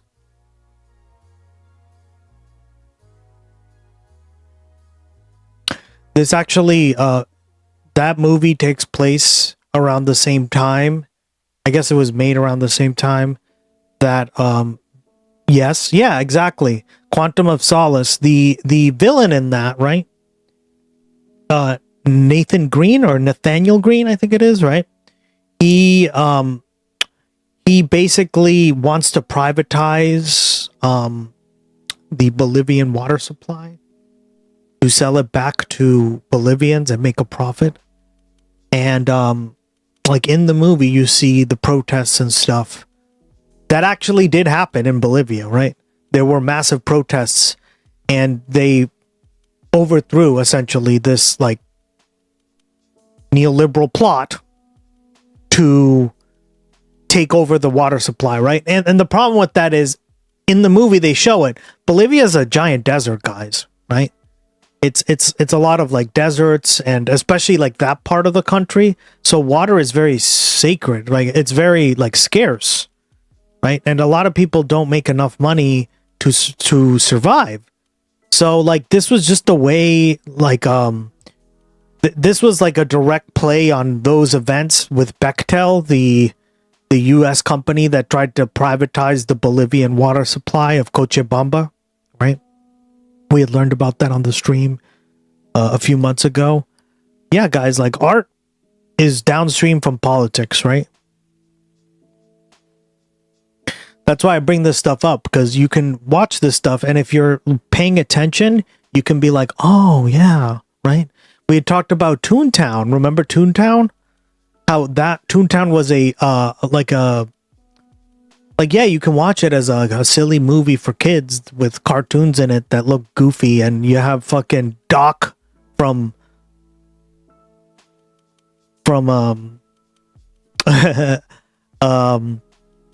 Back to the Future being in it as well. But like it's more than that, right? Like it has also a very political message with the trolley system being privatized, dismantled, and then you're forced to buy a car, right? Like that actually happened in California, guys, in Los Angeles, right? Like the big car companies all like bought the trolley system, right? The public transportation system that was really good, and they literally dismantled it brick by brick and forced people to buy car. Now it's like LA has one of the worst public transportation systems in the world, right? Like LA is a joke. But back then it wasn't, right? So this is why it's important to fight for these things, because like neoliberalization, guys, is never a good thing, right? So I agree with his assessment. I think it's fair to say, right? Like neoliberalism has screwed over indigenous people the most, right? And Bolivia is predominantly indigenous.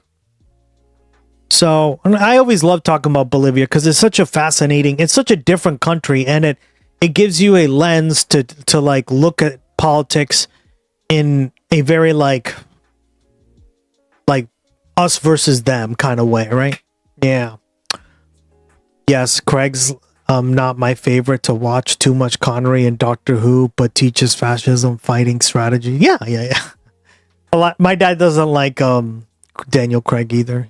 He's like, James Bond shouldn't be blonde. I'm like, oh, okay, Dad. Sure. You really like Sean Connery or who is it? My dad really likes as James Bond. Pierce Bronson, I think it is. Protest plus a week past the current president, past government, will open the door for the left to return if it can get its house in order. Big if. Well, and this is one thing I will criticize Evo Morales, right? I genuinely think Evo Morales did a lot of really good things, right? My problem is these people they don't like set up structures. And I mean these people, I mean like a lot of times, like when there is like a big democratic like revolution, right, in countries around the world, the people that get elected, right? So that's what I mean by these people, right? I don't mean Bolivians. Don't misconstrue my words, right? I mean these people as in like the people running the movement. They get a little too power hungry. And I think they need to set up a system where they are passing the torch on, kind of like what Biden should have done, right? and he said he would do, but he never did because he's also a clown. Yeah.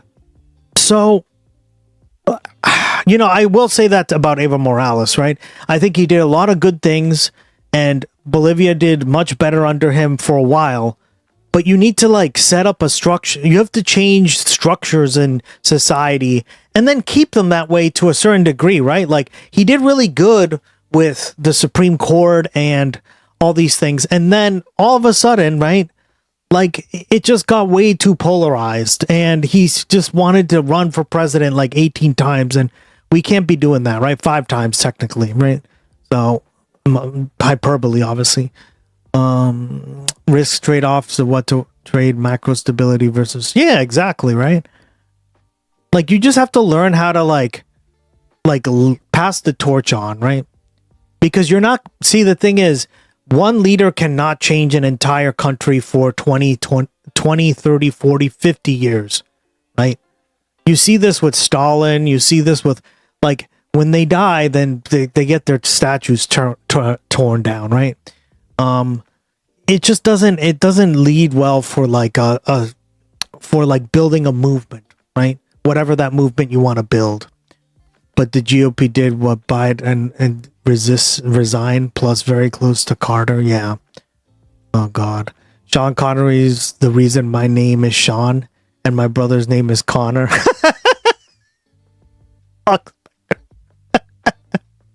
Jesus. Your parents really like James Bond, huh? Neoliberal reforms in 1985 to 2005 sharply opened the economy and cut the subsidies. They stabilized inflation, but deepened the inequality and sparked. Exactly, right? That's the problem. Is more neoliberalization doesn't work, right? So I welcomed what Evo Morales did, and he did do a lot of good stuff, but at the same time he needed to set up a movement that could have stood the test of time, right? And there was just too much ego involved, right? It's the kind of the downfall, right? The ego is always right? Which is why I don't support this crap in that sense. To power and reverse many policies after 2006. Yeah. My dad had a phase. Yeah, apparently. And apparently he was like, Joe mom, want to name our son, daughter, or whoever after Sean Connery? What up? And then they high-fived each other afterwards. That's something my dad would do. I'm the younger, gotcha.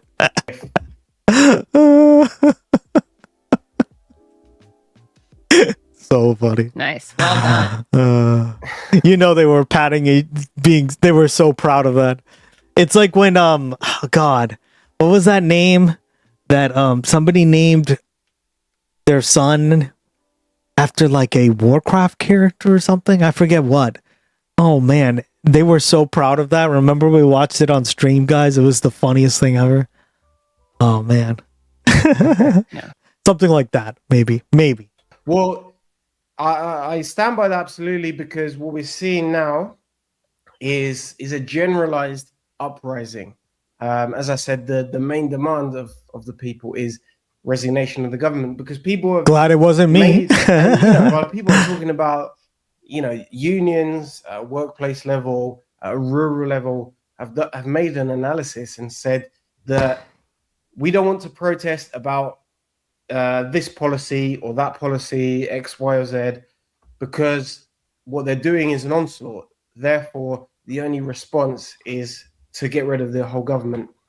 And in terms of the legitimacy of that demands, we've seen numerous posts by US government institutions, whether it's directly from the State Department, directly from Marco Rubio, directly from Pete Hegseth, directly from the Bureau of Western Hemisphere Affairs. I can't remember exactly what it's called, but all of them have released official statements condemning this, where they say, look, this government was democratically elected.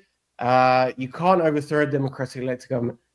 I would say, is it democratic for a government to implement an entirely different policies upon which it was elected. So if we go back to when I made this tweet back in October of last year, there was a runoff.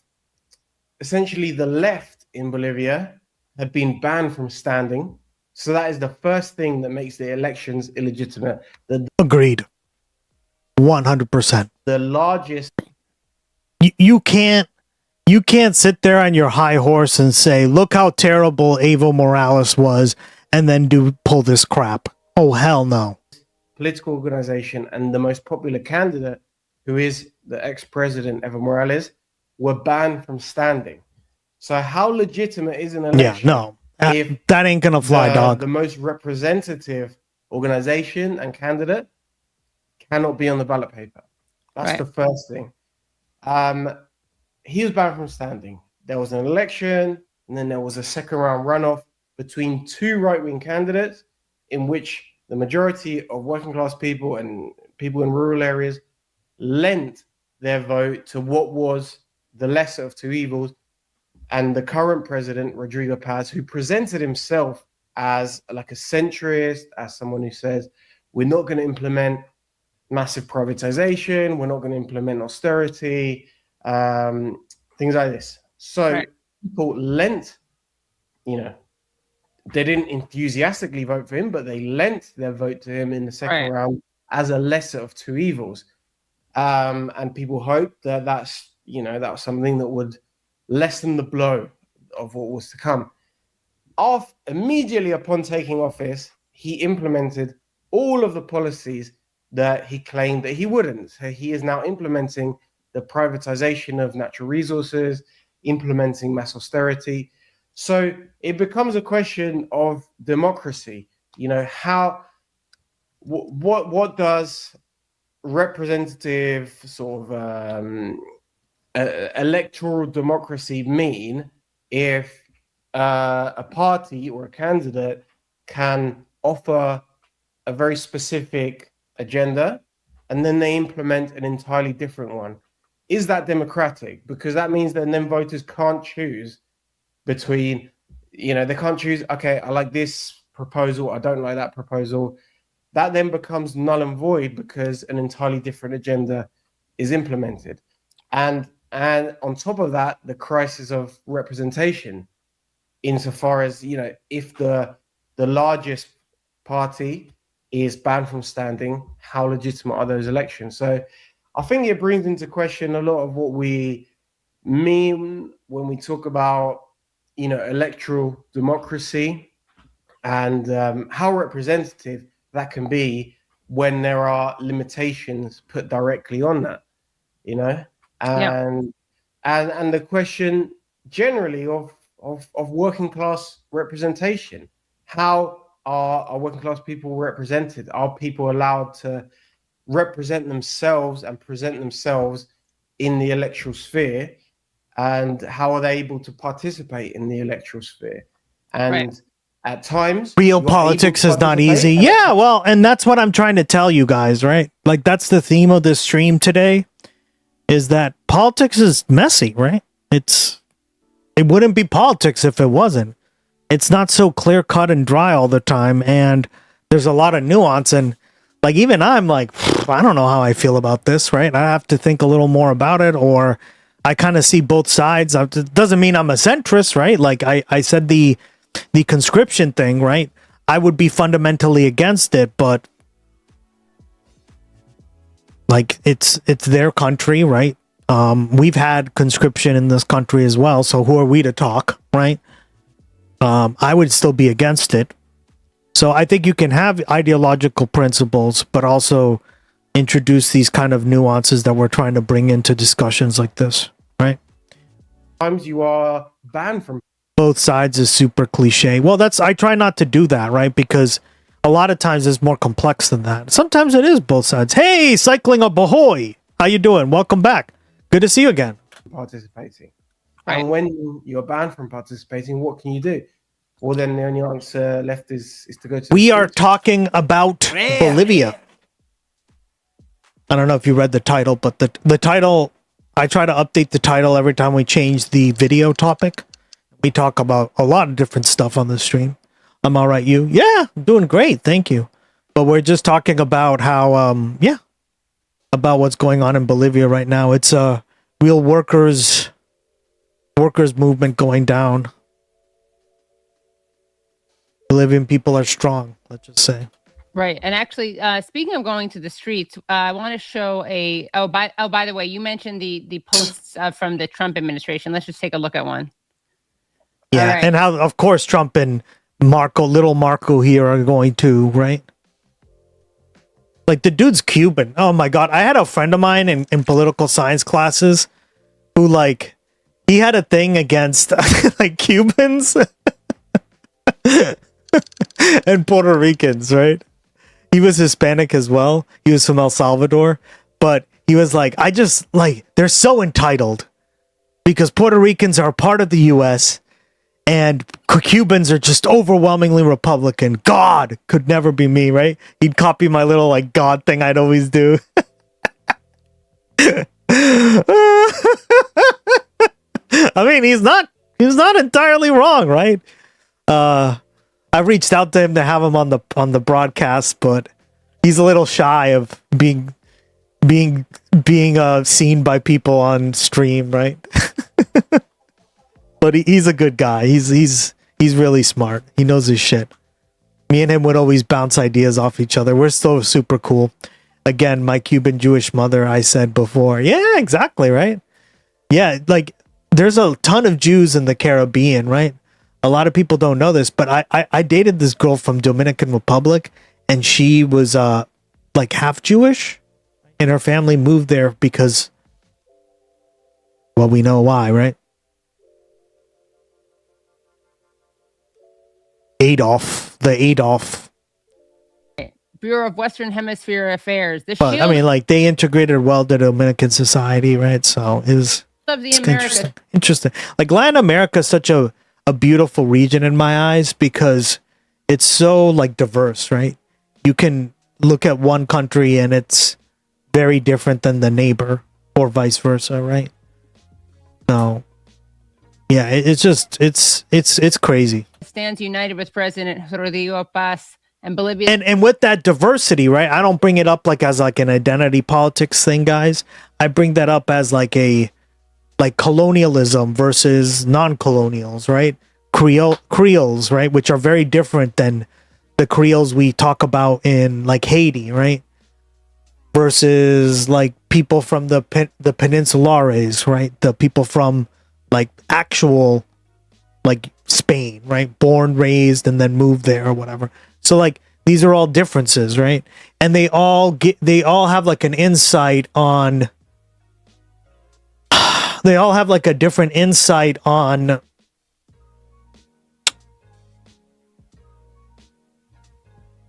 like class, race, the struggle. Like, if you understand the Spanish Civil War, it's such a fascinating conflict for that reason alone, right?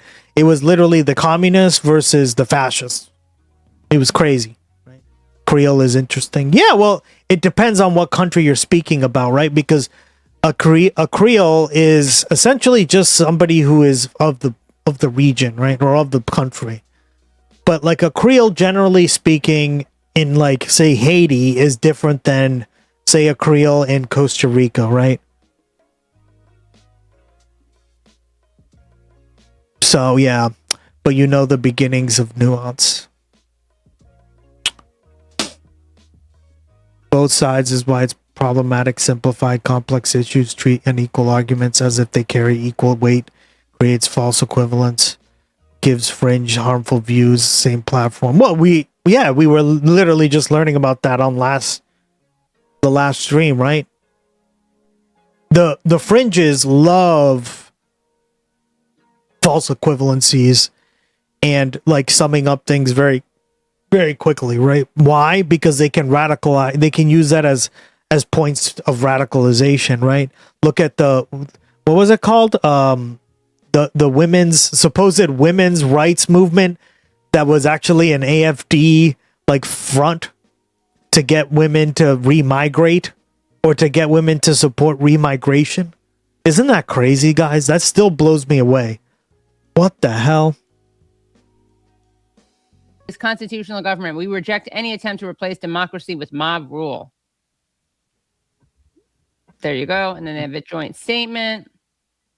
We stand with the government and Bolivia and call on protesters to express their concerns peacefully and to respect democratic institutions. When protesters resort to violence, the government has a legitimate interest in lawful protection of the public order. We cannot allow the overthrow of democratically elected leaders in our hemisphere, including when supported by criminals and drug traffickers. Jesus. While President Rodrigo Paz works to repair the damaged economy and institutions he inherited after years of mismanagement, protests and blockades are preventing fuel and medical supplies from reaching many Bolivians.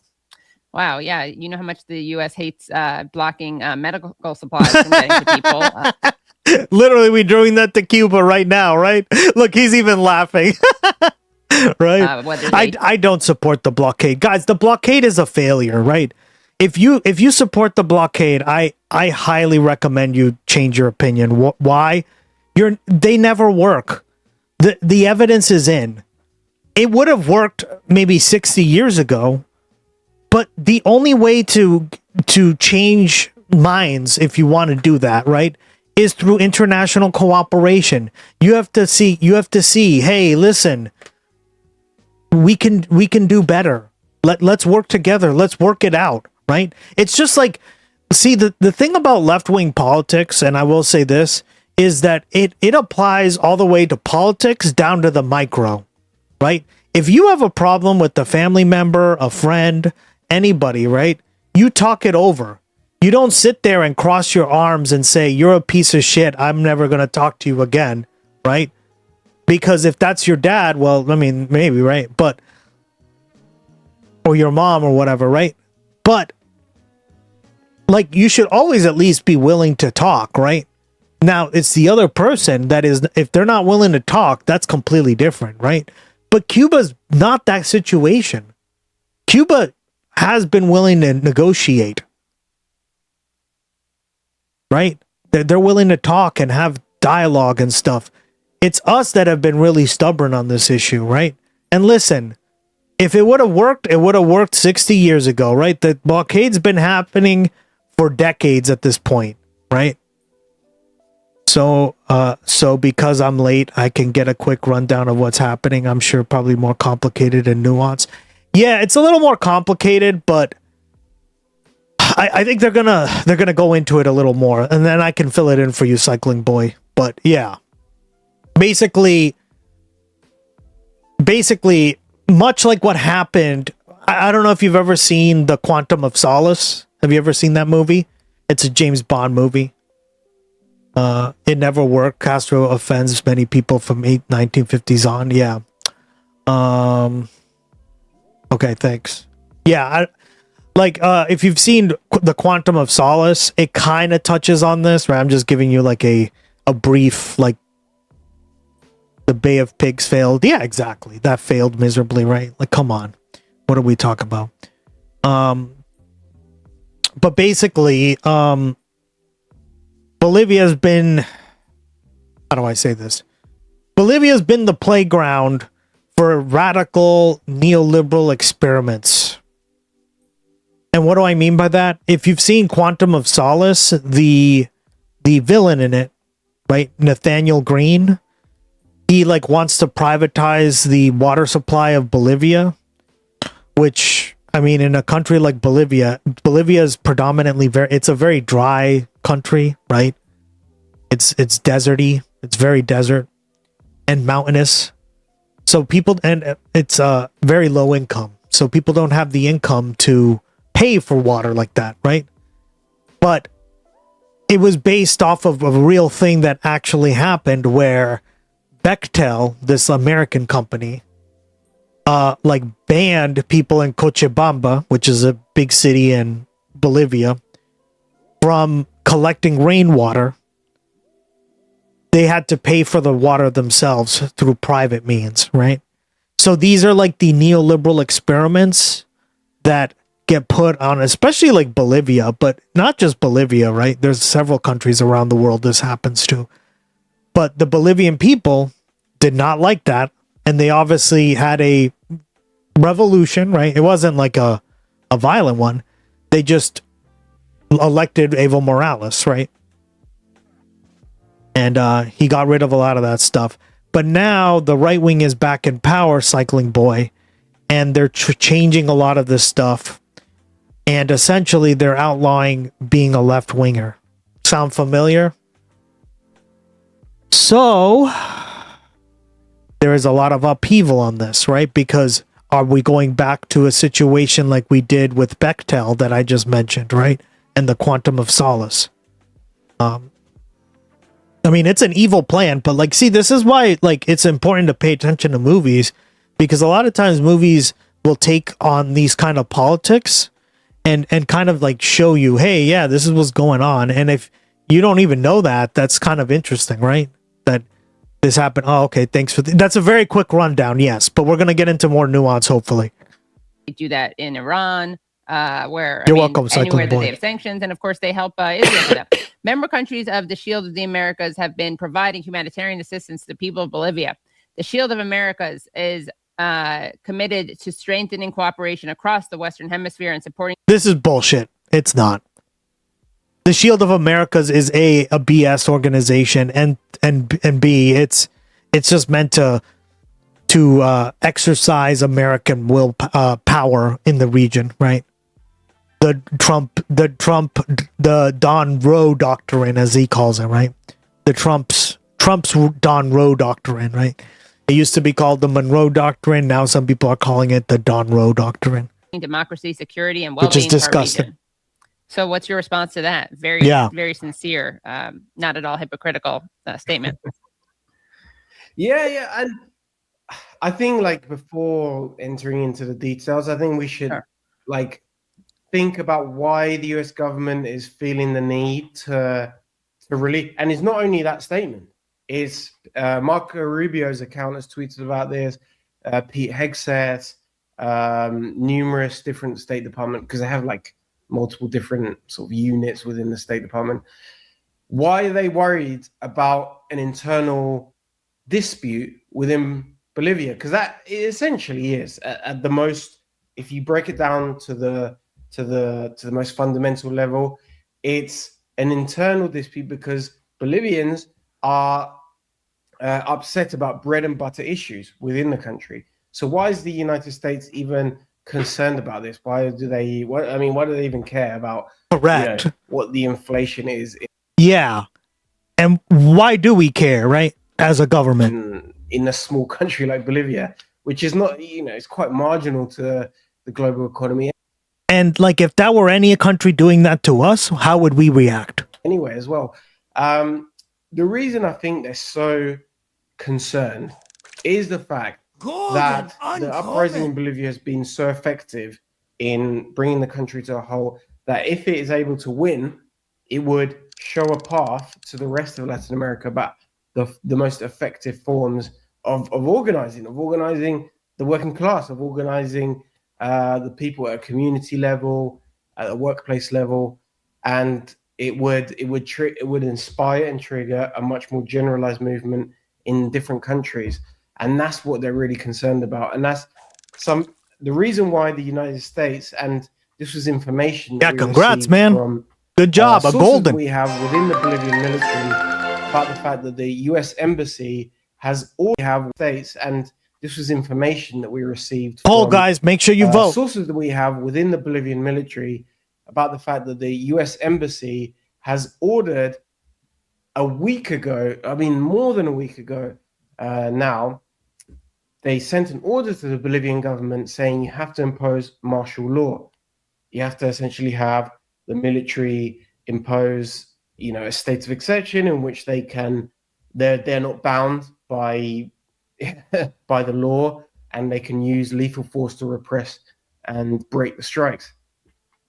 Now, the reason the United States is so concerned is what I mentioned about the fact that if this is able to win, it would inspire general movement, and that's the reason.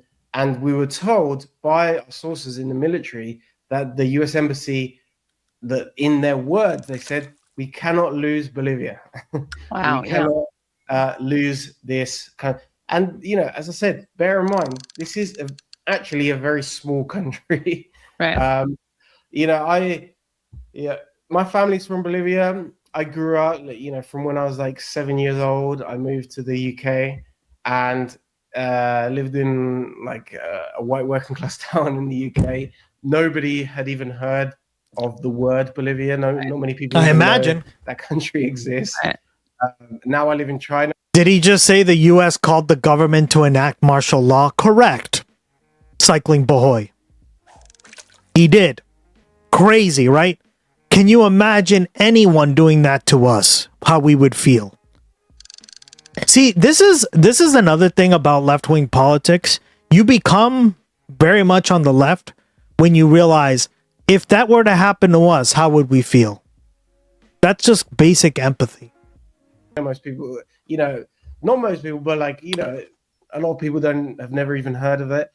It's a very marginal country in terms of population. It's a very small population in terms of the global economy, but its form of coming together and organizing is something that is inspiring the rest of the region, which is why the US is so concerned about trying to shut it down now.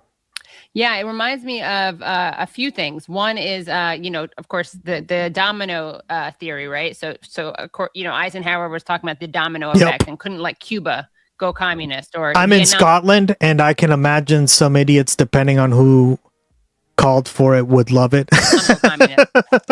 Oh God! That's because it's always the Scots. This was going to have a knockdown effect. Welcome from Scotland. That's good to hear, man. But it also reminds me of people. We just had a giant thing of. They called it. Hold on, I'm going to show it to you. Speaking of Scotland, kind of a tangent, but it is the World Cup, right?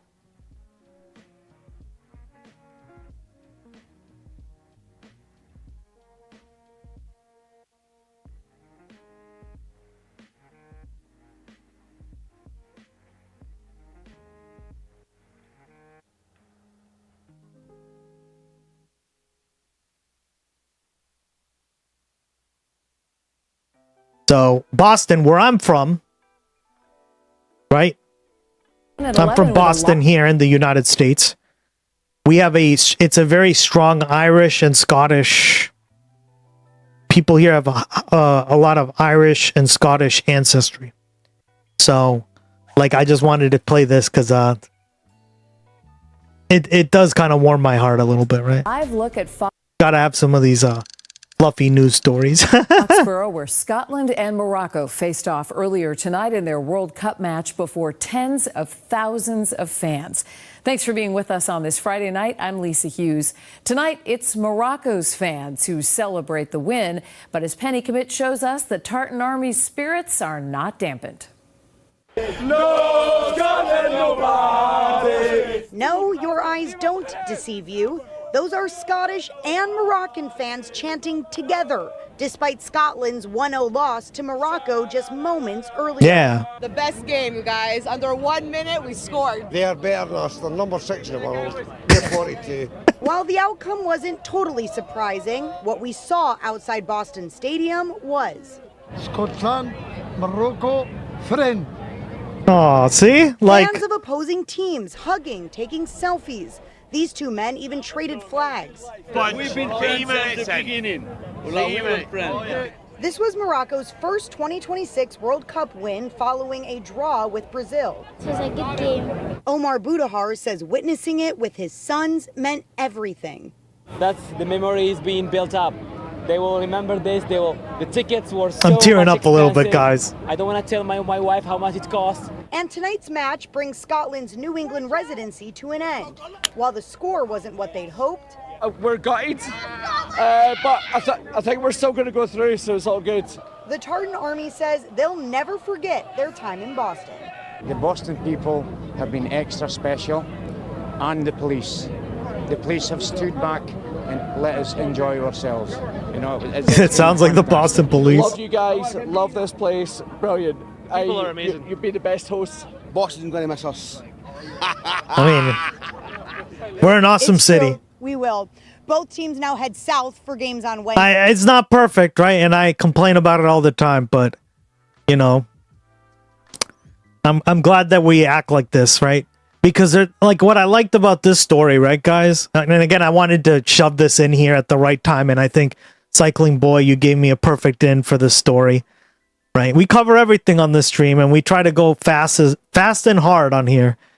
But like what I liked about this story was it's different, right? Like you see a lot of soccer hooligans around the world. Remember when we covered the soccer hooligans in Amsterdam, right? Like, and just so many other like soccer hooligans get a terrible rap, right? But like here in Boston, it's like I know a lot of Moroccan people around here, so yeah, that's totally them. And obviously, like the area is predominantly Irish and Scottish, so of course they're going to be like that, right? Yeah, perfect runway into that. Yeah, you nailed it. Thank you, Cycling Boy, giving me an excuse. Wednesday, Scotland will take on Brazil in Miami, and Morocco faces off against Haiti in Atlanta. Oh man, Scotland's cooked. I'm sorry, but Brazil's too good. Brazil is too good, guys.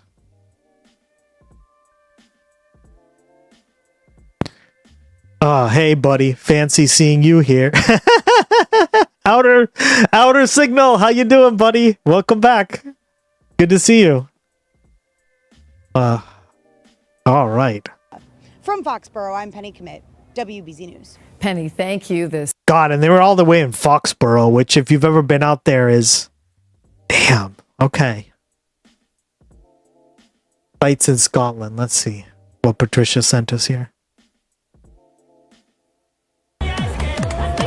Scotland wondering why Scotland fans are putting traffic cones on statues. This is where it began. Okay.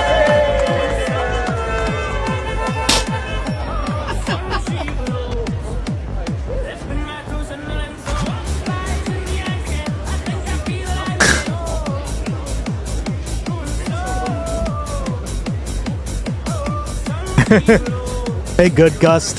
Hope you're well. I'm doing excellent. Thank you so much. I'm glad you're here, buddy, again.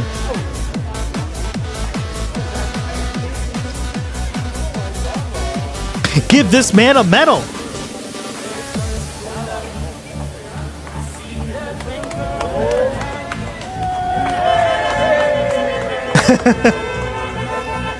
That's funny. Yeah, this is harmless, right? This is all in good fun. I don't see a problem with it, right? I mean, if he gets hurt, I mean, he decided to go up there, right? And he's not gonna get hurt. Oh yeah, this happened in the 80s when the council tried to remove it and instantly went back up. I love it.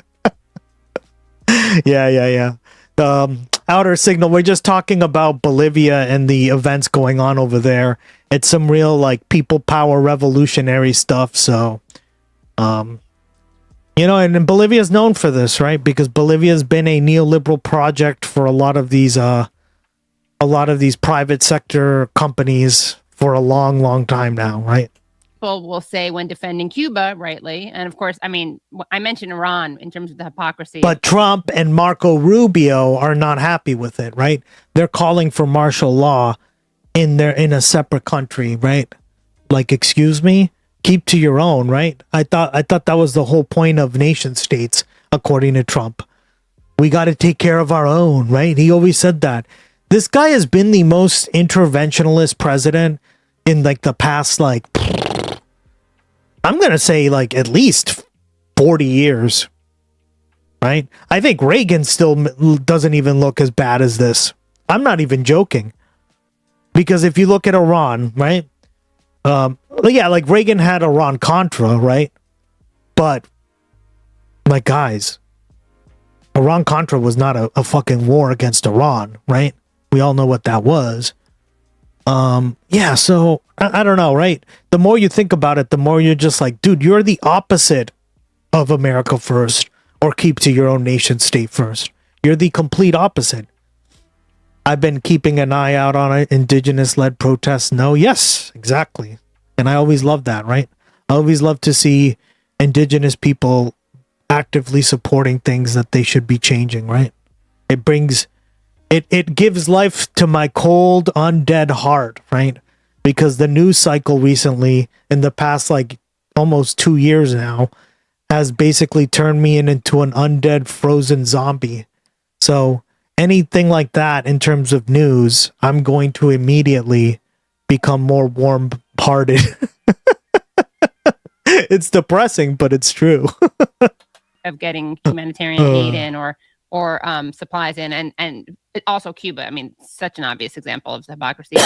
People will say, "Oh, what threat is Cuba? Cuba's not a threat." And well, Cuba is a threat, not in the way people think. It's a threat of showing another way of life, right? It's showing that you can have a medical system that is based on compassion or justice and healthcare, not based on greed. So I think there's a similar thing. That is kind of the threat. We can't lose these countries. So again, it's not a military threat. It doesn't, and not only does it not harm you. Yeah, like, and we had talked about this in the past, right? Like the idea that Cuba is this like exceptional threat, when in reality, guys, they're one of the only countries who does this, right? A lot of people don't know this. When Hurricane Katrina hit, Cuba wanted to send doctors into Louisiana. And Bush said, fuck you. Of course he did. Of course he did, right? Why? Because we can't have Cuba helping us, right? It's an arrogance thing. When in reality, guys, the more you study like Cuban medical diplomacy, I like to call it, right? A lot of people have used that term, so it's not just me. They are one of the few countries that wield this as a diplomatic tool, right? Every country has like a diplomatic tool, right? Unfortunately, ours is our giant military, right? The big stick, as Teddy Roosevelt used to call it. However, Cuba's isn't the giant military or anything. It's literally just sending doctors. Right? And they use this as like a diplomatic tool on the world stage. And that's why Cuba has some of the best doctors in the world, right? They have, right? And we discussed this, that they sent in doctors to like the rural parts of Venezuela, and that many of those people had never even seen a doctor ever in their entire life. That's a travesty, right? During COVID, 2 Cuban medics were all over the world helping absolute legends. Yeah, exactly, right? And again, I don't think like that like we need a more nuanced take, right? Like this is not like a national security threat to the country, right? Like sending in a freaking doctors. Like we really needed those during Hurricane Katrina, right? And Bush's ego, basically our ego in general, right? Most Americans would probably shit on him for that if he would accept it, but like he was fundamentally against it anyway. I'm all right, thanks. Yeah. Surviving global evil together, one stream at a time. Damn right. That's what we do here. And we do it with a laugh and a smile, right? Because I think it's really important to do that. Right? We have a lot of memes on this stream and we have a lot of jokes, right? I think the more you guys watch us, you're gonna really fall in and understand. We have an amazing soundboard. We have Gloggy, right? We have a ton of stuff. And I think it's important because, well, we were watching what's going on in Russia. Poll, guys. Make sure to vote in the poll. And like a lot of Russians are laughing at their government like this, right? And I think like, laughter is a great tool to like ease tension, right? I think a lot of Americans need to learn that again, right? I think a lot of people in Europe understand this, but Americans could never be us. Oops. Yeah, when you hear that sound, that means there's a poll. You can have a medical system. You get Gloggy points for participating in the poll too. So you can use it on points and other stuff that we do, so.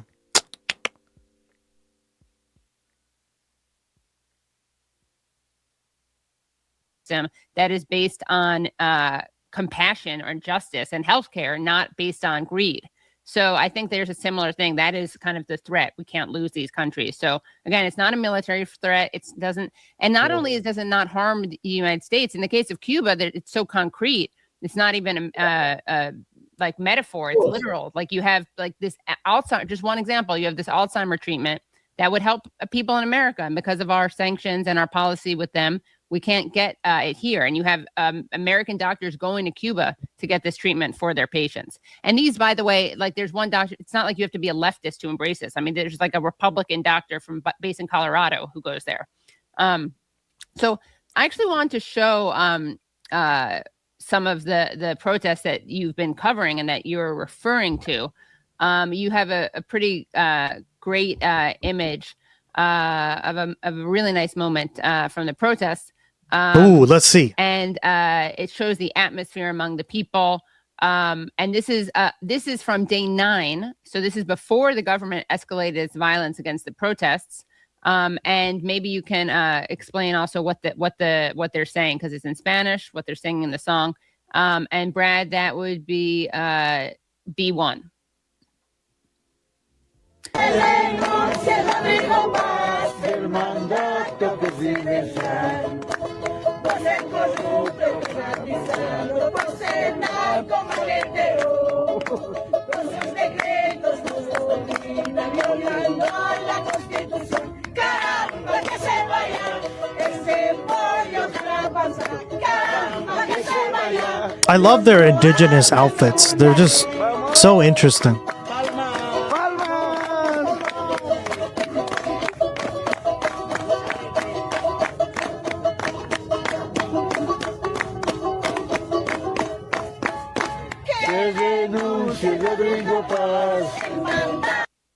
So this is really beautiful. Tell us what they're saying. Yeah, it was actually adapting a very famous Bolivian sort of folk song and sort of changing the lyrics to say, you know, we demand the resignation of the president, Rodrigo Paz. And caramba, I heard a caramba. Yeah, that was kind of, you know, yeah, a break between the verses. Yeah. Outfits and music are fire. Yeah. No, it's a great song, and I think more it shows. Yes, laughter and humor can help people cope in very bad situations by reducing perceived stress, shifting perspective, and strengthening social bonds. They are not a cure, but can be harmful. Of course, they're never a cure, right? Like we're ultra realistic on this stream, right? Like we don't pretend any of this stuff that we cover on the regular, right? All the time for 7, 8, 9, even 10 hours a day. I'm on here, right?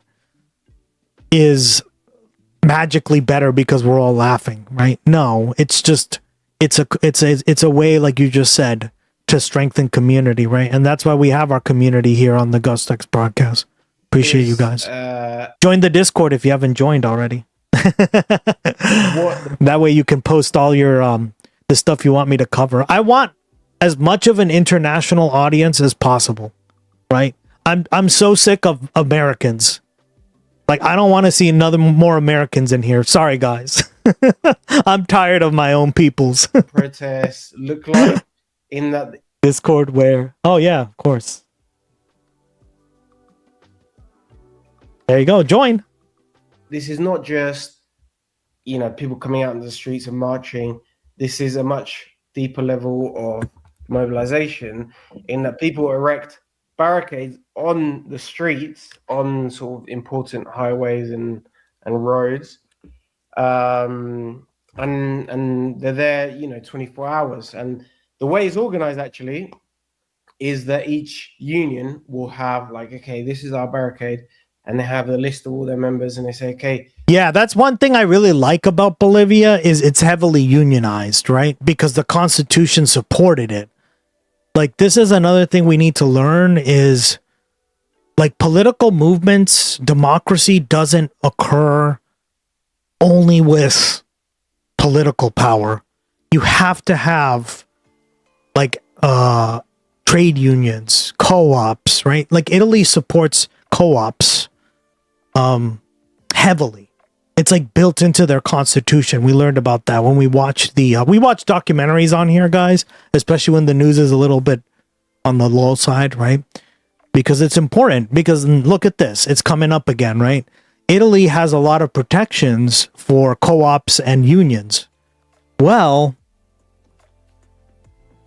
you know, those tend to have better work conditions for people, right? More take-home pay, and it causes more less radicalization, right? You get, like, I would argue that the reason Germany and all these countries around the world are becoming so radicalized is because there is less of that, and we actually need a lot more of it, right? Like, you can't have a political system with no economic like pressure from the outside, right? Both have to exist co-equally, right? And some countries do this through like just ballot initiative, right? Or what we call direct democracy. Look at Switzerland. Right? We talk a lot about Switzerland. Switzerland has a direct democracy where everyone just votes on whatever. And look, remember that law that they didn't pass? They wanted to limit like immigration to 10 million in Switzerland, right? The population to 10 million, which was secretly an anti-immigrant coded like bill. And the people of Switzerland, to their credit, tore it down, right? It didn't pass. This member has to be here between these hours, and then they'll rotate, and this person will come at this time, everything. And that's how it can be sustained. You know, it's not the same people who've been there like weeks and weeks and weeks, 24 hours. It's the fact that they have a high union density means that they have people that can then rotate and steward these barricades. And that's something that I think that's very interesting about how, Bolivia organizes, Bolivian unions organize, and something I think everyone can learn from. Yeah. I guess that's the really terrible violence, right? That the Trump administration is condemning, right? When they're urging protesters not to be violent. But in fact, one thing, actually, just yesterday, the Bolivian embassy in Bolivia posted or made a post saying that if you continue to take part in violent acts, and they had pictures of like the scenes that we just saw, you will not be able to get a US visa. So you can't document stuff like this. No, but the funny thing is the people who are mobilized right now are not looking for a US visa. They're not. Yeah. They don't want a US visa. They're fighting for their own country. They're fighting. Yeah, yeah. Those people don't look like they're rushing to get visas of people that we just saw. Yeah. And yeah, that's another like fallacy that Americans hold, right? People love, just like Americans love their country, there are people who love their country as well. And I think it's incredibly stupid, disingenuous, and naive to suggest that people don't want to fix their own countries, especially when you keep meddling in them, right? U.S. hubris is stopped, or we won't let you in here. Exactly, right? It's so ridiculous. I don't get it. And on this stream, right, Cycling Boy, we get Trumpists who come in here, or people that are like more conservative, and I always combat them on those issues because it's so arrogant. Like we need to be a more humble culture. I always advocate for that. We are just so hot-headed all the time. Especially funny coming from a government which has all these anti-immigration policies and all that, but the people, the union members that are mobilized right now, they're not looking to escape, to go abroad, to escape problems in their own country by going abroad. They want to transform their own country. They want to build their own country. And that is, I think, the most important message. And in many ways, in the history of Latin America, sometimes immigration to the US has been used as a kind of a release valve. right? Yep. Especially when we talk about like countries like Cuba, Venezuela, when they say, "Oh, the US is so great," and people end up trying to move there, and then that's used an example of, look how great it is here. Everyone wants to come here. No, the people on the streets in Bolivia do not want to come to the US. They want to transform their own country, and that's what I think the vast majority of immigrants, whether they go to the US or Europe, most people don't want to leave their home country, and it's not. It's not even, I would say, a progressive position to say, oh yes, immigration, we are pro or anti-immigration. No, the vast majority of people who immigrate do not want to immigrate. They want their own countries to be able to develop freely, and that's what Bolivia is fighting for right now. Yeah. And what has been the role of the indigenous people in this movement? You guys famously had a Christo-fascist, right, in power, who of course dyed her hair blonde or was blonde, I don't know, but definitely presented. Wasn't she blonde naturally? The right wingers tend to be definitely of at least lighter to white skin, right? Obviously, like just Europeans or of European heritage, right? I dated this girl from Bolivia. She was German and Bolivia, right? And she was like wicked tall.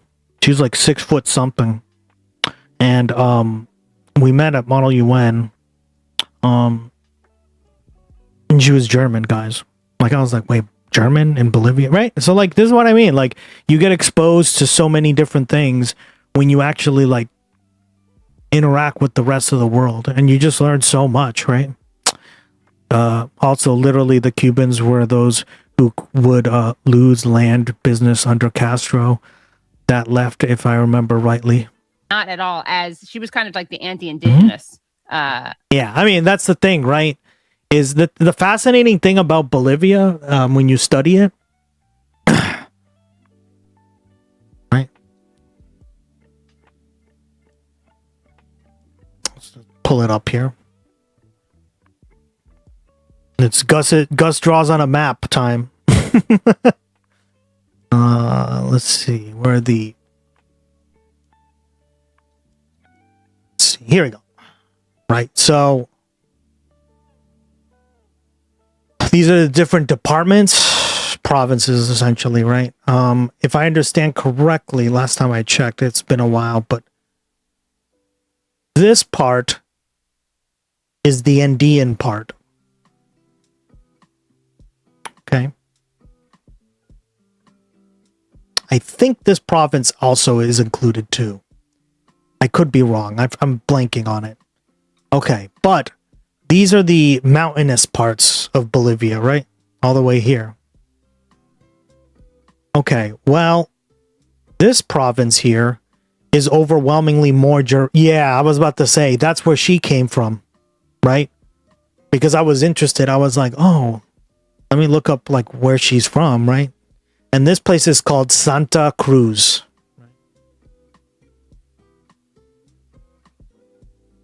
Province.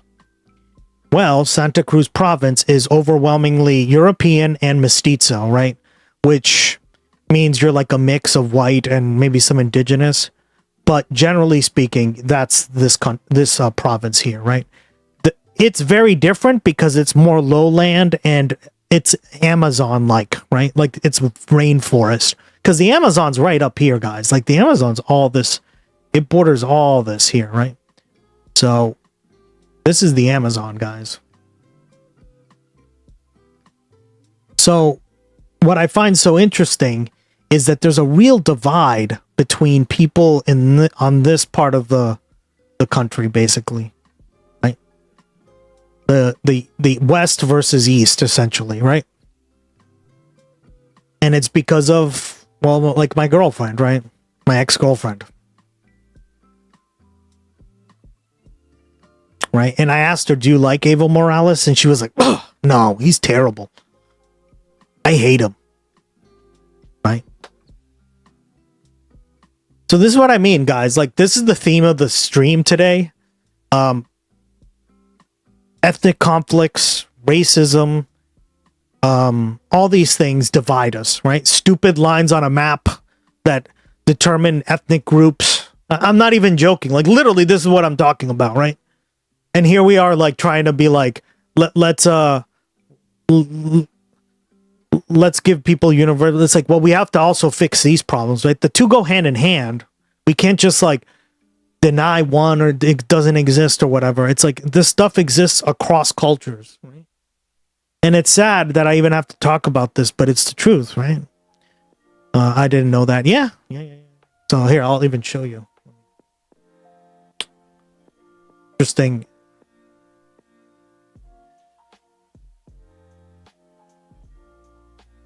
Happy Dad's Day, y'all. Hey, Kensai, welcome back, buddy. Good to see you again. How you been? All right, there we go. I need Santa Cruz province, not the city.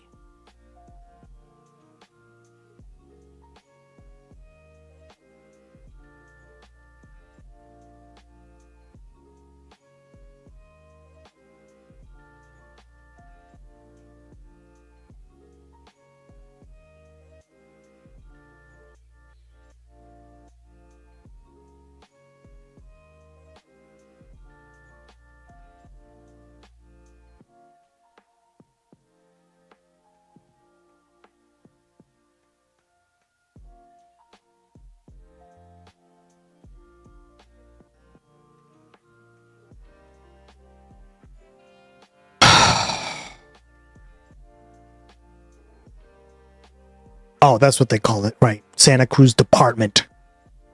Yeah, that's why I said in the beginning I should have used that term, department, right? Okay, so it's this, see? It's this giant province here. Overwhelmingly rainforest-like. Very little, as you can see. Yep, there we go. Right, very much lower land than the rest of Bolivia. Very green. But this is where the Europeans settled the most, right? Let's see here. Ah, there we go, right?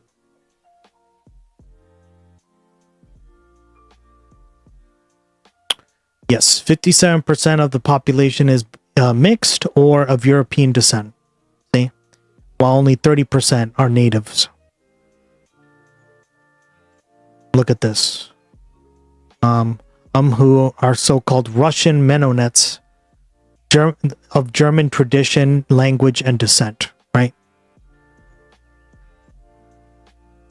The white Bolivians. Interesting, right, guys? You learn a lot. I left a few clips and memes. I have to. Okay, no worries, man. Thank you. Talk about the indigenous people in Bolivia. Thank you for hitting 100 messages. What up, man? Congrats. You get points for hitting more messages. I never expected to see Bolivia in the headlines without something to do with the CIA coup. Yeah. It's pretty interesting. It's why we're covering it, right? I think it's important. We had covered this scene in Quantum of Solace, right? Not to go off topic again, but it's almost like history's repeating itself, right?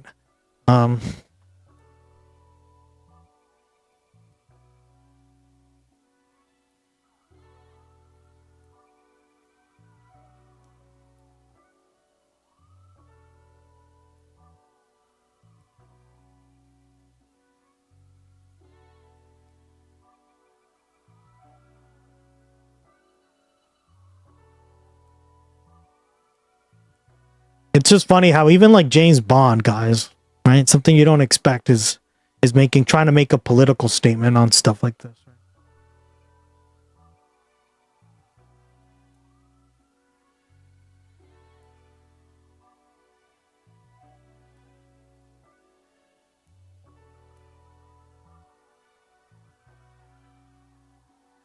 I think it's this one.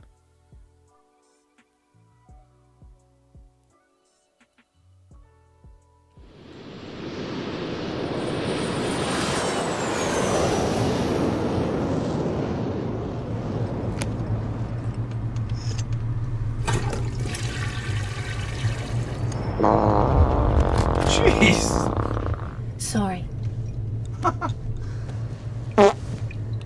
Oh, this is a joke one. This is a joke one. Anyway, yeah. So basically, the villain of the movie, right, basically tries to privatize the water supply of Bolivia to sell it back to the Bolivian people for a profit. That actually happened, or it almost happened, right? Like we learned about this in a documentary that we watched here on the stream. Bechtel, a multinational corporation from the U.S., privatized the water supply of Cochabamba, which is a huge city in Bolivia, and made it illegal for you to collect rainwater, right? Like they lobbied the government of Bolivia to make it illegal for you to collect rainwater in a country that is predominantly desert. It's very arid, guys, right? Except for that one part, right? That I just showed you, Santa Cruz. So again, it's just fascinating how history repeats itself. Kensai, you're absolutely right. And that was also backed by the CIA, right? A role in this movement. Politics does, if you catch my meaning. Well, the movement is led by the indigenous movements. Hey, Big Bean Burrito, welcome back, buddy. Obviously, from when I was a child, I grew up in the UK, and I think it's very similar in the US, where when people talk about organizing, it's like, are we going to have this political party or this like campaign group? But in Bolivia is a very different concept in that people organized based on the workplace and also based on land. So when I refer to indigenous movements, what I'm actually talking about is rural workers' unions. That's what I actually mean. And those are the organizations I'm referring to, is workers that organize on the basis of land. And because those regions are majority indigenous, it ends up being an indigenous movement. So, people, it's not something that's organized on the basis of purely identity, is organized on an economic basis, actually, is organized on the basis. That's what's so interesting. It's like, yeah, there is identity politics around, kind of, but not really, guys. Not in Bolivia. It's about economic access, right? And that's why I talk about it so much, because like I think we tend to, in the US, we tend to we tend to make, and you know what, like everybody does this to a certain degree, so like we can't shit on the US or Americans, me, right, too much, but we tend to make this too much about like what we're used to, right? Oh, it's an identity politics issue because indigenous versus this other group, whites. And it's really not, right? It's about access to resources, guys. Right? It's access to water, access to, right? There's just so many things we could talk about this issue, right?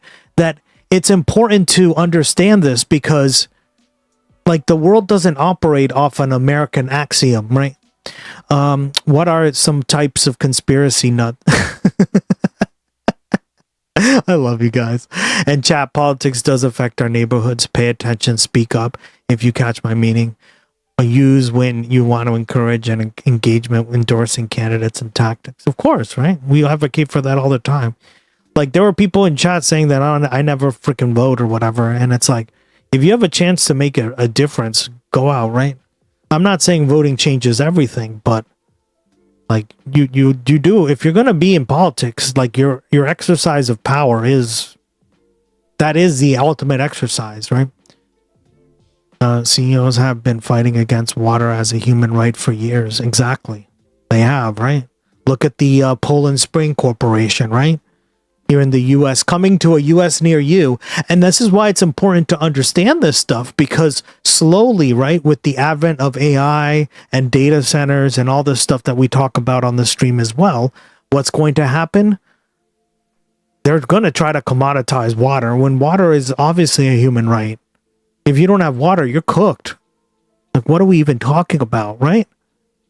History in South America seems to repeat itself a lot with one thing always in common. I'm sure it's a coincidence. I'm sure it is. Cycling point. It has to be, of course. The land that we have and that we fought to have. Yeah, trying to make collecting rainwater illegal is just late stage capitalism bullshit. Exactly. And it happened. Like, I'm talking to you guys about this because they did it. They almost got it through, right? It was like this close. And people in Bolivia were like, oh, hell no. They pulled one of these. Oh, hell no. I love that sound effect. NVIDIA wants to democratize data centers instead of building new data centers. Yeah, well, we'll have to see about that, how they do that, right? And every household in that community is automatically affiliated to the union, and you actually can't have a plot of land if you're not affiliated to the union. Oh, that's a good. Those are the forms of. That's a good reform, right? Because then that means like, hey, yeah, like we're all in, like there's equal input, right? Yeah. Organizing and democratize it with Molotovs. Means storm the data centers, am I right? Say, okay, we're gonna march on this date. When are we gonna storm a data center, chat? Or on this date we're gonna have this, and they even refer to percentages. Like 50% of the base are gonna come out. 20% of the base is going to come out. Wow. So I think that's the most important lesson that Bolivia can bring to the world. And this is why I've been talking about Bolivia for so long. And I've, in English, it's one, I do a lot of work in Spanish as well. But the reason I want to highlight it in English is because I think there's so much that people can learn from Bolivia to apply to their own countries. And that's a big motivation for what I do. Yeah. Well, of course, the U.S. government is condemning the violence. Burn our bras and storm the data centers. Ladies. Not condemning the real violence, which is coming from the Bolivian government. And Brad, this is B02. Let's take a look at this, because of course this is the type of stuff that it would be nice if the U.S. government condemned. But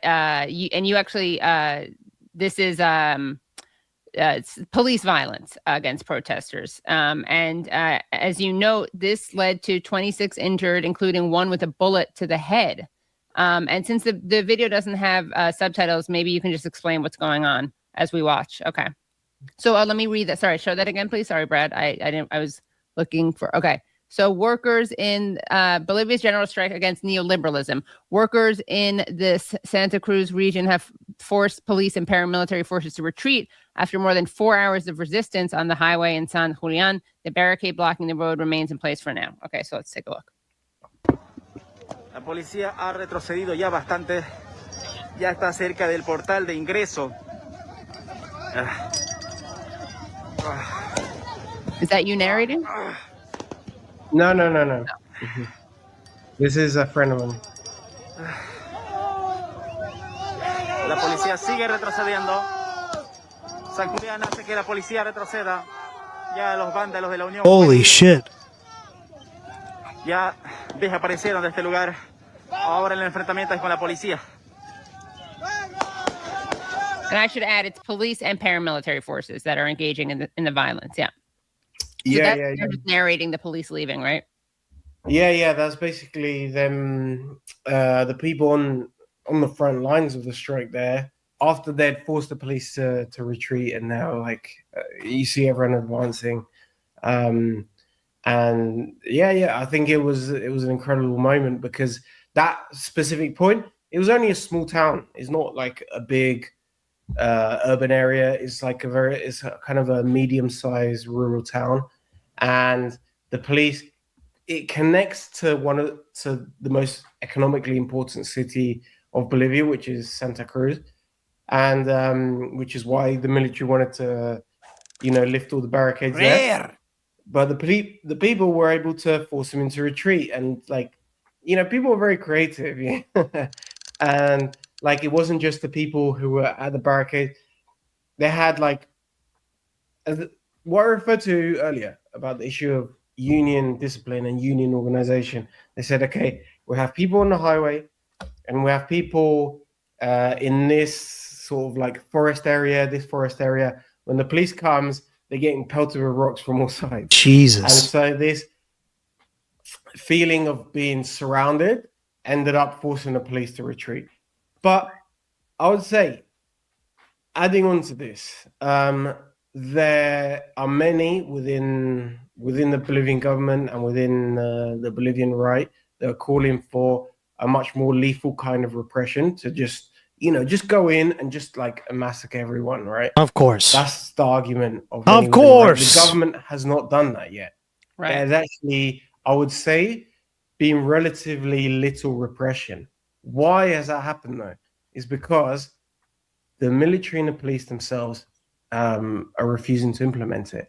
And we are in contact constantly with people within the military.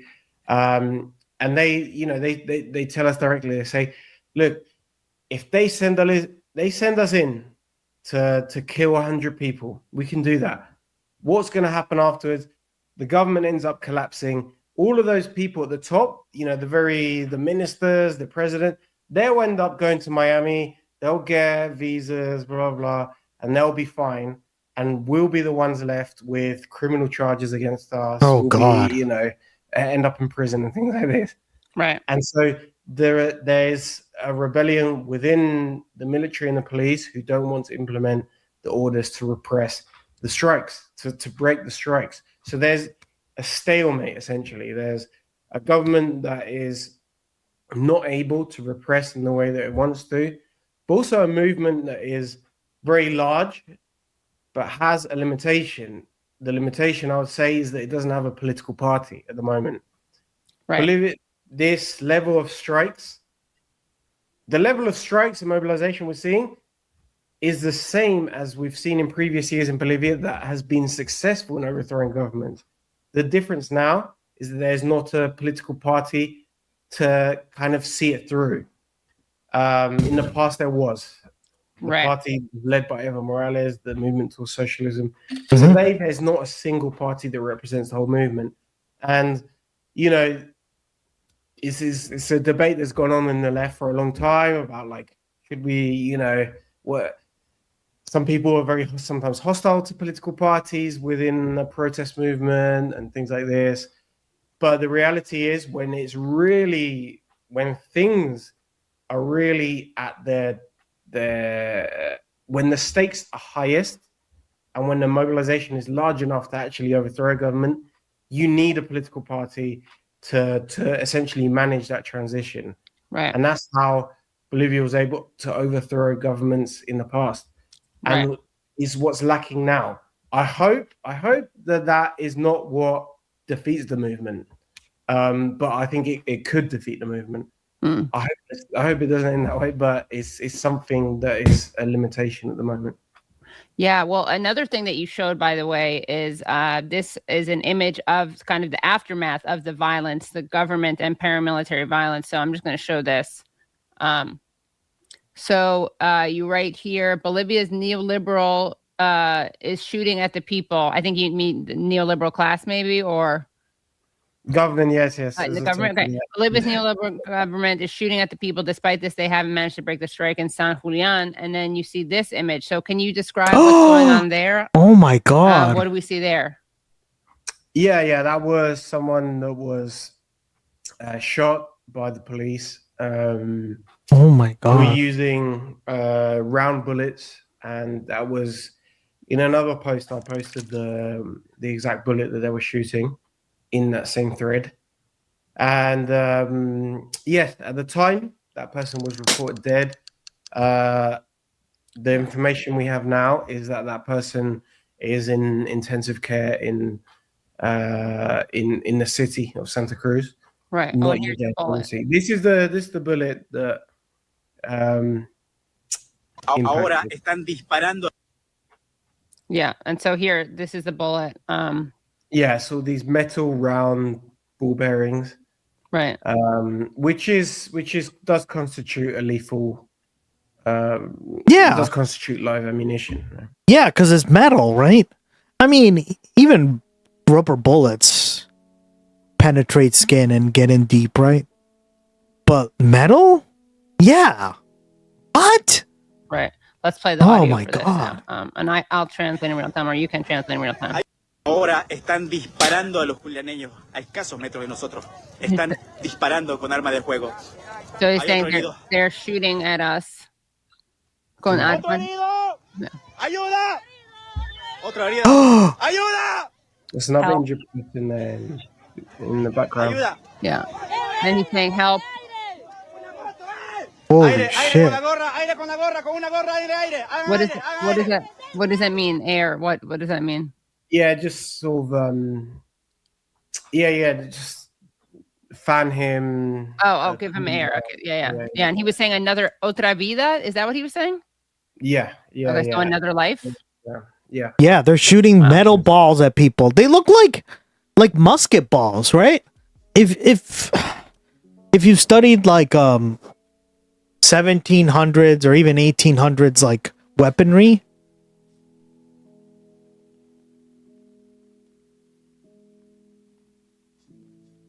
that's what it looks like to me. Excuse me? Of course it's gonna kill someone.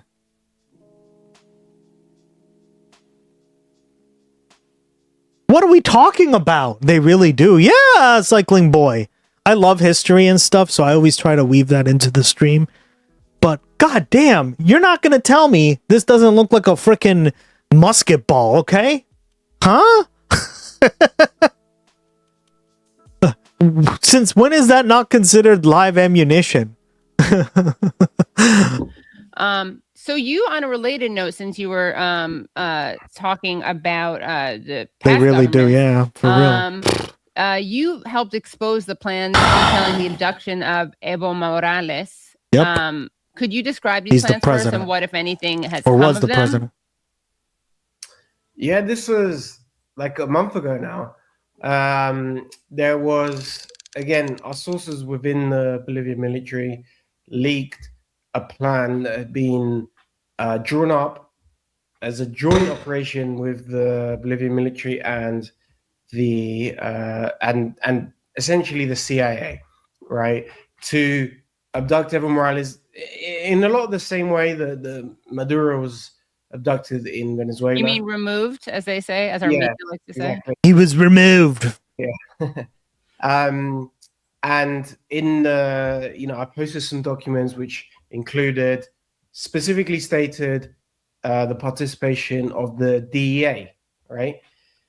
Mhm. That is not Are we surprised the DEA, the CIA, entirely the US military? That's not entirely true. The only reason the DEA was listed was because the DEA had been authorized in the months prior by the Bolivian government to operate within Bolivian territory. The rest, the US military had not been authorized. The DEA had.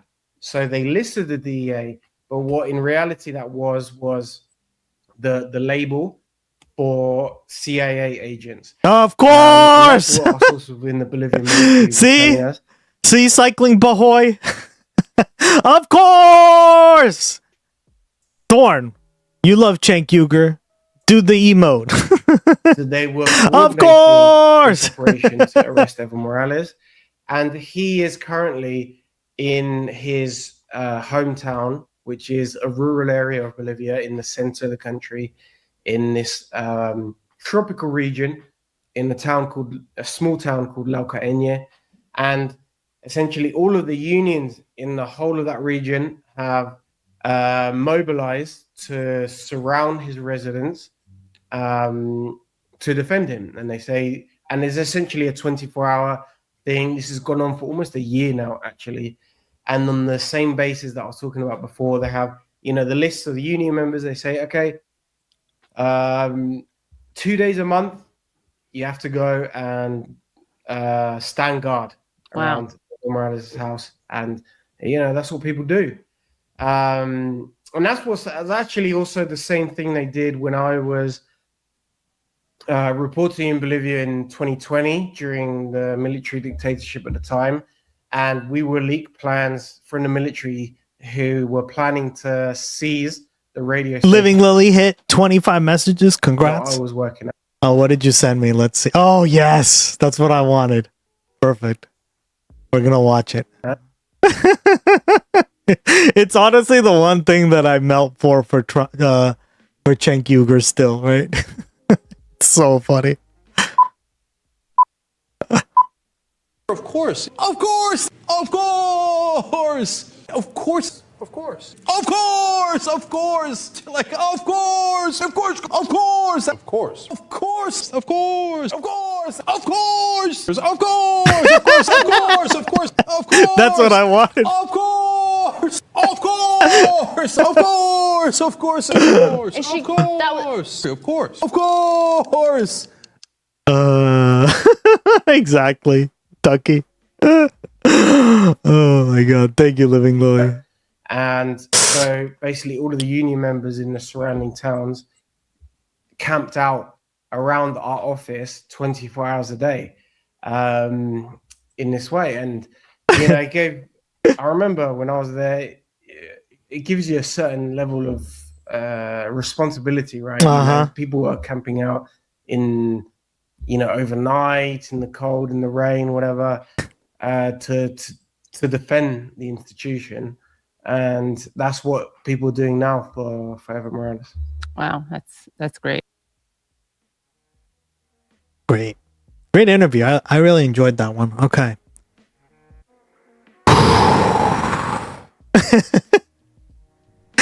All right, moving on to the UK, because of course, looks like Keir Starmer is about to get the boot. He's been a huge...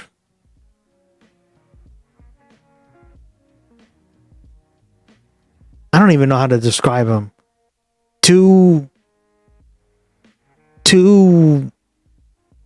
weak against the US? I mean, UK people in chat, what would you describe him as, generally speaking? Prime Minister Keir I will read out your comments. Starmer is facing a possible power challenge from within his own Labour Party. Andy Burnham just won an election in his constituency, meaning that he is on his way to Parliament, exactly where he needs to be to launch. Ever seen Jonathan Pye? No, I haven't. I forgot to wish chat a happy Father's Day. Yeah, guys, happy Father's Day. My dad is watching right now. He just told me. He told me before I started streaming. So, say hi to Dad for me. Then we're gonna go do something together, because it is Father's Day, right? Love my dad. Happy Father's Day, everyone. If you have one, right? Because not everyone has a father. So, because they died, or they just never had one, right? But he tried to pander to the far right and has failed miserably. Well said. Launch a challenge. Keir Starmer, the kid starver, meek, rudderless, lacking in leadership, and endlessly conceding ground to the right. Bingo. That's what I would describe him as, right? Like we covered the Chagosian thing going on, right? Where he makes a decision and then he basically like backpedals on it when he was right to make the decision from the get-go. And that's like the few times he's actually kind of right on. A lot of times he just makes the wrong decision and it just like helps the right wing in the UK, right? But this is a common trend in our politics, right? Whether it's in the UK, whether it's in Australia, whether it's in Canada, the US, obviously, these meek, feckless politicians, are trying to play both sides, and it's like it ends up just not working out, right? And it ends up giving more power to the right. So it's almost like they're planted opposition, right? At least here in the U.S., I feel like the Democratic Party, for the most part, acts like planted opposition most of the time, right? Not all the time, but most of the time. True, yeah. Happy Father's Day, Papa Gus. He's gonna love it. Thank you for wishing him a... He loves to see you guys. He's like, my dad is like of an older generation. He's gonna laugh at this, but My dad is of an older generation, and he's like when he watches the show, guys, he's like at a marvel, like at all the stuff that we have here on the Gustx broadcast. So, like, he's genuinely like, I don't know, you can tell. Own kick. Oh, I gotta ban that. Of the party. Now, that could also make him the next UK Prime Minister. Burnham's constituency is Makerfield in northern England. On Thursday, he pulled in 55% of the votes. There we go. His victory handed a stinging defeat to the right-wing populist Reform Party, the party that currently tops national opinion polls. Andy Burnham has not yet announced a challenge for the leadership of his party, but his election victory puts him in a strong position within Labour.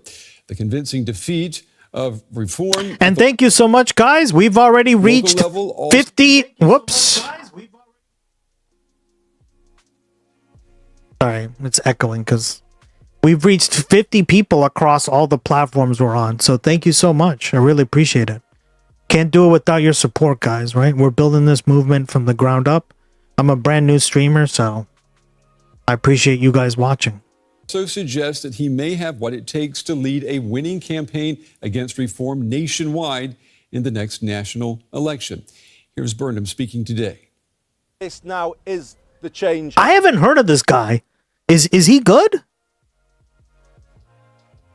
Like, I mean, I guess I'll find out in about 5 seconds, but is he decent? Should we be clapping? W? Moment. We have an opportunity to turn the tide, to make the country feel like it's working again, to make people see that politics can make a positive difference. I mean, he's absolutely right there, right? Guys, I freaking love that we covered Avi Lewis. If we could replicate Avi Lewis and Zoran across the entire world, we would have like a much better world, right? Especially like Avi Lewis is just he's so based. So based, right? To make people feel hope again. That is the main thing I think we need in this country right now, for people to feel a sense of hope, that there is something better to work towards on the horizon. This election result has opened up the possibility that we can now move forward together towards that future. Well, Keir Starmer's power, it's looking vulnerable to a leadership challenge. His popularity has tanked since he led the Labour Party to a landslide election. I haven't heard too much. Is more left-wing than Starmer and did well in Manchester Mayor, but he's leaning right as he gets closer to power. Oh, that sucks. Yeah, he should really pull like an Avi Lewis, right? Like, one thing I appreciate, and I talk about this all the time on the stream, guys, we need to move away from neoliberal politicians, right? What does that mean? It means we need to create more public options, right? Avi Lewis talks about this all the time, and he's a giga chad for that. Zoran is doing that, right? And here's the thing, guys. Don't let anybody fool you that these are brand new ideas and they've never been tried, right? Because the commissary model here in the United States is literally what Zoran is trying to do, but for New York. Okay? It's a non-neoliberal solution for real change that we can implement, right? We just got to keep at it. And this is what I mean. Like, we need to have politicians and people who are willing to stay the course, right? It can't just be one person that changes the entire system. It needs to be all of us, right? And that's why I love to educate you guys on this. And that's why I stream, right? I do this for 7, 8, even 10 hours a day, right? Almost every day now. I've been doing it less just because I've been working on a little, like, on features on the stream and stuff. But, you know, once they're all done, I plan on going back to every day, right? Victory back in July 2024. He has struggled yes, to Gus, deliver retire the neo-libs. Hell yeah, get him out of there. Economic growth. Get him out of there, kid. Public services and ease the cost of living. He's also been hurt by a series of missteps, including his decision to appoint Peter Mandelson, a scandal-tarnished friend of Jeffrey Epstein, okay. Thank you, as the UK ambassador to the United States. Mm-hmm. But Starmer's... Yeah, that Mandelson appointment screwed him, huh? Like, he literally appointed, like, Jeffrey Epstein's friend to Like, I mean, are we surprised? No. Is it a fitting appointment? Yeah, it actually kind of is. Says because you know who our president is, right? he won't give up his job without a fight. There isn't a leadership contest at the moment. There isn't one at the moment. But as I've said on many, many occasions, I don't think that's a good thing for the country to plunge us into chaos. But if there is a contest, just to be clear with you, then yes, I will run. I will stand. And I've said repeatedly, I'm not going to walk away from that. Fuck off. And joining me now is Quentin Peele. He's a former... Fuck off, man. Get out of here. It's time for you to get out of here. He's way too, like, soft on Trump. Ugh. Foreign editor. Epstein and Trump, bad ideas and poison. Yeah, well said. Financial Times. He joins us now from London. Quentin, it's good to see you. Good to have you back on the program. For our viewers who may not be familiar with the British electoral and party system, why can one by-election in one constituency create such pressure on a sitting British Prime Minister? Well, it's an extraordinary situation, and it's one that hasn't occurred in the recent past at all. Yeah, I haven't heard about any of this happening, right? And I'm no expert on like every single UK election, but I haven't heard of it. I have a situation here where there is clearly a lot of unhappiness within the ruling party at the performance of the Prime Minister, Sir Keir Starmer. And the man who is seen as the best likely alternative. It's very clear he was desperate for a trade deal with the U.S. and yet Trump couldn't care less about him. That's what I'm saying. Like he Trump treats him as like a second grade. I mean, he treats him like get out of here, right? And like I don't know, he should have looked at the he should have looked and had advisors be like, hey, listen, the Supreme Court is probably going to strike down the tariffs. You need to hold strong and show the British people that you are fighting Donald Trump and you're doing something to fight against what he's trying to do to uphold the neoliberal order, right? Because that's what they want, like free trade and all this stuff. Listen, I'm in favor of free trade, but it also has to be representative for workers' rights, trade unions, co-ops, right? Everyone needs to partake in free trade, right? Not just giant corporations that have no accountability across multinational, right? No. We're not doing that anymore. It's but yeah, like that's the problem with Keir Starmer is that he didn't have like the insight to realize that. And I mean, like that means he didn't appoint the right people, or nobody told him, or he didn't care to listen. It's one of those things, right, guys? Because we knew that the Supreme Court was probably going to overturn the tariff decision. And I think he placated too much like political capital into that. Right? Among other things, like we've talked about him on a few streams already, but he's been pretty bad, yeah. I'm not a fan of him. My understanding is that along with Labour losses, their Conservatives have lost grounds, leaving British version of MAGA fascist Nigel Farage's Nazi sweep Prime Minister position. Burnham is the only path Labour is holding off Farage's Nazi party. Yeah, well said.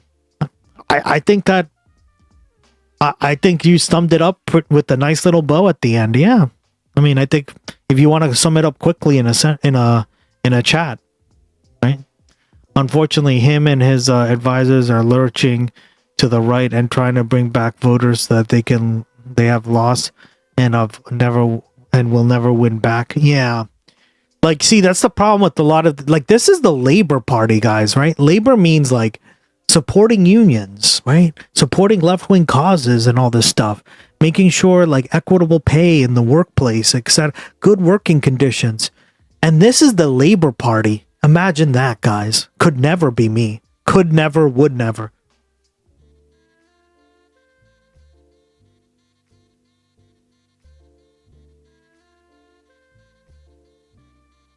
Right? It just could never be me because like are you even a left winger by that point, right? Are you even on the left? God damn it. Centrist moving right never works. It just normalizes right-wing talking points. Exactly, right? Starmer is the reason Labor's losses, 100%. Yeah, well said, buddy. Good. Good. Thank you for stopping by again, Hombre76. Good to see you again. Is the mayor of the city of Manchester, Andy Burnham. But he hasn't got a seat in Parliament. He does so not. He has had to persuade the party and to persuade Keir Starmer to allow him to run for Parliament so that he can challenge the leader of the party, the Prime Minister, for his leadership. So it's an extraordinary situation, and it's still unravelling. But last night, Andy Burnham had a very big victory, and that puts him in quite a strong position to take over. Were we witnessing, I should say, maybe an unofficial declaration of candidacy with that speech? I mean, he obviously hasn't said that he is going to launch a challenge for the head of the Labour Party, but is that what we saw effectively yesterday? Yes, I have no doubt at all. That is what he wants to do. And in fact, he's made very little secret of it now for several weeks, really, ever since the disastrous local elections we had in Britain, where the Labour Party did extremely badly, and the Reform UK Party, the former Brexit Party, which effectively was the real reason that Britain has left the European Union, did very well. So political turmoil there is, and I think Andy Burnham is making no secret at all of the fact that he thinks he's the man who could take over and stop Reform UK and stop the dreadful prospect to many people of Nigel Farage becoming... My man. I grew up with so many professors. Like, New England is a very, collegiate area, right? I always say this. But Massachusetts in particular, right? Maybe not so much in New England, but, Massachusetts and the greater Boston area is a very collegiate area. Whenever you would see, a professor, do a lecture from home, you would just see stacks of books. So this is home for me, guys. One of my favorite professors, whenever he did an online course, you just would see his library, and you just pick out all the books that he had, and it was always so interesting. So it's funny, right? My mom has read over 9,000 books in her lifetime. Damn, man. Impressive. But who knows what he'll do if he comes to power. He's quite popular in the north of England, which is a traditional Labour stronghold, from what I can remember and see. Interesting. Good to know. See, I'm learning a lot through you guys too. That's why I love my international chatters. And I love my lurkers, guys, because without lurkers, are we even streaming? No. The next Prime Minister of Britain. Well, Prime Minister Keir Starmer, he says that he is not going anywhere. He says that he will fight any leadership challenge. Are you expecting a fight? It's very difficult. I think I am expecting a fight, but they're going to try very hard to persuade Keir Starmer to go gracefully. I think this victory by Andy Burnham in this by-election in Makerfield and in the city of Wigan, that makes Keir Starmer's prospects for hanging on in there pretty weak. And I think that the ruling powers in the party will try to persuade him over the coming days to leave gracefully. But at the moment, he's showing no sign of doing so. Yeah, I mean, we've got some Labour MPs who are openly talking about avoiding a contest altogether and handing over to Burnham before the party conference. There seems to be an irony here, Quentin. You've got a Labour victory, an election victory, that may be bad news for the Labour Prime Minister. Absolutely. And actually, go back to the original bad news. You had the Prime Minister, Keir Starmer, leading Labour to a huge majority in Parliament, which he currently enjoys. So we're in a very strange situation. But precisely the fact that he's in trouble, it owes something to that huge majority, because it means that the party is much more rebellious than they would be if they had a very narrow majority. So that's the situation we find ourselves in. And the elephant in the room throughout this is the far-right Reform UK party, which, after all, is, in the opinion polls, still running in first place. So what Andy Burnham succeeded in doing last night was proving that Reform UK is beatable, and he's the man to do it. Is that the only evidence, though, that he has to make this argument that he is the man to help not only secure Labour's place, what but a also class A twat. I love you British people. I love my UK people. I mean, yeah, but see, this is why I don't criticize Evo Morales to the biggest degree either, right? Like, I take it with nuance, because like, this is a problem in politics around the world. Keir Starmer doesn't get nearly the same level of hate, right? The hate is just different.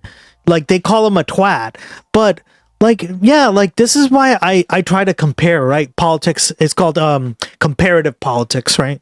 It's a part of political science that we like to talk about, and it's a part of international relations, because you can negotiate. Essentially, international relations is diplomacy, right? Well, if you can relate on many issues across borders, what ends up happening, chat? You get more stuff done, right? And that's what we need more of. So, like, this is a perfect example of maybe we should be talking about these issues more, right? Down to Evo Morales and Keir Starmer. Like, clearly these people are not going to win. Get out of here. Why are you even trying, right? defeat Reform and Nigel Farage. I only get vicious with my enemy, Nazis. Exactly. Yeah. I don't. And you know my policy here on the Gustx broadcast, I don't attack other people that are genuinely on the left. If we have like a difference of opinion or something, I try to like let bygones be bygones, right? Like, guys, I grew up like in college. I used to like, that's what I did, right? Like, international relations is about finding commonalities and maybe like working together to then smooth them out a little bit more, right?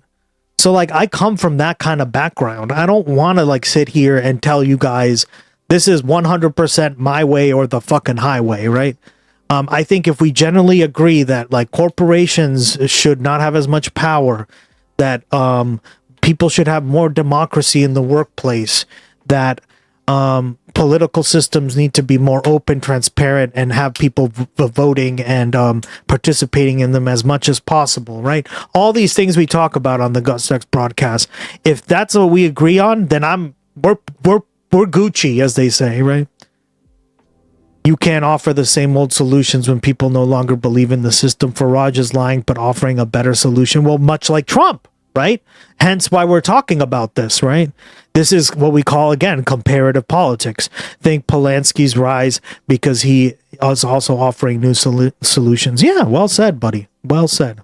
He didn't even close as many voters as the last left-wing Labor got lead. Everyone was sick of conservatives and voted out Labor. Exactly. It was because it was a dual option, right? Really, it's more than a dual option, right? Because you guys have like the Liberal Democrats of Scotland mostly. But for the most part, it's either Labour or Conservatives, Tories, right? Yeah. Well, he is... And Labour is like the equivalent of the Democratic Party. It's funny how similar they are to the Democratic Party. It's kind of pathetic, right? It's so funny because Labour in Australia is a lot less neoliberal, right? And they're more to the left. They're more like Bernie Sanders, right? A few of my Australian chatters were telling me that the other day. Much more natural, instinctive, and persuasive politician than Keir Starmer, who is really very wooden. You got auto-modded, my man. Man, Twitch has been hard on that auto-mod. I'm sorry, man. I can't do anything about it until I see it. I never hated Republicans. Maggots are the only political party I've ever hated. But like I said, my enemy is Nazis. Yeah, and that's a good way, right? Even Mehdi Hassan, when he was debating that Nazi, he was like, I'm not going to debate you, right? Because when you give traction to Nazis, you are giving, that's exactly what they want. They want to give you a platform. Like, they want a platform to spill their Nazi propaganda on, right? This isn't like a conservative, like a mild, temperate, a dispositional, moderate conservative, like giving you a tax policy or something. Like, this is not the same thing. Like, fascism is a serious, like, right-wing ideology that is ridiculously, it takes advantage of this stuff, right? And we have to call it out for what it is. And we have to call it out for how it does it. The UK never recovered properly, and the Tories cut government funding with austerity, which led to more degradation. Yeah, degradation. And so Farage and the far right would find support. And that is a very important factor in this, because Farage is also a very personable politician. And so a lot of it does come down to personality. The problem, I think, for an Andy Burnham is that personality is all very well, but you've got to have the policies. And the British government is in a very difficult position at the moment, partly because of the international situation, all the international crises going on, the war in Iran, in Ukraine, and so on. So that is a very big problem. And it means that the British economy is in a terrible situation. It's not growing beyond a snail's pace, and particularly things like productivity have been growing. Nazis only want segregation or death, and they hate. There is only one response to that, and it isn't debate. Exactly. It's why I try not to watch Jubilee on here unless it's for the memes and the Keck W's, right? Because Jubilee, guys, I buy the argument, right? We watched a video essay on this, and the video essay stated that, like, the way Jubilee goes about, like, picking these people was just completely irresponsible, right? And here we are saying, like, hey, we all have a responsibility to one another. Well, if I'm platforming that stuff, right, here on my stream, then what does that say about me, right? Like, I try to be responsible. I don't get everything right, but, like, I try to be, and I just, like, in good conscience can't, like, play that consistently, right? It's fun to watch, and I think it's even funnier to Keck W at, but again, like, there is some sort of obligation, right? Because, like, we need to be able to change it. Not only that, but they're incredibly terrible with copyright. Like, if you immediately play Jubilee or anything like that on your YouTube channel, which we have a YouTube channel as well, right? Go sign up for it, if subscribe. We reopened it because we got a copyright strike and it shut it down. We had over like 100 people there following, and it got taken down. It sucks. So I had to start all over again, guys. Anyway,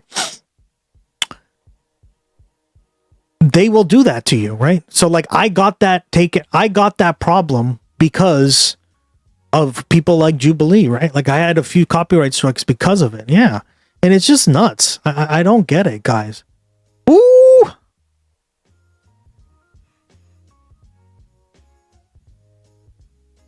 I'll let Gloggy say it. Oop. Incoming.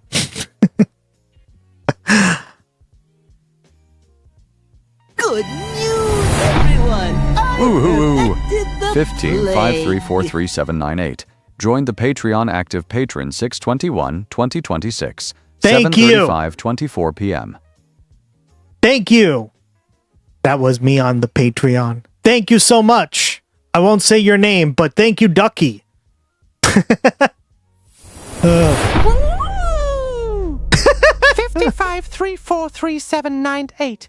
Joined the Patreon active patron 6/21/2026 thank you. 7:35:24 p.m. Thank you. You guys get your name in the credits when you sign up. Ooh, another person. 343798 joined the Patreon active patron 6/21. Thank you. 7:35:24 p.m. Wow, 2 in a row. I love it. Thank you guys. I'm honored. Thank you so much. This helps me do this more of a full-time thing, right? I would do this even more if I could. So, let's keep building it together. Well, I would for one hope, and I can fight off the fascists rising their mists. Yeah. I appreciate your support. Thank you, Ducky. Thank you, girl. Appreciate you. Not at all. So whoever is the prime minister in this country, make sure that your display name says Ducky, because on the Patreon, if your display name doesn't say Ducky, the credits will pick up the full name, or not the full name, but what you put on the thing. Outer Signal Media. I'm doing my part. Sub to YouTube as well now. Thank you, buddy. Thank you. Love it. Thank you so much. I really appreciate it. has got a huge. Yeah, I'm trying to start from new, right? Unfortunately, I got to start from scratch. It sucked because I was really getting momentum, and I really want to get the message out there on YouTube. Problem of getting the cost of living down for ordinary people and paying for a budget that is really strapped for cash. You know, Quentin, next week marks 10 years since the Brexit referendum when the UK voted to leave the European Union. For the past decade, Britain has looked politically shaky, as you said, with the fall of several conservative prime ministers. Well, in Brexit, right? We've talked a lot about this, but Brexit has been one of the worst things in British politics that I can think of recently, right? Besides Nigel Farage and right, but they go hand in hand. Absolute Brexit's been a disaster, right? And here's the thing, right? We talk a lot about this on the stream, and we went over this, and we may go over it again just in case you don't know what it is, but there is a really good video out there about game theory, right? What is game theory? Game theory is the mathematical formula or the scientific analysis of political science or politics in general. What does game theory says? It says that using math, you can prove beyond a beyond a reasonable doubt, right? We're using math now. Remember this, that when you cooperate, you actually have a better chance of succeeding, and things actually work out in the long run than if you just defected or did things by yourself. And what does that sound like to you? It sounds a lot like what's going on in the UK, right? Because essentially what Brexit was we're telling the entire EU to do this, right? And the problem with that is it goes against game theory, right? And now we're seeing that the UK has really suffered because of that. So again, we can use game theory, aka math, right? Because there's a mathematical formula to this, to prove that actual cooperation. Ooh. 553433798 joined the Patreon active patron 6/21/2026 7:35:24 p.m. All right. Yeah, I have it like that so it doesn't dox you because I don't want people to dox. Okay, perfect. It was just you, Ducky, right? You changed your name? Cool. Uh-huh. Cool. Just your display name is all you need. Cool. A huge labor... Yeah, it counts that as a new member. It refreshes it. That's why it comes up. Election victory, and now speculation about Labour replacing its own leader. From the outside, it looks like the UK goes from one storm to the next. Yeah, and again, it's an entirely self-inflicted wound, right? Because again, game theory shows if you cooperate, you have a better chance. It doesn't mean you always do, but the chances are better than if you always defect or you defect in general, right? And guys, this is proven by game. Like, don't believe, like, just look it up, right? Like, we watched the video, we ran the computer, they ran the computer models. It's quite brilliant, as the British say. Brilliant. Right? Harry Potter. That's brilliant. Because it shows that there's actually like a basis. There's a basis of fact, right? Of math behind left-wing politics, right? And this is why I talk about it, right? It's important to understand that, because when in doubt, cooperate, essentially.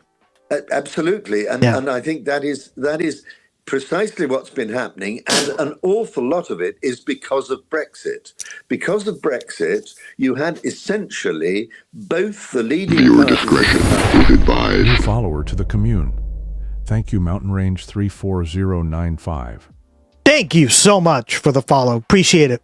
Thank you so much. The Conservative Party first and the Labour Party deeply divided, and they have never really recovered from that. And we have a situation where the pro-Brexit party, the most fanatically pro-Brexit party, now called Reform UK and led by Nigel Farage, is clearly in the lead in the opinion polls. And the country has been divided much more bitterly by this issue and the debate over Brexit than any of the old ideological divides of left and right that always used to be the really touchstone of our politics. Exactly. Before we run out of time, we haven't talked about the Conservatives here. I mean, are they going to have to just stay out in the political cold for... Well, they're doing even worse, right?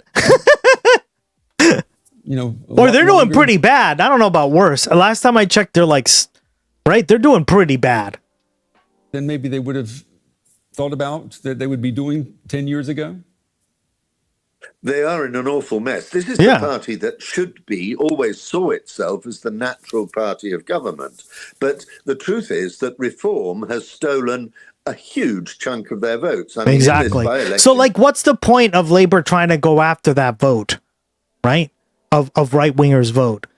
What you need to do is revitalize your base, right? Get your base excited to go vote. Look how Zoran won, right? And again, this is we're talking about comparative politics, right? We talk about this all the time. What is politics, guys? Your side comes out to vote. The other side comes out to vote. Whoever comes out more wins. It's that simple. Like, if you've ever worked on a campaign, every campaign director will tell you that's the basic premise of every campaign. You just got to get your base out. You got to get the people who would vote for you out to vote as much as possible. And that's how you win elections, right? I've worked on several elections in like the past few years, and every single one of them has said that. Yeah, a lot of them are moving to reform, like MPs and donors. Yeah, exactly. Why? Because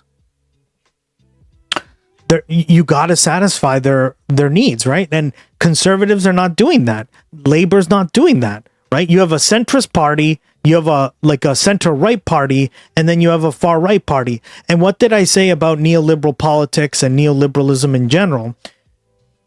That you're going to see a more like you're going to see a more dramatic and extreme radical sides of these spectrums come out more, especially on the right, right? Because the right is a default. Like, he just said it, guys. He just said it. You heard what he said, right? That the natural party in Britain is the Conservatives. That's because on the spectrum, Britain is a conservative-like society, right? Like, it's in that spectrum. Right? It's not like a far left society. We're treating Britain for what it is, right?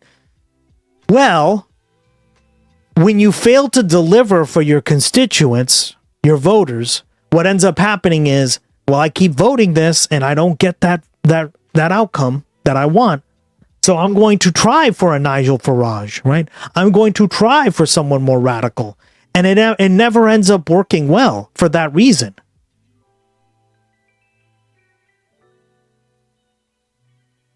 Right? So like I just hear that part again, right? Like he's not saying that as like a throwaway line. He's saying that because it's true in the United States as well. Right? The Republican Party is the default party here. It's sad to say that, but it's true. Years ago? They are in an awful mess. This is the party that should be, always saw itself as the natural party of government. Yes, natural party of government. That means, right, if you read that, this guy's clearly very well read. He knows his stuff. That means that when things are good, people vote conservative. When things are like getting bad or like we need some reforms, people vote Labor and then they go immediately back to conservative, right? That's like what he's talking about here. And the problem with this kind of politics, right, with neoliberalism and handing out all this money to corporations and all the stuff that we talk about on the stream, is that when politics becomes not like he just mentioned, you don't see the results, people will get more and more and more extreme. And where do you think they're going to go? They're not going to go to become far-right communists, or sorry, far-left communists, right? They are going to become on the right because Britain is a right-wing country, right? It's on that center-right. It's more on that center-right spectrum, right? Every country has like an Overton window, guys, right? 100% Gus. And just to add that billionaires like Elon are accelerating far radicalization. Exactly. That's why I said neoliberalism, because we're giving money to people like that, right? You weren't here earlier, but we literally were talking about how Elon was crying on the factory floor about like losing Tesla and that he would go bankrupt and all the stuff that he worked for would go bankrupt. And guess who helped him out?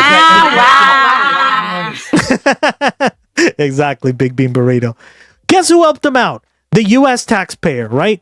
Now, if that were somebody who couldn't afford to have a home, like the doctor we talked about, what do they get? Diddly squat. But because it's Elon and he has a big company and he says all the good stuff about environmentalism and it doesn't really actually do that much, he gets a giant loan and he gets rescued. And then look what he does to us. He literally does this to the taxpayer. No, I'm done with that system, guys. I do not want a system where we as taxpayers are always helping out the rich. No, I'm done, right? I am just so done. But the truth is that Reform has stolen a huge chunk of their votes. I mean, in this by-election yesterday, Reform got 35% and the Conservatives got 2%. But the Conservatives used to get 35% themselves. So they're in a pretty terrible situation. Yeah, no, he's right. See? And this is what's so interesting is it's similar here in the United States, right? It's not 1-to-1, but the Republican Party is the default party, right? It's why like people are always so bummed that the Republican wins by a bare margin or whatever, right? It's because they since the Ronald Reagan administration, since Ronald Reagan essentially, have been the default party, right? And we talk a lot about this. It's called a voting cycle, right? A voter system, right? There's different voter systems that we talk about in political science, but it's here, I'll kind of briefly go over it real quick. We're in the 6th voting system currently here in the United States, but it's probably very similar to Britain or any other country, right? Here you go, right? So when you look at the country, like Democrats are almost always going to lose in a map like this. All right, it's way too much red. Meanwhile, if you look at the 5th party system, get ready for this. Be shocked. Look how much more blue it is. Right? Why was this so much more blue? Because we had New Deal policies, right? It was a different voting system. A party system, my bad. So this is like really important to track, especially when it comes to this stuff, because like we're on the tail end of the 6th party system. I just don't know what it's going to look like. I don't think anybody really does, right? But this was basically the period of the New Deal to 1980, right? And we're still in this like we're still in this like voter system here, right? So yeah, we're kind of cooked. We're slowly moving away from that, but I don't know. We got to de-align. It's called a de-alignment, right? Laugh out loud. Why should Elon get any more money? He's a trillionaire. Well, there you go, right? And this is what I mean about neoliberal policies. It's not always a direct handout to corporations, but it's a handout through like regulation, right? The reason he's a trillionaire is because he's using our 401k money. If you ever paid into a 401k, you now own a part of SpaceX, essentially, right? Why? Why are we going to do that? If SpaceX goes under, our retirements are cooked, right? And that's what a lot of people rely on because pensions are out the door, right? And that's another thing we've talked about on the stream a lot. Pensions need to come back with a full fury, right? Still not over the fact that the U.S. doesn't apply one person. Yeah, it doesn't. It sucks, right? We've talked about that too.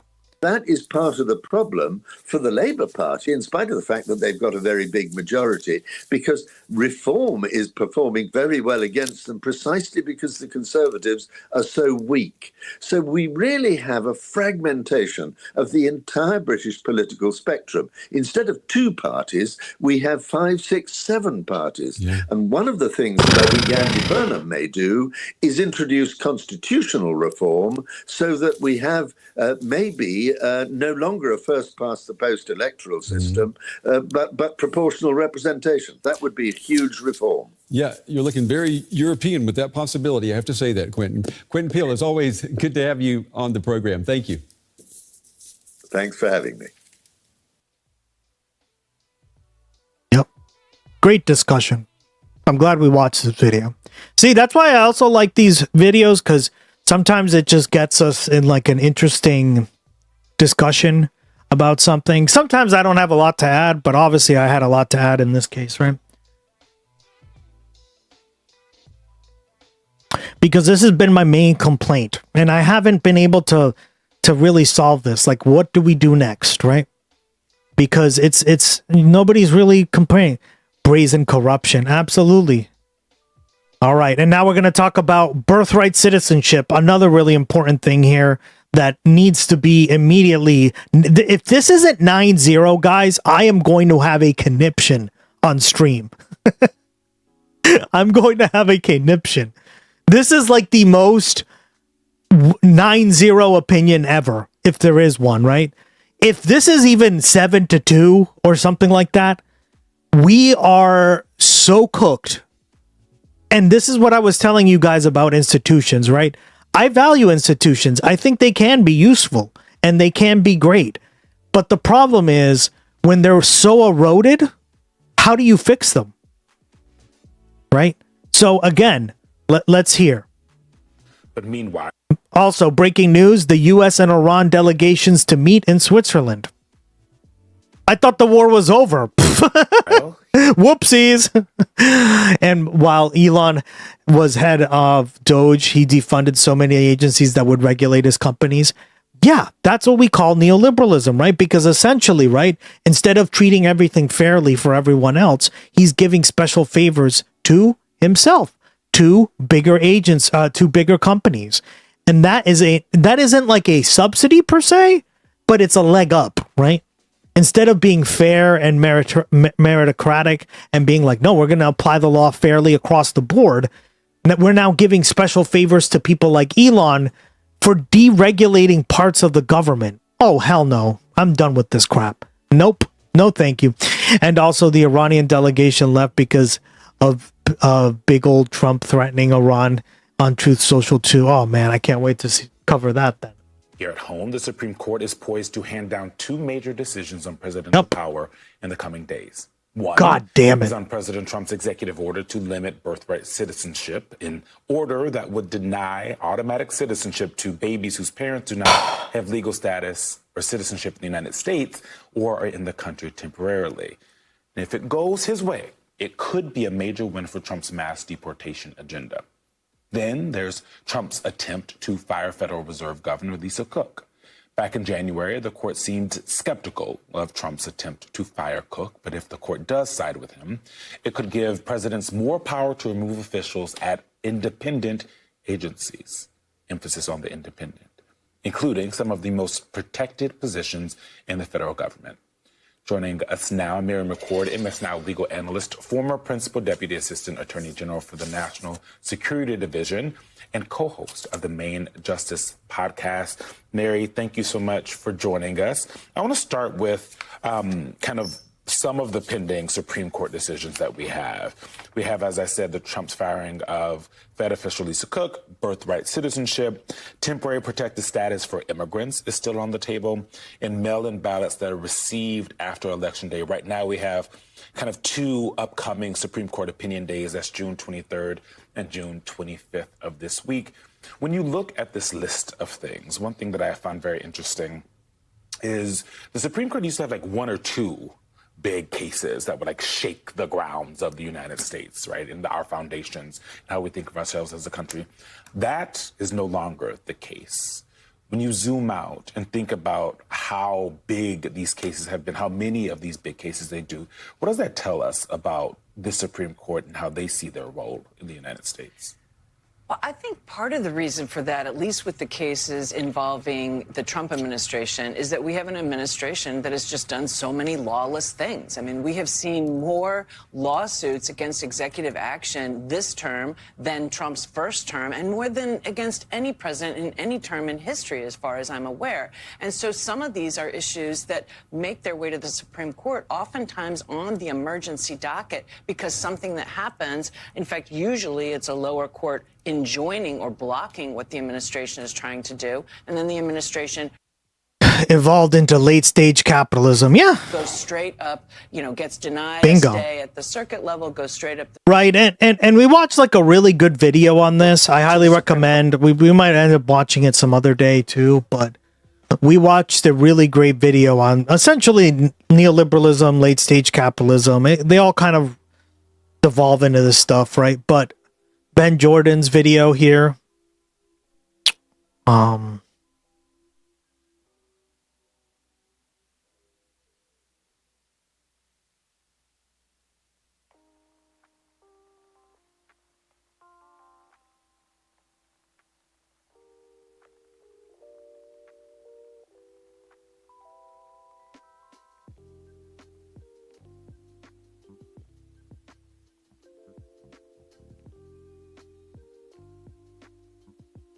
How capitalism is dying.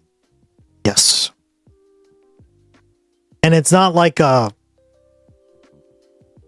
it's being replaced by something beautiful. It's being replaced by a necrotic corpse, aka zombie. Like it was already bad in many ways, and it's now even just a fucking zombie. So like this video, like he breaks it down, right? How terrible it's becoming. And like he even talks about the New Deal, right? And he talks about how it was basically a mixed economy during then. In fact, like the US had a very much like almost like a command economy that was run by right. So like very interesting video, and basically now we've devolved into everything is fake. All the money we use is overinflated. The money that like companies invest in one another is all just fake money, right? Because it's like, I will invest 300 billion into your company and you will invest 250 billion plus in chips that will then give me, right? It's all just like these like weird contracts that don't involve that much actual money exchanges. And very little of the economy is actually exchanging like real money. It's all just fake now. And I think I'm just like, we are so cooked. Like this video was so doomer pilled, but I loved it, right? Because it was very well done. And he nailed the history on it, right?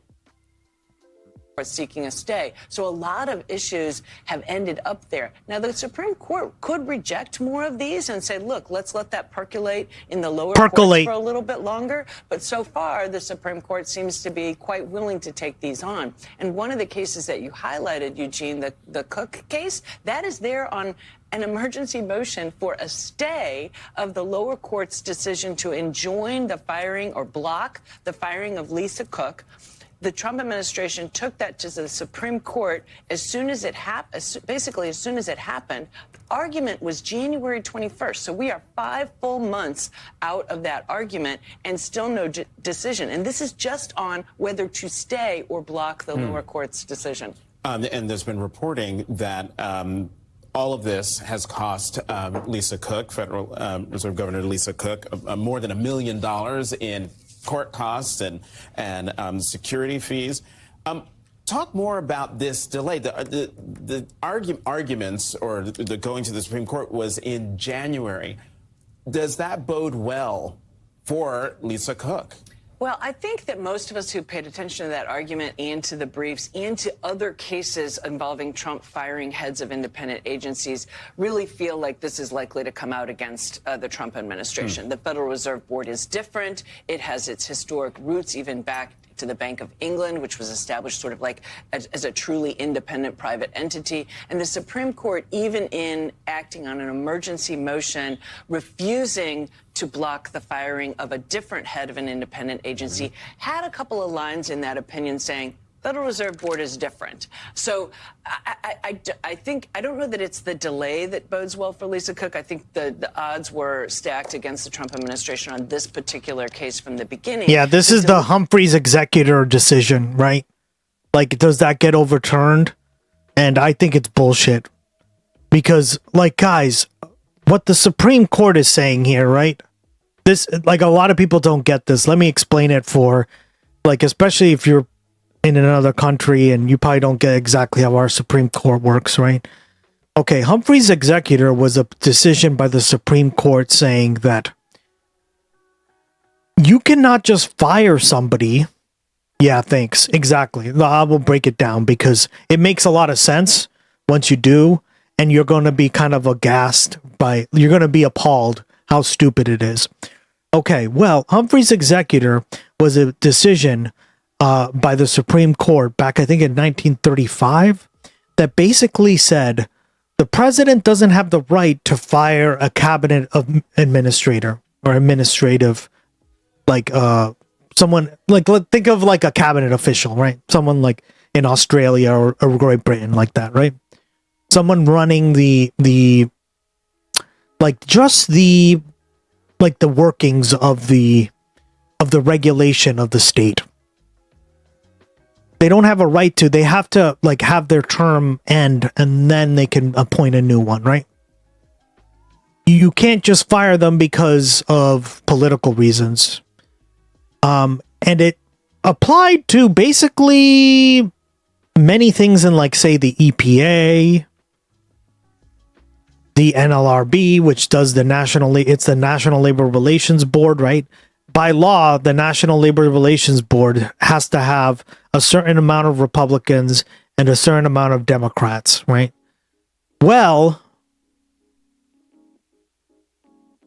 or like you have to wait for their term limits to expire before you can add new people in, right?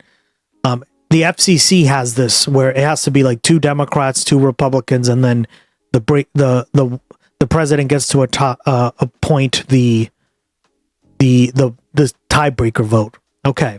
Well, the Supreme Court ruled recently that the president does have the ability to fire all these cabinet officials, people running like the regulatory state.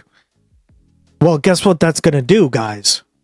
That means that every time a Republican is in office, institutions are going to be meaningless. Okay, this is one of the most dangerous decisions, right? Because if you think about it, like the people regulating these products, and they are not like political hacks, right? They are people who just have an expertise and they're like, well, the law says this is what you have to do. I don't like the law, or I may love the law, but you got to do it. Well, with this opinion, if it goes through with all these other cabinet officials or secretary positions, as we call them here, right? Essentially what that's going to do is dismantle a lot of these regulations, right? Remember we were talking about how institutions are really important? Well, how are they important if they're all dismantled?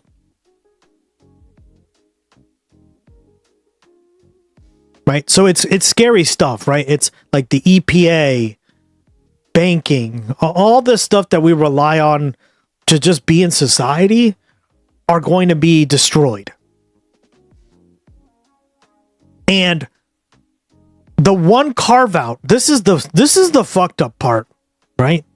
Let me add the cherry on top. This sounds like a disaster, and Australia would never do this, right? They have like built-in protections, term limits, all that stuff, right?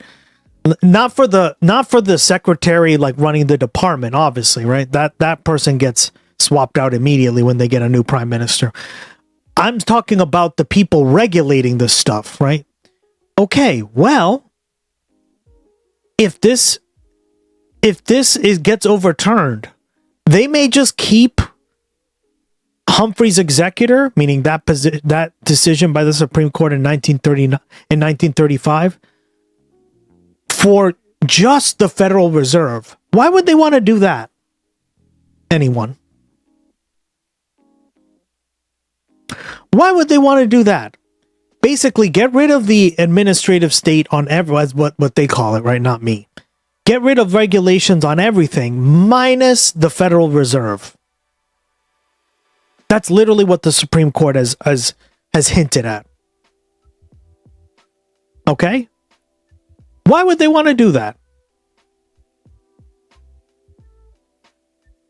The reason is a lot of the Republican donors, big rich people, right, all rely on the Federal Reserve to keep a stable currency, right? If you don't have a stable currency, all that money you've saved up in the bank don't mean shit.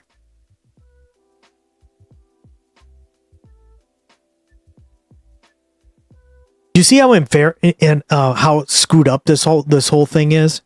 That's why this is an important decision, because it is so bad, and I can see them doing this. That is going to be, I mean, if they just get rid of it altogether, we are so cooked, right?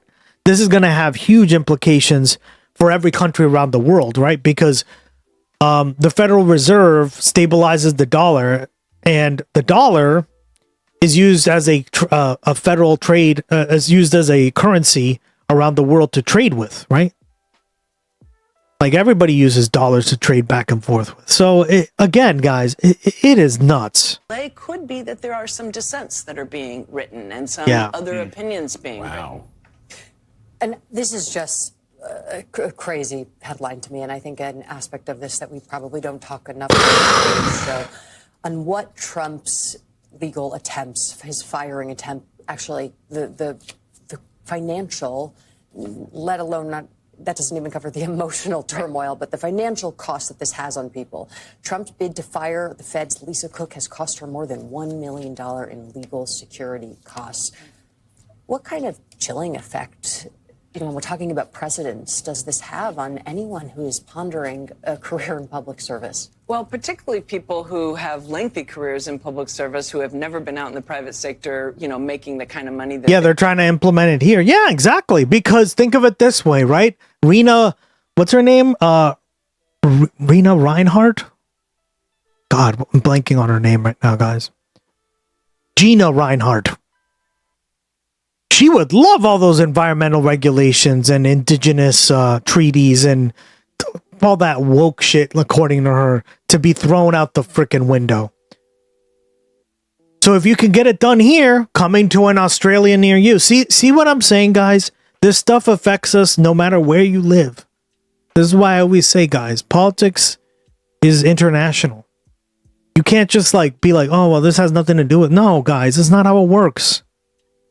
These people all literally give hand jobs to one another. They see each other all the time. She gifted Pauline Hanson a plane. There you go. There you go. Wise, it's pretty daunting to think that if you want to challenge something that's been done to you that is wrong, that you believe violates statute, maybe is unconstitutional. It's crazy. The cost Like this is one of the things that I'm like dreading the most, right? Because this is a quiet way of, and a lot of people won't tell you this, but this is a quiet way of basically defanging everything. Institutions won't matter. Government won't matter. Because Elon's the one going to be in charge anyway, right? It's literally a technocracy, right? of challenging that. And Gina wants to give land to Israel for military bases, and Pauline wore an Israeli scarf in Parliament. Yeah. Pauline also wore a fucking hijab in Parliament, remember? And she took it off. How disgusting was that? It's very expensive. Like, she made a big stunt about that. We watched it twice, yeah.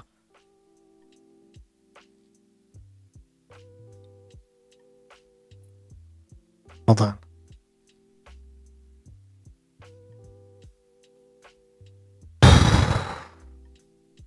What is wrong with this woman?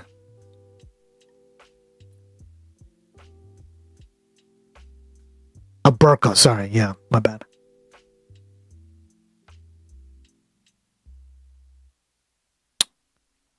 The Senate has temporarily suspended after Pauline Hanson has again worn a burqa into the chamber. Joining me to into the chamber. Yeah, look at this, guys. This is it. She literally did this. Yesterday, purely to get attention, and not for the first time, it's an old play, Senator Hanson mocked and vilified an entire faith. A faith observed by nearly 1 million Australians and the second largest religion in this country. Colleagues, senators, freedom of expression is central to who we are as Australian, but so too is respect. Yeah, I want to show you how disrespectful. Watch this, guys. She literally like goes up and just like tears it off. I was like, what? Hold on. Where is it? Yeah, here we go. I think this is it. I could be wrong. I was like, huh?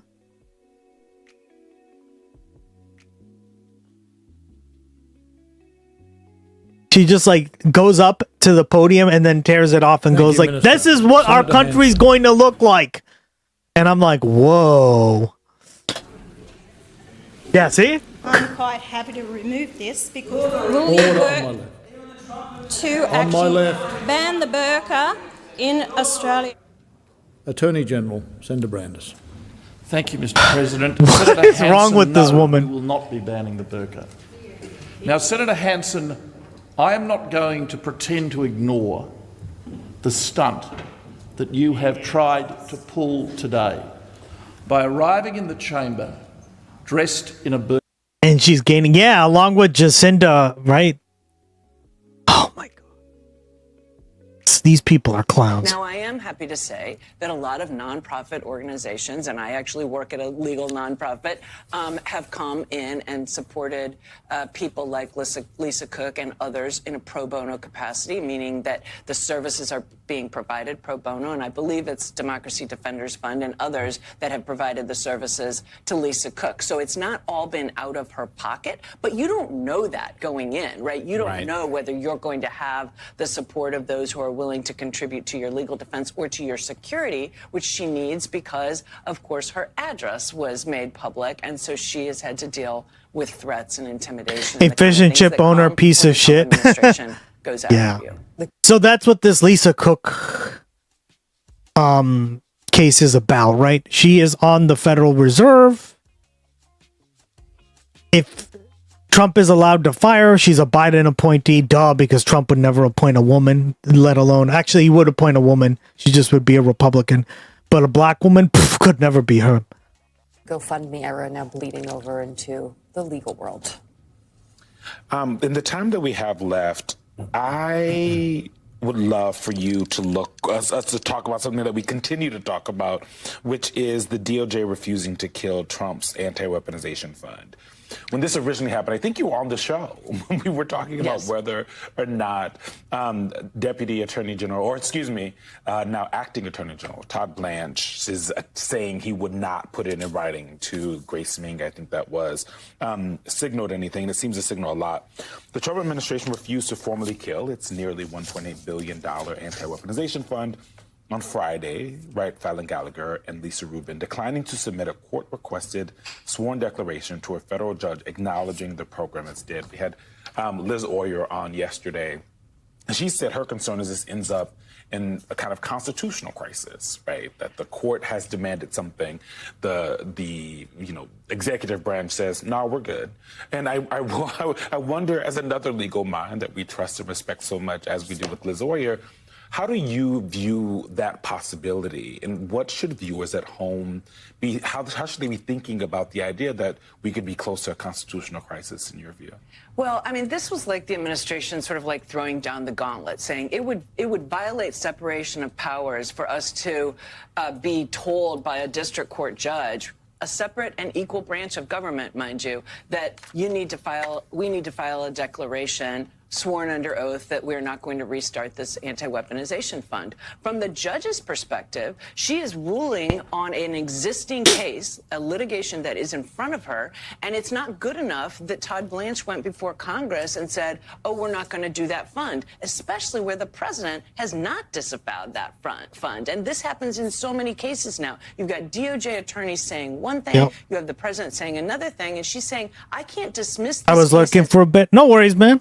Moot. No worries. Like you are asking me to, government, unless you provide me something here in this court, a declaration under oath that this fund will not go forward. And they're saying that violates separation of powers. That is a different view of separation of powers because the judiciary branch is a branch of government. It is an equal branch of government. And it is the judiciary's responsibility to say what the law is. So I think, I don't know why this administration wants to basically declare war on the courts, although Todd Blanche has said something very much like that in public speaking before. He has. But that's where I do think we are, we'll see how the judge responds. The way her order is if you're not going to give me these declarations, then prepared to file a substantive response to the case, I think this week. So, we'll see if they file that.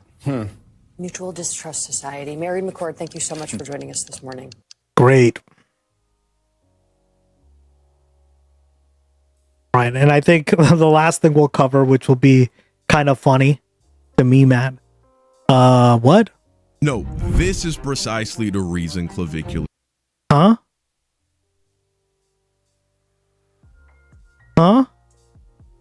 Is as popular as he is. Check it out. Yeah. You'll clap your AG, keep it up.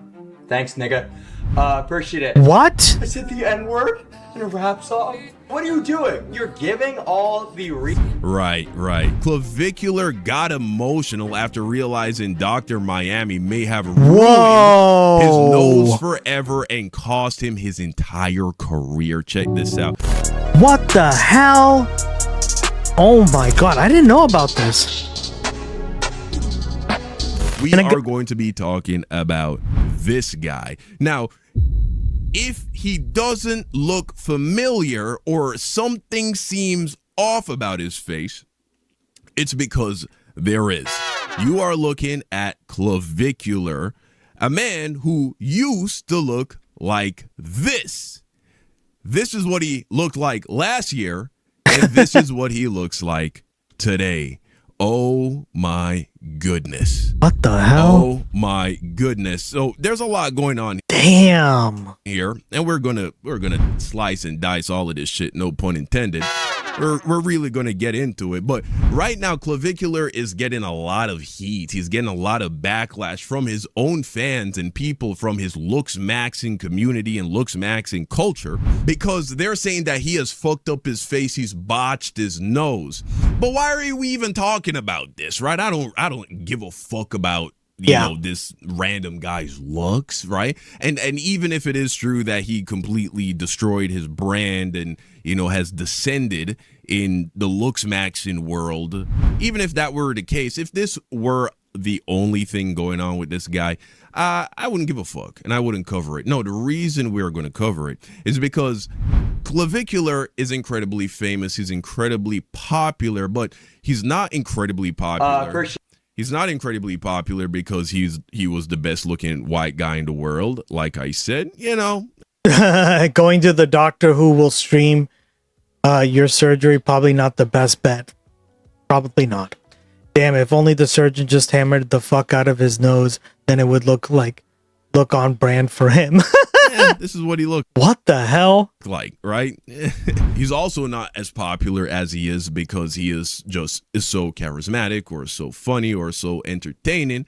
I don't even think he's as popular as he is because of the very bizarre things that he has confessed, like doing methamphetamines in order to attain a lean face, or hitting himself in the face with a hammer. Bone smashing, he calls that. Bone smashing. He literally does that. He does this crazy shit.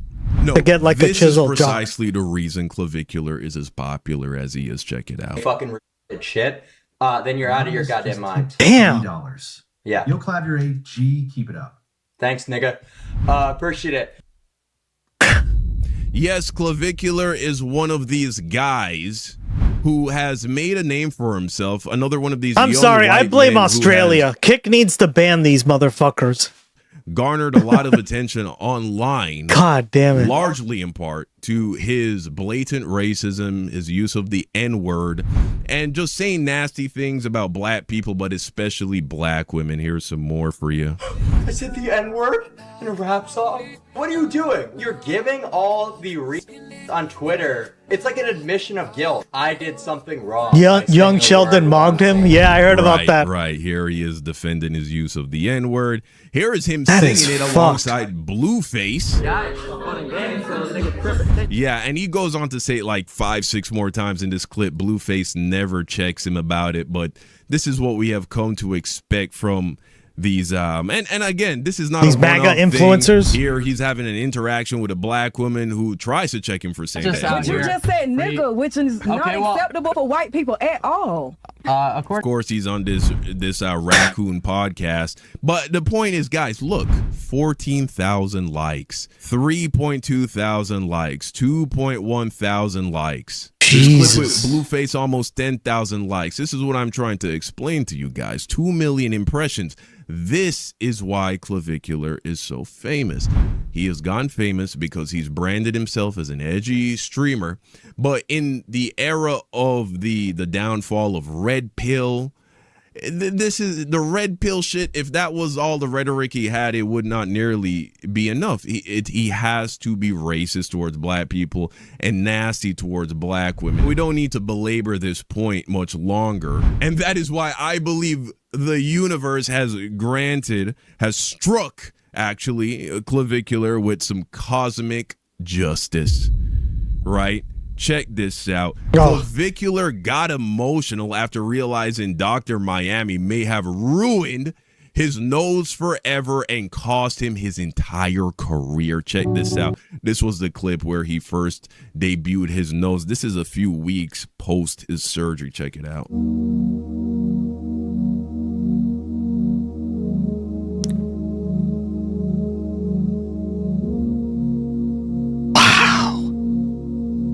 It's very strange looking now. Look at him. It is. He's got that Michael Jackson action coming in. Okay.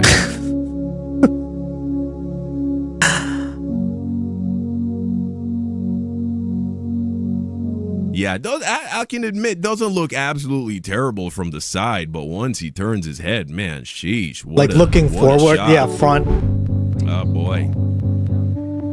Way too small, his fans are saying. You're retarded. Now and here's why that's incredibly concerning to Clavicular.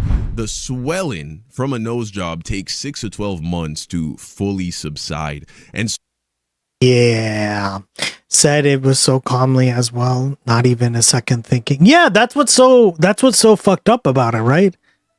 Like what? No second thinking it at all. So that means Jesus. His nose is going to get significantly smaller than what it is. I'm sure he'll just OD again like he did on stream a few weeks ago. I love covering these like barely political, like maggots, right wingers, right? I don't even know what to call them, but they're so like they're so weird. I don't know. It's so weird, guys. He didn't need a nose job. It's probably the best part of it all. Yeah, he really didn't need one. What the hell? Too small. At least this is what a lot of his fans are saying. So if they're thinking the swollen nose is too small, what are they going to think of the final product? It's gonna be even smaller. Incredibly worried if I was. Could be barely visible. You and everyone in the chat. You and everyone in the chat. So his chat is being swarmed with this. Here again are some more before and after pictures. This is, of course, a picture from before the nose surgery and a picture of him now. And it's like it's smaller, it's softer, it's rounder almost in a weird way. It's like a little button nose. He has like a cute little Asian girl button nose now, right? Again, not the face of a guy politically apolitical. Yeah, exactly. That's a good way of putting it. Here's another side by side that I think really highlights how this surgery has changed his face, the way that it looks. Here's what Asmongold had to say about Clavicular's nose. You should never get plastic surgery. His nose was totally fine. I think having a big fucked up nose is actually the alpha thing to have if you're a guy. I think women want to have little cute button noses, but like if you're a dude, you should never, ever, ever get surgery. In the core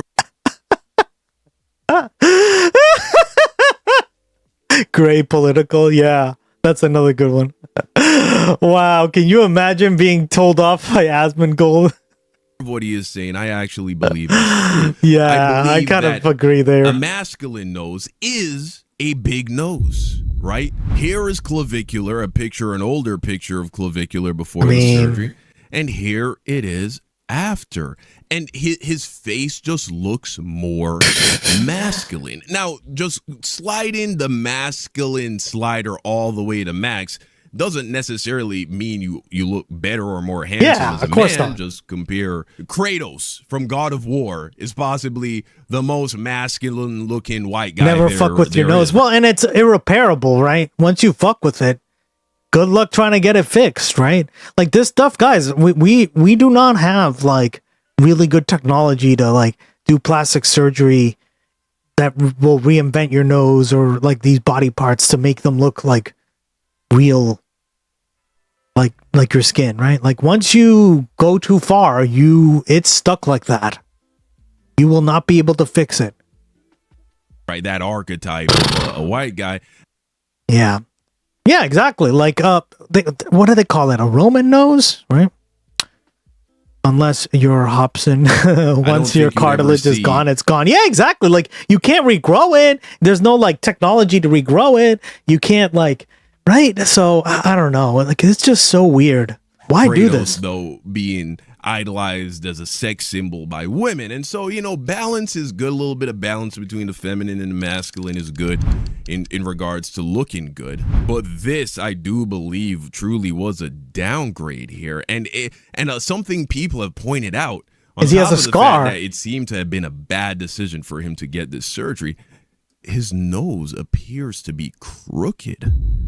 Oh my lord, man. He spent apparently somewhere in the ballpark of $25,000. And this is a doctor who gave him the nose job, Dr. Miami. And this really, to kind of slow things down, to fire him, make things a little bit more serious, because Clavicular is somebody who is influencing a lot of young men. And this is a terrible thing when the blind are leading the blind. It is a terrible thing for young men to seek guidance from such an insecure man that lacks Dr. Miami, our accidental hero. Nothing's wrong. Whoopsies. Yep. Right, Living. Trying to improve time to get that you look, obviously. Dress better, get a better haircut, right? Get a nice skincare routine. All of that is great. Yeah. Lose some weight. But listen to what Clavicular says here when he is asked about why he chose to get this nose job. And again, just it's like all of it, it's like his soul was in his nose, bro. He had like a nose soul. His soul lived in his nose. Soul. It's like, who is this guy? He just looks like it just, he doesn't even look like anybody anymore. Dr. Miami makes me think of Mar-a-Lago face, no thanks. Exactly. You know what I mean? Could never be me. And in a weird No way, soul, yeah. I feel like this is even going to hurt his racism grip. Because this, like, feminine looking guy saying the N-word and shit like that, it's like, coming out of this guy's face. It's like, cringe. It looks too feminine now, man. But here, listen. Like, everyone is forgetting, like, my nose was one of my worst. So you nose farmer? No, he nose farmer. He says his nose was one of his worst features, apparently. Yeah, so I made my nose good, and now he nose matching. You know what I'm saying? He said he want to look like a bad bitch. He want to look like a bad bitch. What do you think about plastic surgery? You're nose fishing. Yeah? For sure. Well, if it gets you more girls, how's it get? If it gets you more girls, how's it gay? Clavicular had a girlfriend, you know, he's had multiple, even despite him being such a weird. If it gets you more girls, how is it gay?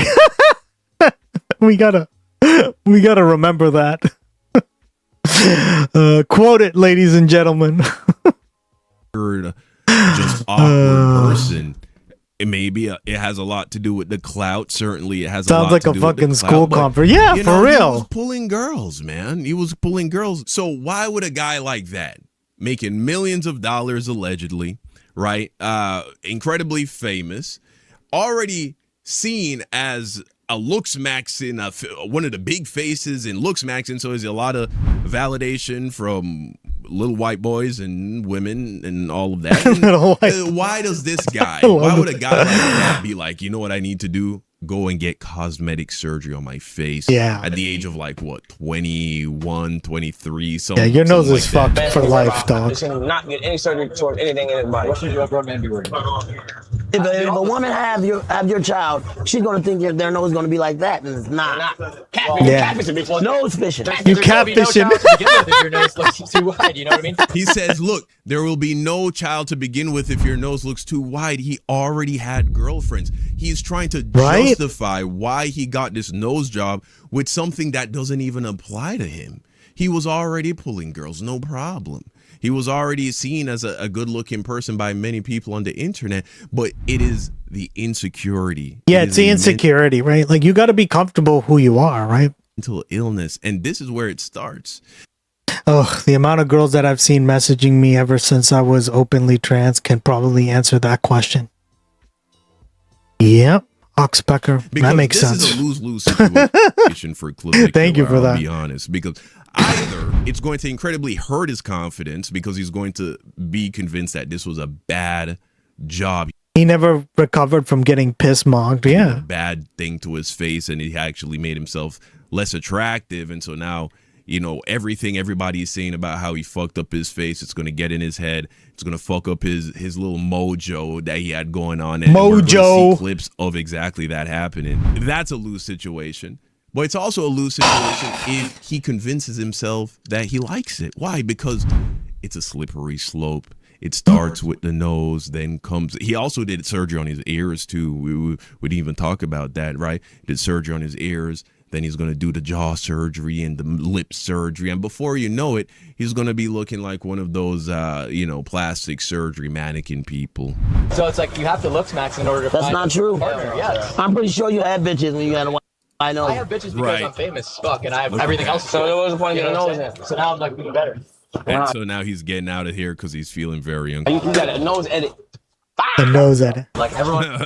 Yeah. See, here's a post from just 18 hours ago. Clavicular's surgeries may have backfired, with random fans now mogging him in the street. See, he wasn't getting... Their posts like this weren't happening prior to his surgery. But look at this. Both of these guys have broader, bigger noses, especially this guy than Clavicular. Right? Here's a post on the side. He looks like Luca. 3,200 likes, so a lot of people are agreeing with this. And it appears as if he might be getting desperate because here he is, throwing up the Roman salute, right? A Sieg Heil, the Hail Hitler salute, white supremacist arm gesture. And why is this? It's because he's panicking, right? Who is this person even? I mean, he doesn't even... He doesn't even. Isn't it funny when you're about to lose it all, you just turn to the right and grift? It's always the same story. Anna, clavicular, right? The list just goes on and on. Dave Rubin. Doesn't look like anybody anymore, man. But something Clavicular has been trying to do is distance himself from the political stuff. If you've noticed, haven't seen him around Nick Fuentes or Sneeko lately, have you? Right? He's been trying to distance himself from exactly, that because BBC broke him. Incident where him, Sneeko, and a bunch of other weirdos and lames went to a Blair club White with lip filler. Yep, remember her? Played Kanye West's anti-Semitic Hail Hitler song. Well, after that, he went to Aiden Ross. He apologized. He apparently went and kissed a wall in Israel or some shit like that, allegedly. But, and he really distanced himself from that. I'm genuinely banned from, like, everything? No way. Like, I tried. Hold on. So you literally cannot walk into a... Shut the fuck up. Dude, I tried. You got hooked. It. I tried to get dinner, banned. I go to the club, banned. Yeah. Kiss the fucking wall. Bro, I might have to. Okay. Okay. So, we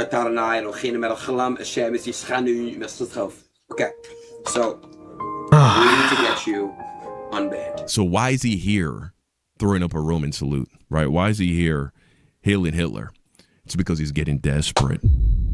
He's getting desperate. He's grifting, yeah. This is the what grift. Happens. We talked about this in a video not too long ago.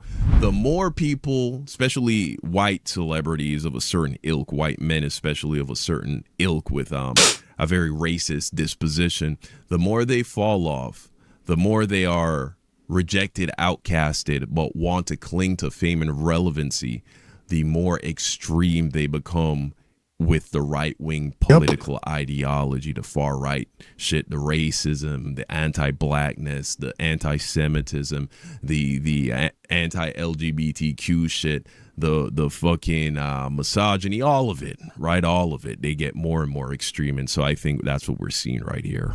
And we'll close with this final video that I think really summarizes all of it.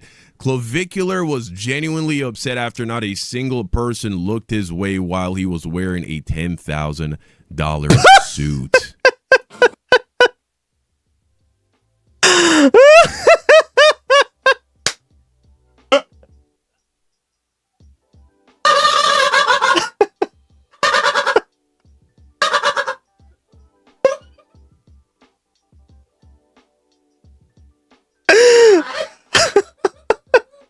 So good. This just made the news that much better, guys. After all that depressing stuff, that is amazing.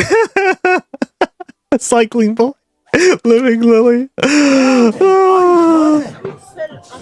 Here, we're gonna go ahead and mute this. Nobody gives a fuck, as we would know, right?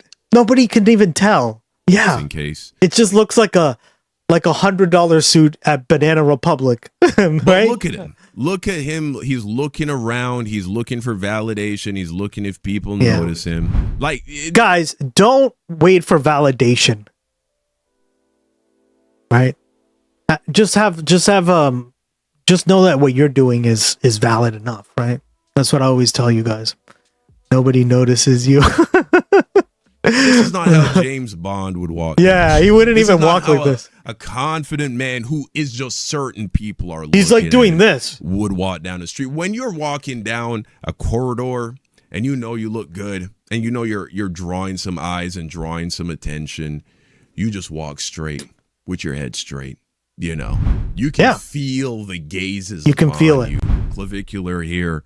He has to check around for attention. He's fidgeting. He's nervous. He's losing confidence. This is not a confident person. Again, I think a combination of all of the insecurities and what he's doing to his face, he is ensuring his own downfall. I assure you this. Clavicular will not be a relevant. And you don't even have to wear like a suit or anything, right? Like you can have like a baggy t-shirt like I just have, right?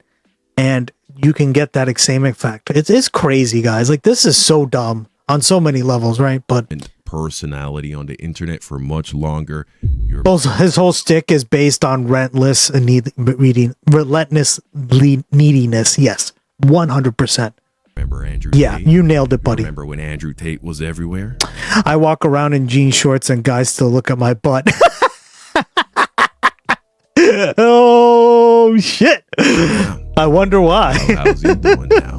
And Andrew Tate was incredibly toxic. Livingly, you're so funny. Infinitely more charismatic, intelligent, funny, and interesting than Clavicular. And look how that ended out. So, enjoy it while it lasts. I love it. Love it, Livingly. Because it's not going to last much longer. Damn right. You know what isn't going to last much longer, too?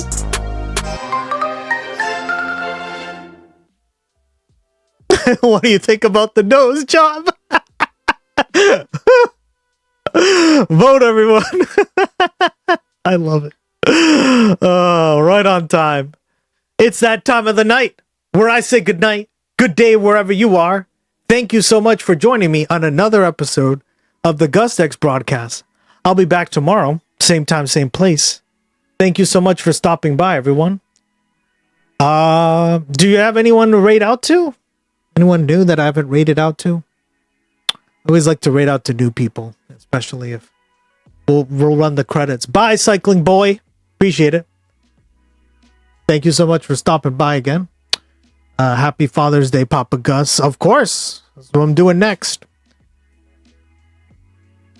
Hear that? The stream welk says Happy Father's Day. Look at that. You just made his day, guys. Thank you. Love you guys. I'll see you tomorrow. Bye-bye. Yeah, see you tomorrow. Out of signal.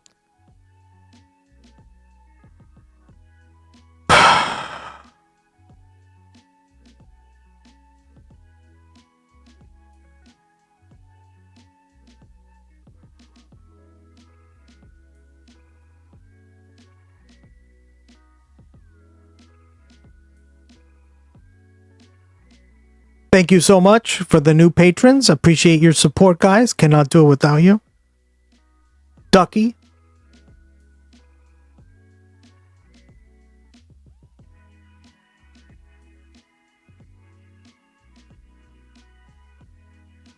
And all the new patrons who joined. Thank you so much. I want to say your names, so. All right. Everyone's name is on there, guys. Participated in the stream.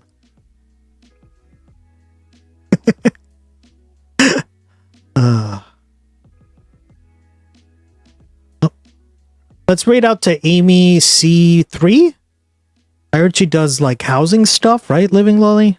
Something like that. Let's see.